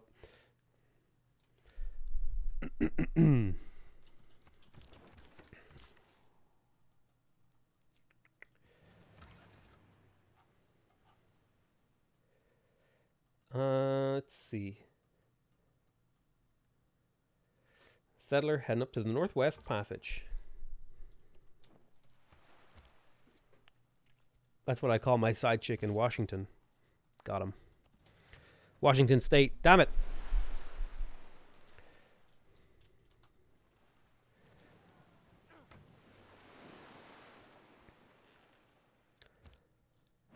Okay, civil engineering, good. Just fine. Ferris wheel finished in here. Aquarium, factory, aquarium. Aquarium. It'll make my coastal stuff provide more science, so I like that. I could even purchase it, honestly. Honestly?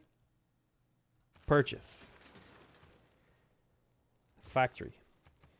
I thought it was Russia. I tried that, but PS4 didn't have all the same settings as PC.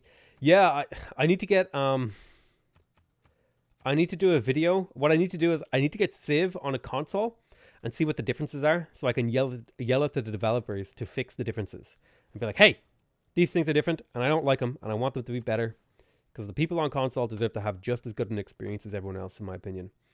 Let's go ahead and get the campus in here. 7 turns, and I'm going to promote Reina with contractor because that is that. The last governor titles will be used to get space initiative.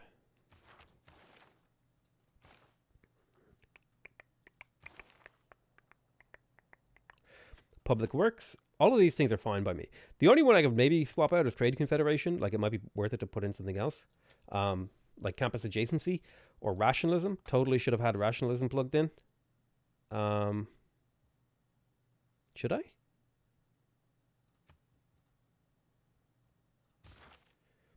I lose a lot of culture for that. That's a hard pill to swallow. Maybe it's worth it to take out colonization now. Yeah, I'm going to take out colonization next turn because that extra culture was actually really, really nice. Console rights. That's right. Console rights are gamer rights. And gamers are the most oppressed majority.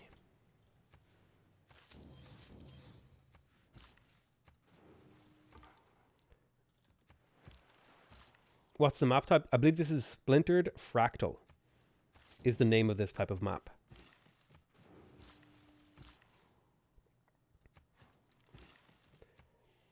Insert PC Master Race joke here.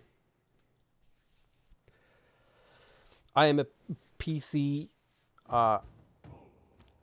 Economics is a subject that does not greatly respect one's I don't know, I ran out of steam with that joke there. Alright, we got a Ferris wheel. I'd like the aquarium. That'll give me science on all these nice tiles. Let's get the aquarium. 9 turns. Beautiful. Up here, we got the monument. I would like to get to work on the campus in here. +3 campus. Kills the stone. Let's get a builder. And then in the meantime, we will hard build a builder. Naturally, we'll chop that one out, and then we'll have a bunch of builders to spend. Oppressed majority. You're damn right I said oppressed majority.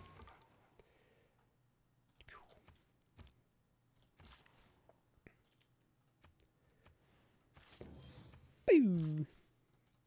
A lot of my alliances should be running out soon, right? It's getting to that time. Yeah, one turn. Wow, I timed that perfectly. Damn. Alright, so since that's happening, Fregate, go. We're going to go ahead and try to liberate Palenque to have a scientific city-state without a boats and hose. He ran out of Steam. Steam is where you get games on PC. Stop! I'm being bullied by the AI. Instantly build a lighthouse and shipyard in this district. Cool. Anywhere I'm building a harbor? Not really. Most of my harbors finish instantly these days. Let's get that. Okay. I'm about to settle a city, so I'll kind of get you to teleport. Telepuerto to here. Alright. We have all this stuff online. Let's get this whales online as well. Let's make sure we're working the whales. These are... Fishing tiles are very, very valuable to this city because it's the only source of growth that it's really going to get. We have our frigate here. Do I want another frigate? Can I afford another frigate? Maybe it would be good to get an ironclad. Armada. Fleet. Maybe a privateer will do. So maybe this will be enough to liberate Palenque.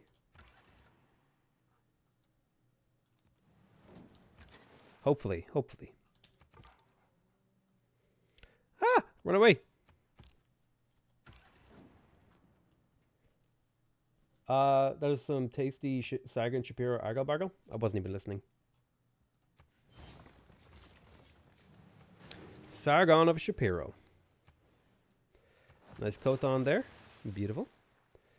The Great Admiral will hang out over there. Are you still able to build archers? Hell yeah, I am. Ooh. My word, I really did a number on my neck there. Oh, every time I turn my head, it hurts a little. Not as much as when I look at your face, though. Got him. Roasted him with the looks bait. All right, let's get the spy in there. We have campus, Kothon Water Park. The other alternative would be to work campus research grants, but I think it's more fun to go for water parks. It's the more interesting way to play than just continuously going through my cities and clicking on the same project. So over here, this city in Bubbles, I'm probably going to want to start mass producing military engineers after the campus is done, and then just purchase the buildings of the campus for later on in the game. Okay. So if we're looking at this city, what would I like to do? I'll probably harvest this, put a Cahokia mount here, fill in with farms, and then a Cahokia mount somewhere over here as well. Can we blame the English for allowing Sargon of Akkad on YouTube? I don't think the English made YouTube, so I don't think we can blame them so much as we can blame America or even Canada. I think Canada would be better to blame. Alright, so let's renew friendships. Declare friendship. Except for with Catargia. Catargia is the only one we will not be doing the thing with. Now, Casus Belli. So I have to denounce her, unfortunately, which makes me upset. I don't want to denounce her. Let's get our alliances first. I'm going to get a scientific alliance with, not Gandhi, actually, because he is really, really far ahead. I want to pick somebody who's not doing so hot on science, like Persia, for example. Let's get a research, although I'd lose a lot of science from that. So yeah, I think I'm going to keep it with Shaka, actually, because I have a lot of trade routes going to him. So trade alliance with you. Gandhi, I'll go with an economic alliance. Okay, there we go. And I want to lock in these alliances so these people can't betray me when I inevitably betray, what's his name? Catargia. Spain, here's a cultural alliance. Go nuts. And China, military alliance. Go nuts. Okay. What a nice hive mind we have. What do you think about? Oh wait. Oh, sorry, I'm trying to. Jesus Christ, dude! I'm trying to stretch my neck. It really hurts. Oh, an Irishman not blaming the English for something. I mean, everything is the English's fault if you go back far enough. Plus, when moving raw naval units not very good in water map. Guess since you're not going for war. Muppet, could somebody tell Muppet that he might be watching like way in the past and he needs to like click the live button so he's at the live part of the video.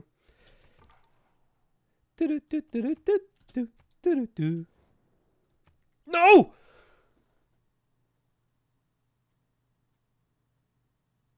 I clicked the friendship with Guitarja button.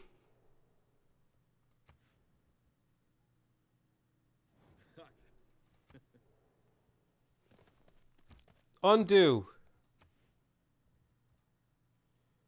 Fuck, I didn't mean to click that. Whatever, we'll live with the consequences. Shit, I wanted to denounce her.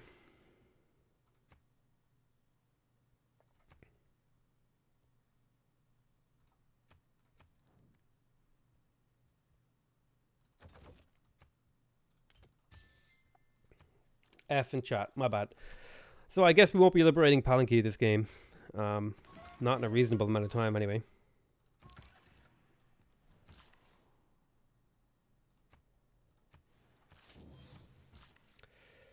Stupid mistakes, man. Oh well. Not the end of the world. It was just really to make my empire more efficient. I'm gonna have to wait 30 turns to do it again.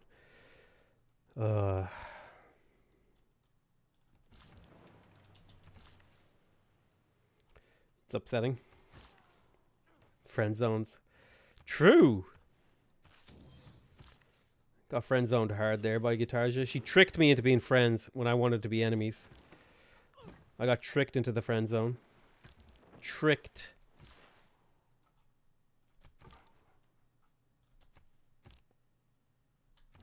God, what is going on in this sidebar here? Calm yourself, sidebar.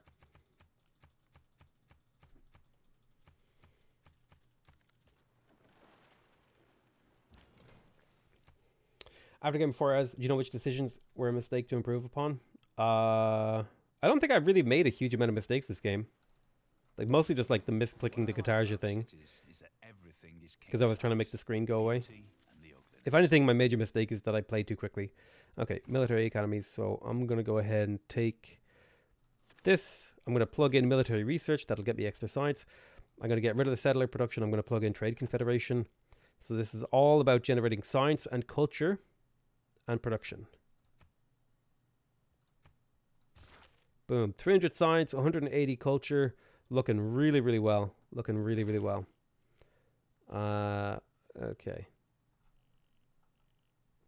Next step would be to pick up mobilization. I believe this unlocks... Sorry. Ideology unlocks my next buy. So I think I'm going to go mobilization into ideology into communism. So I need to build a third factory. I think I'm working on that right now. Yeah, I think that's my third factory, which is good. So coal power, as per usual. Coal power is the best power. Don't you try to tell me otherwise. I have 4,000 gold. I should not be hard building things if I have the option not to. So I can just purchase them and then work on other things. So for example here, Kothon campus, the only thing missing is a water park. Buy a tile.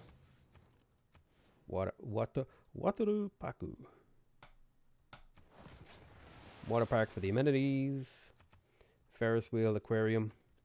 Shabam. Now every single one of these tiles produces science. Beautiful, beautiful, beautiful. I could get the statue of Libertad. Not that I care. Builder would be good in here, so would be building a neighborhood. It's like when you accidentally compliment the office bitch. I feel like I recommend a good dose of SCP-3173 to fix that neck of yours.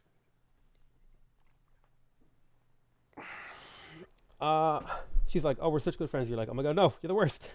What do you think of the... It's like that. Have you guys been watching Final Space? It's like a pretty good like little cartoon show. But there's a character in it who like everyone hates, but he's just like really friendly. It's like that guy. It's like, no, I don't want to be your friend, Kevin. Get out of here, Kevin. I wish you would die, Kevin. Sorry to all the Kevins in chat who just got offended. Some good island cities out this way. So I want to make sure centralizing trade routes into the capital in preparation for doing these space missions. Cahokia Mound. Farm. Alrighty.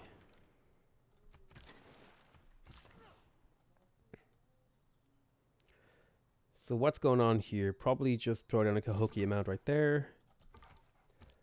Rename a spy for me. If I remember. I never rename my spies.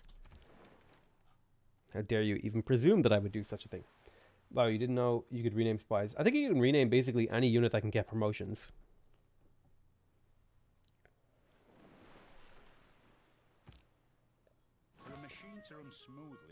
Coming to watch your live stream. I'm still a beginner-ish.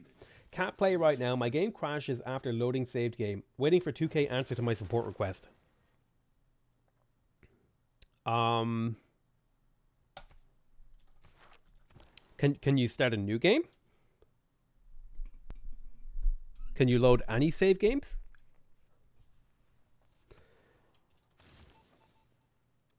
Is it just this one save game? Do you have autosaves that you could reload to? Cat Burglar, Recruit Partisans, Foment Unrest. I'm going to go ahead and take Foment Unrest. You have 3 charges. Okay, this city has good tiles. Can't reach anymore. Jump into the water and go find another city to play with.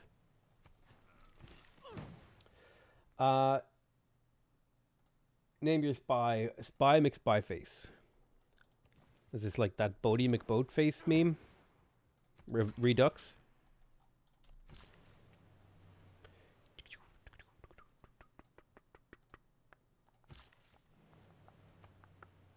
I have so much gold. It's kind of silly, actually.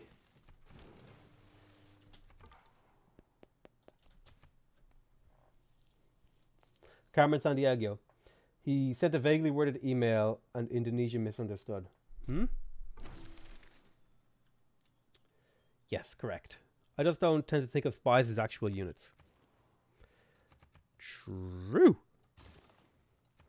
Right, so that is the boost for communism taken care of. Beautiful. Zdrastri, kamarad. Alright, so I'll take the seaport. Bam, beautiful. And the library or university.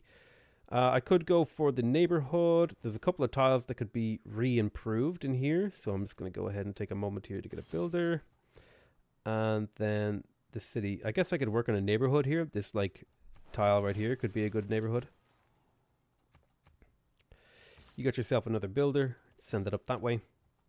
You've got a pretty terrible campus location right here, but I'll take it because the wonderful Wizard of Oz. And okay, a couple fishing tiles that we could get, like that one.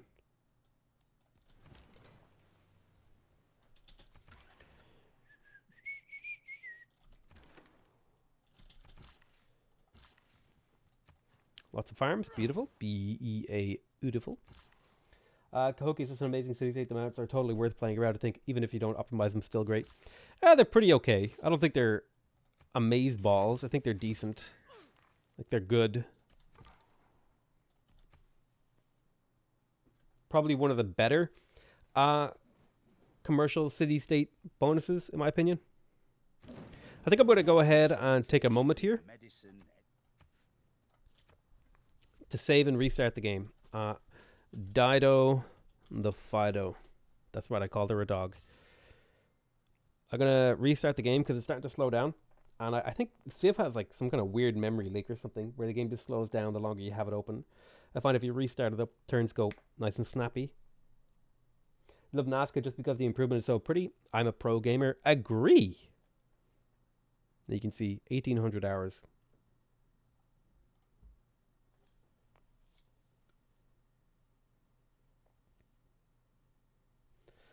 True. Also,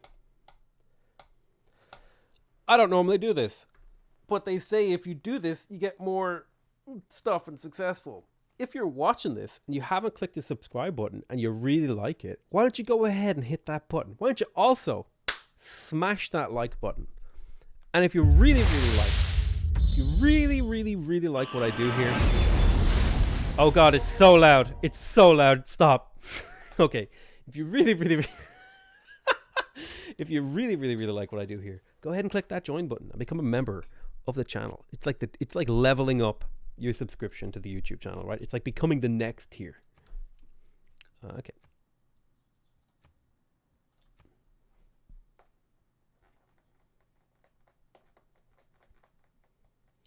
I want to buy the game, but all the DLCs are so expensive. What's the bare minimum? Harish, Sun de Raman. Okay. Transforming those legends into a reality. With flight and new So I believe the game was on sale at Christmas for $50 to get all of the game plus expansions. Yeah, like it's on sale right now on Steam for €61 to get the entire experience, which is like, I think like considering I got the original game for this price, I think, roughly speaking, this is a really, really good deal. Everything is wherever waves break on the shore, what you call it, whatever. But the Platinum Edition here, that's a really good deal, right? Really, really cheap. It's like €50 or something for the whole game. What is it? Gathering Storm. And both these are half off, so that's 15 plus this, plus call it 25, that's 40, plus this. It's like €55 for all the expansions, not including the DLC stuff. I think that's a pretty good deal right now. Like if you were on the fence about buying it, I just sicked my mouth. Cool.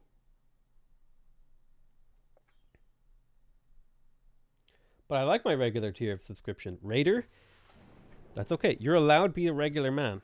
But just know that you'll always be a regular man. You'll never be a spuddy. Linguist.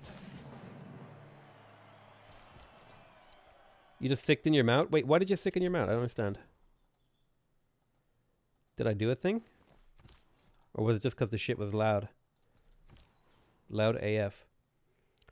Organized by gold. Teleport to the capital. Bam. Explore. I'm getting hungry. I'm getting hungry, guys. It's only 3 o'clock. How can I be hungry? Good God. I need some hot chocolate. That's why I have a mod that skips the intro. True. I like that idea. I like that idea a lot. Workshop. Can I be a regular man? You may be a regular man, Jordan.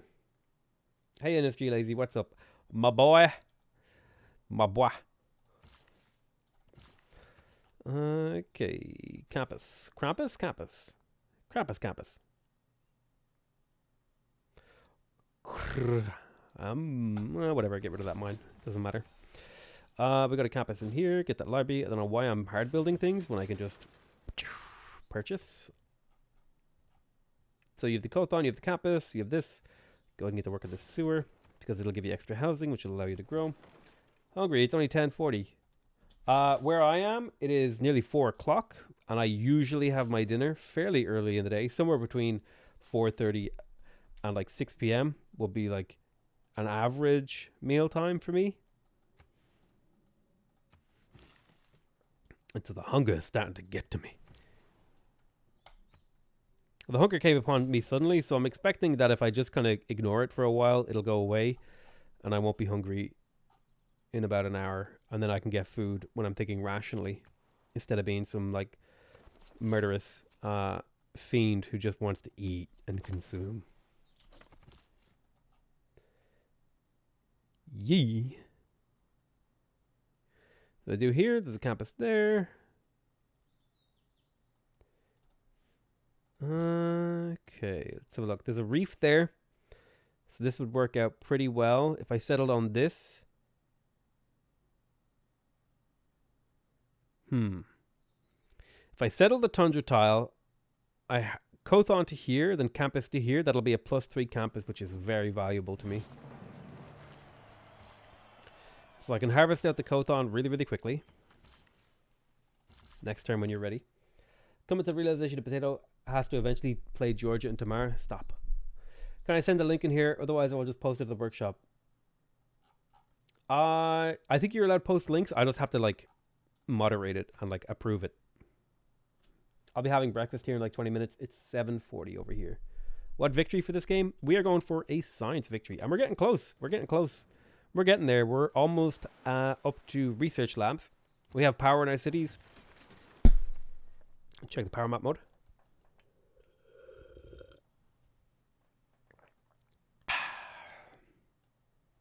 We have power going up in a few cities. I would like more power.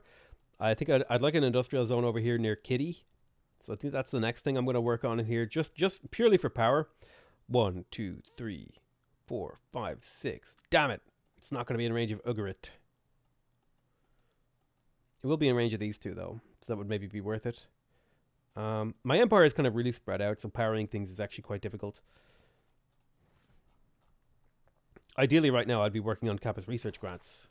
But, oh my god, they cancelled Great Scientists? Those idiots. Swear. So, since that's the case, I'm going to go ahead and do this. I should probably go through and start to micromanage like cities like Kitty. Like, let's have a look around. Actually, you know what? They're mostly managing themselves fine. I don't have any changes I would make here. I could focus science and get a little bit more, but it's fine. Might be worth it to get a neighborhood in here. I would kill that lumber mill, but I would end up with a whole bunch of population. And this city does have plenty of surplus, actually. And it also has a water park to feed that surplus. So I'm going to go for the neighborhood where it makes sense to. This city could definitely use like more. In general, like a neighborhood would be amazeballs. Can I find a land tile to put a neighborhood on? Oh my god, my capital has no land tiles. No! Oh, it's a tragedy. Oh, the humanity of it. Oh, gee, the... let's see. I could build a canal. I can build a neighborhood.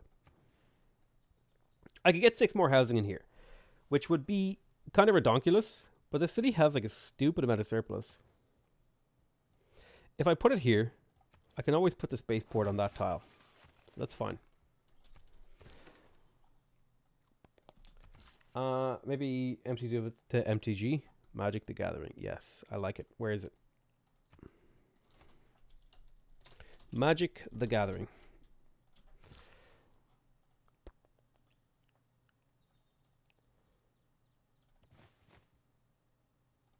Put a pasture there, that's fine.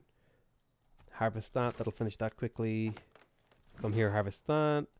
I've got my very first engineer. Let's go ahead and start to position those. I've got my 3rd spy, I think, who... I have one in Madura, and I have one working on Delhi. Calcutta doesn't make enough money. Gordian, or Susa rather, makes 1,000 gold per steel, so that's good enough. Put a mine right there. 10 turns in that Kothon.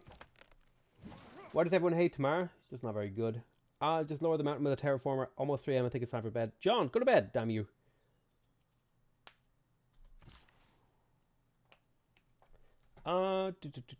It's not 9 I don't think so.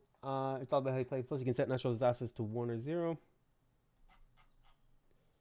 She doesn't really have any bonus to help with a specific victory type. Yeah, she's just kind of... Here's the problem with Georgia. Her bonuses are cool, but not very effective. Right? Like, she has some really, really cool bonuses that like are really, really interesting and interact with each other in a very interesting way, but they just don't translate into meaningful gameplay. Okay, so right now... I could go trade off a bunch of my stuff. I could go sell a bunch of my Diplo favor. I'm going to go do that, I guess. Gandhi. I have to go find out who will pay the best price. So, Katarja. Currently, you will pay what ratio? You'll pay a 2-to-1 ratio. So, that's a pretty good ratio. Katarja is still currently the best. See how much you will pay. You will pay a 10-to-3 ratio. Okay, so you will pay 10-to-3 ratio. Guitarja is still the best. You can be 10-to-3. I'm expecting Spain might be the best here. Yeah, looks like Spain, if he pays more than 50%, so he pays more than 50%, right? Which is better than Guitarja, because she would only give me 5. Yeah. So Spain is the right deal here. Let's go ahead and send him all of the Diplo favor for all of his gold. 175 gold per turn. Lovely. That's 175 gold per turn. And we need that because we're just about to get to work on unlocking the spaceport, right? We're 3 techs away from the spaceport, so we're going to want to have a lot of gold in position to be able to purchase that. So now we're going to, I think that's like, once we have spaceport, I think that's the official time where we stop getting settlers, and we can take out, we can reassign Magnus to a different spot. Like, I will put him in Rome, and then I'll put Reina in Onion Town so that we can purchase the spaceport in a single turn. Keep it up, just commenting how the internet goes overboard on hyperbole. You're very kind with a little underpowered.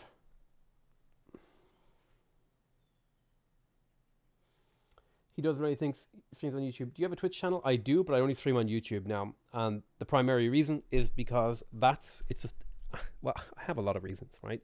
One of them is that YouTube is where my audience is. It's where they know to find me, so they have a much easier time just getting to my content. Second of all, I don't have to do anything for my YouTube VODs to be available, right? So like people can just come here and they'll be available. So I think the big primary concern right now is getting science. So I'm going to be spending the majority of my gold on maximizing how much science I get from this point on, with a little bit being spent on trying to maximize my space race output. So I'm going to try and balance the two, earning enough science to kind of keep ahead of things. I might not even purchase my spaceport. I think that might be a bad strategy with the new way that spaceport victory works. It might be better just to try to maximize my science. Who should win the meme of the decade? Me. Get wrecked, nerds. I am the king.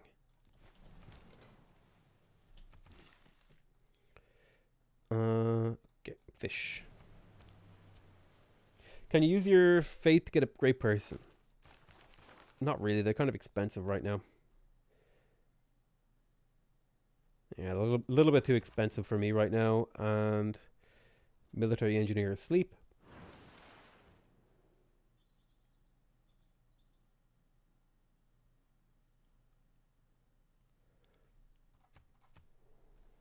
I don't really have a use for my faith. I don't know how I'm getting 16 from Onion Town, honestly. Trade routes, got it. Anyone play Magic? I used to play a decent amount of Magic. I just don't really play it much. Okay, how long until I can liberate this? 21 more turns. Yikes. Okay, where were you going? I think I had some pillaged stuff around here. I wish it would highlight things that were pillaged when you selected a builder. If I could get through to Secretact somehow,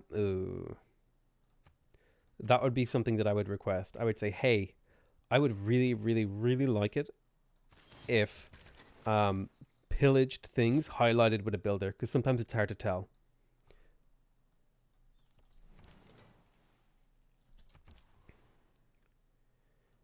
Calcutta. We're organizing by gold.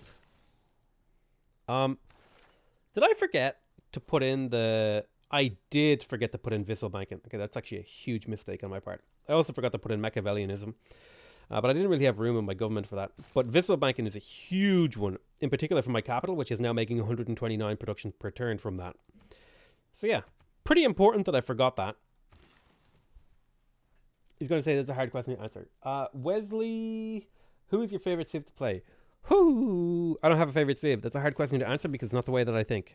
I don't think of like, this is my favorite Civ. I think of like, what Civ do I feel like playing?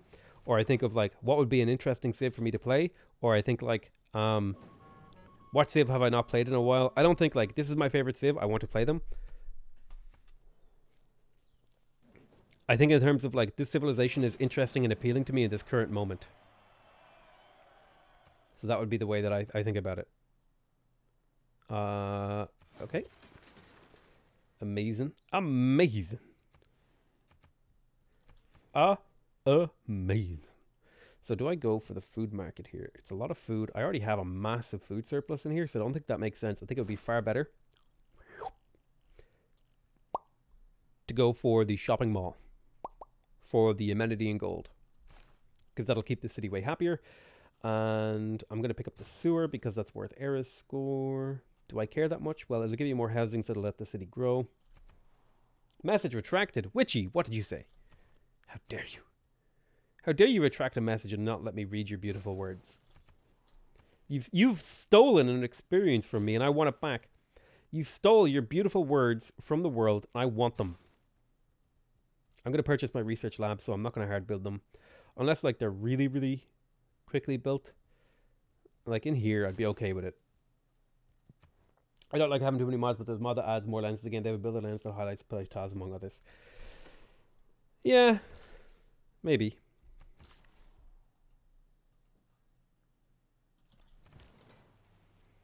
It's like, I want like very light mods, and I feel like a lot of those UI mods are very heavy in the number of changes that they do, and I don't like that. So like, even if I get the utility that I want from one aspect of it, the sort of burden of all this other shit that comes along with it just isn't worth it. Also describes my dating life. Hey, livestream chat. I livestream Civ, but I get 0 viewers. That's unfortunate, dude. When I first started live streaming Civ, I got 20 viewers. And that was after nearly a year. That was after nearly a year of working on the YouTube channel. So, like, if you really believe that you can do it, keep doing it, man. And, like, make it happen. The way to get people to show up is to make really interesting videos. What that means is entirely up to you. I accidentally hit the enter button and made the words more beautiful. I made the words more beautiful for you. Yeah, but you robbed me of the experience of enjoying the unbeautiful words. Those are rare. I don't know if they're that rare. I feel like they're pretty common. I feel like the self burns. I do self-deprecation pretty often. Not like super often. I think if you do it too often, it comes off as, I don't know, like, does this guy actually hate himself? But like, you do it just when the timing is right. A little bit of self-deprecation, I think, is somewhat endearing and can be really, really funny. And it's kind of disarming too. It's like, okay, he doesn't take himself too seriously. And he's like, because like, I can make fun of people, right? But like, I know what it's like to be made fun of and not enjoy it. So, sometimes I just like, I'll make fun of myself. And it kind of gives other people the experience of like, that sort of, like enjoying, you know, the roast or whatever, without having them to feel the, without having to like navigate the dangerous waters of like someone's emotional trauma, right? Like someone maybe genuinely has like a hang up about something, and maybe I make fun of someone for their dating life, right? And they don't enjoy that. But if I make fun of myself for the dating life, pretty much anyone can enjoy that, because it's like, aha, he's making fun of himself, so he clearly doesn't care. So we could just laugh at like the funny play on words or whatever. Brooklyn 99, well played. I'm so sorry, play. We'll never have it again. I'll only use non-beautiful words from now on. No. Beautiful words are fine. Just don't steal the experience from me. Failed to steal golden magi, but I was undetected. So you're just gonna speak in German? How are you still streaming? I mean, this is my job. How do you sit at work all day? Although my throat is getting a little bit sore. But I'd like to finish this game today, so we're going to power through. We're going to power through. What's the situation where you ever complete a city or district project? When I have run out of important things to build for my victory condition. So, for example, in Onion Town, it's actually an amazingly timed question, because I have run out of things that matter for my victory condition, okay? I have my campus, I have my aqueduct, I have my Kothon, I have my government plaza, I have my water park. I could build more districts. I have a neighborhood, right? I have everything I need. But I don't need any of this stuff right now that's available to me. So what I'm going to do is I'm going to queue up probably like a bunch of campus research grants and then just forget about the city, put it on scientific focus, and forget about it until I unlock a new piece of thing to put in here.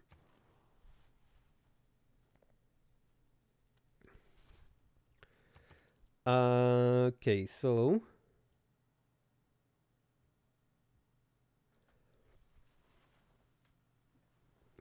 in this city we have a water park, we have the industrial zone, campus, Kothon. I could plug in a Ferris wheel. I think that's a reasonable thing to do. It's a little bit of culture that kind of makes up for the fact that my culture is pretty weak. So I like to think of like the Ferris wheel as like a late game monument, right? It's kind of like this culture building that doesn't really help you win a culture victory all that much. I do get a little bit of tourism out of it, but I'm not building it for that. I'm building it for the tourism and the amenity. Sorry, the culture and the amenity, not the tourism and the amenity.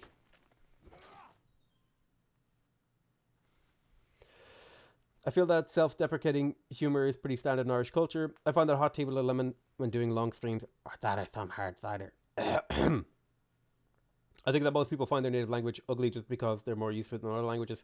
You should use a guitar as a real-life starting location. Indonesia seems like a horrible start. Could be a fun challenge. What's the Danish phrase that can be used to weed out non-native speakers? I always find there's many people who are like, my language is ugly, and I will respond with the sound of language.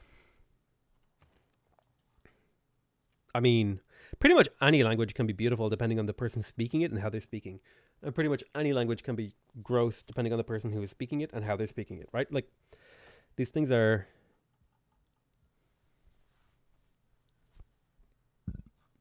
These things are like highly, I don't know, changeable based on the circumstances. Build that university.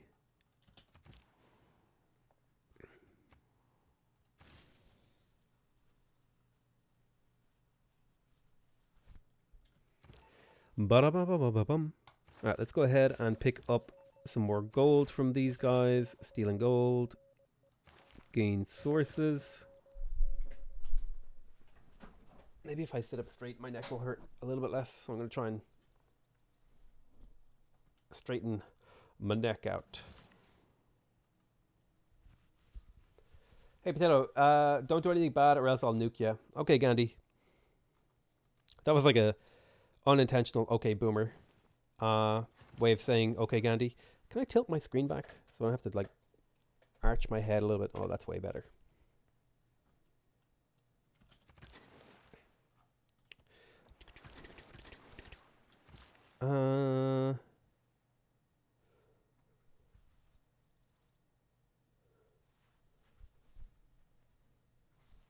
Wait a minute. Okay. Right, what were we doing? We improved this. What's our next tile? Probably the crabs. We'll go to the next turn. Can you try to say Rad Grad Med Food? Nope. Do you think Sayandiok is best for a science victory? I think she's probably the best Civ to go for a science victory. And I would also say it's her best strategy to go for when you're playing her.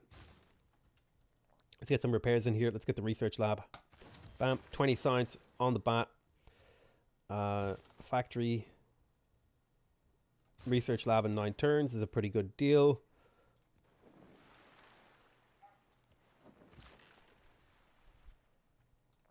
Another farm in here, please.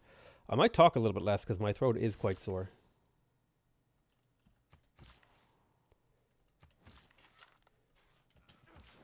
So I'll probably try to talk a little bit more relaxed and do maybe a little bit more of my relaxed voice because I've been kind of talking high pitched a bit to keep the energy high. Hannah, are you flirting with me? No. But I'm flirting with you. How you doing?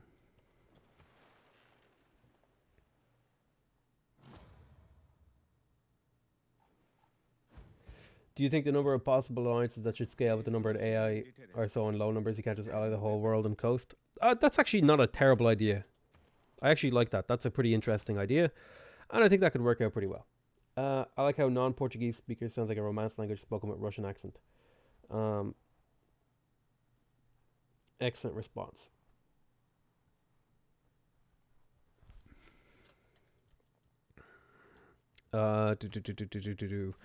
Lighthouse, shipyard, monument, granary, go.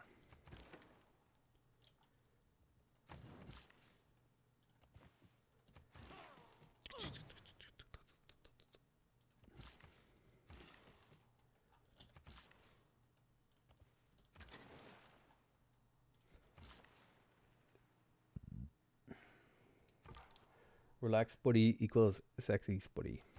Disagree, but okay.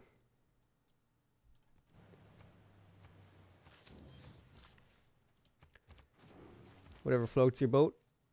Whatever tides you over in the dark long night. Wait a minute. This caravel just debated me.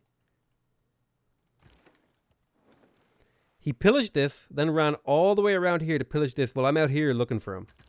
How dare you? How double dog dare you?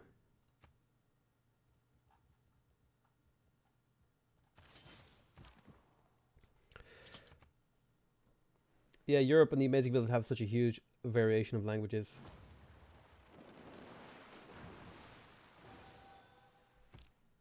Radio is the theater of the mind. Hey, Anthony Friars, what's up, man? Television. Right, there's radio. +6 loyalty per turn. Don't care about that one.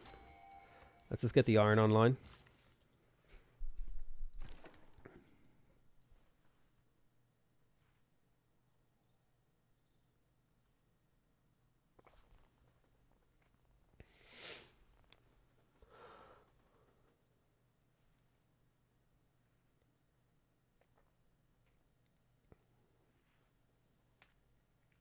Are you trying to get me to say prate ASMA? Are you trying to get someone else to say that?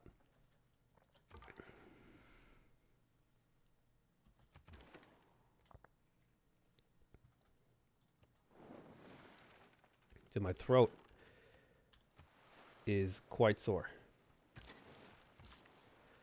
You know what I'm going to do? I got a sore throat. I'm not going to force myself anymore. I did about 5 hours on the dot. Take a break. I don't know what's up with my throat, but it really, really hurts. So I'm going to take a break today. I love you all very much. We'll finish this game off maybe tomorrow early.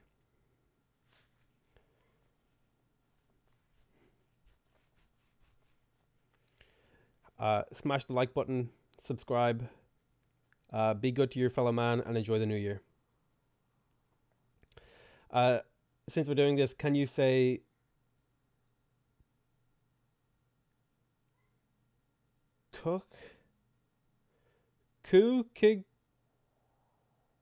Kukikashli? Chukishlashli? I don't know. Did you pick up any cheap games in the Steam sale? Nope. There's something going around, definitely. Could be. But my throat just all of a sudden started feeling really sore, so I'm going to go ahead and rest it, because the more I talk, the more painful it gets. So, yeah, that's all.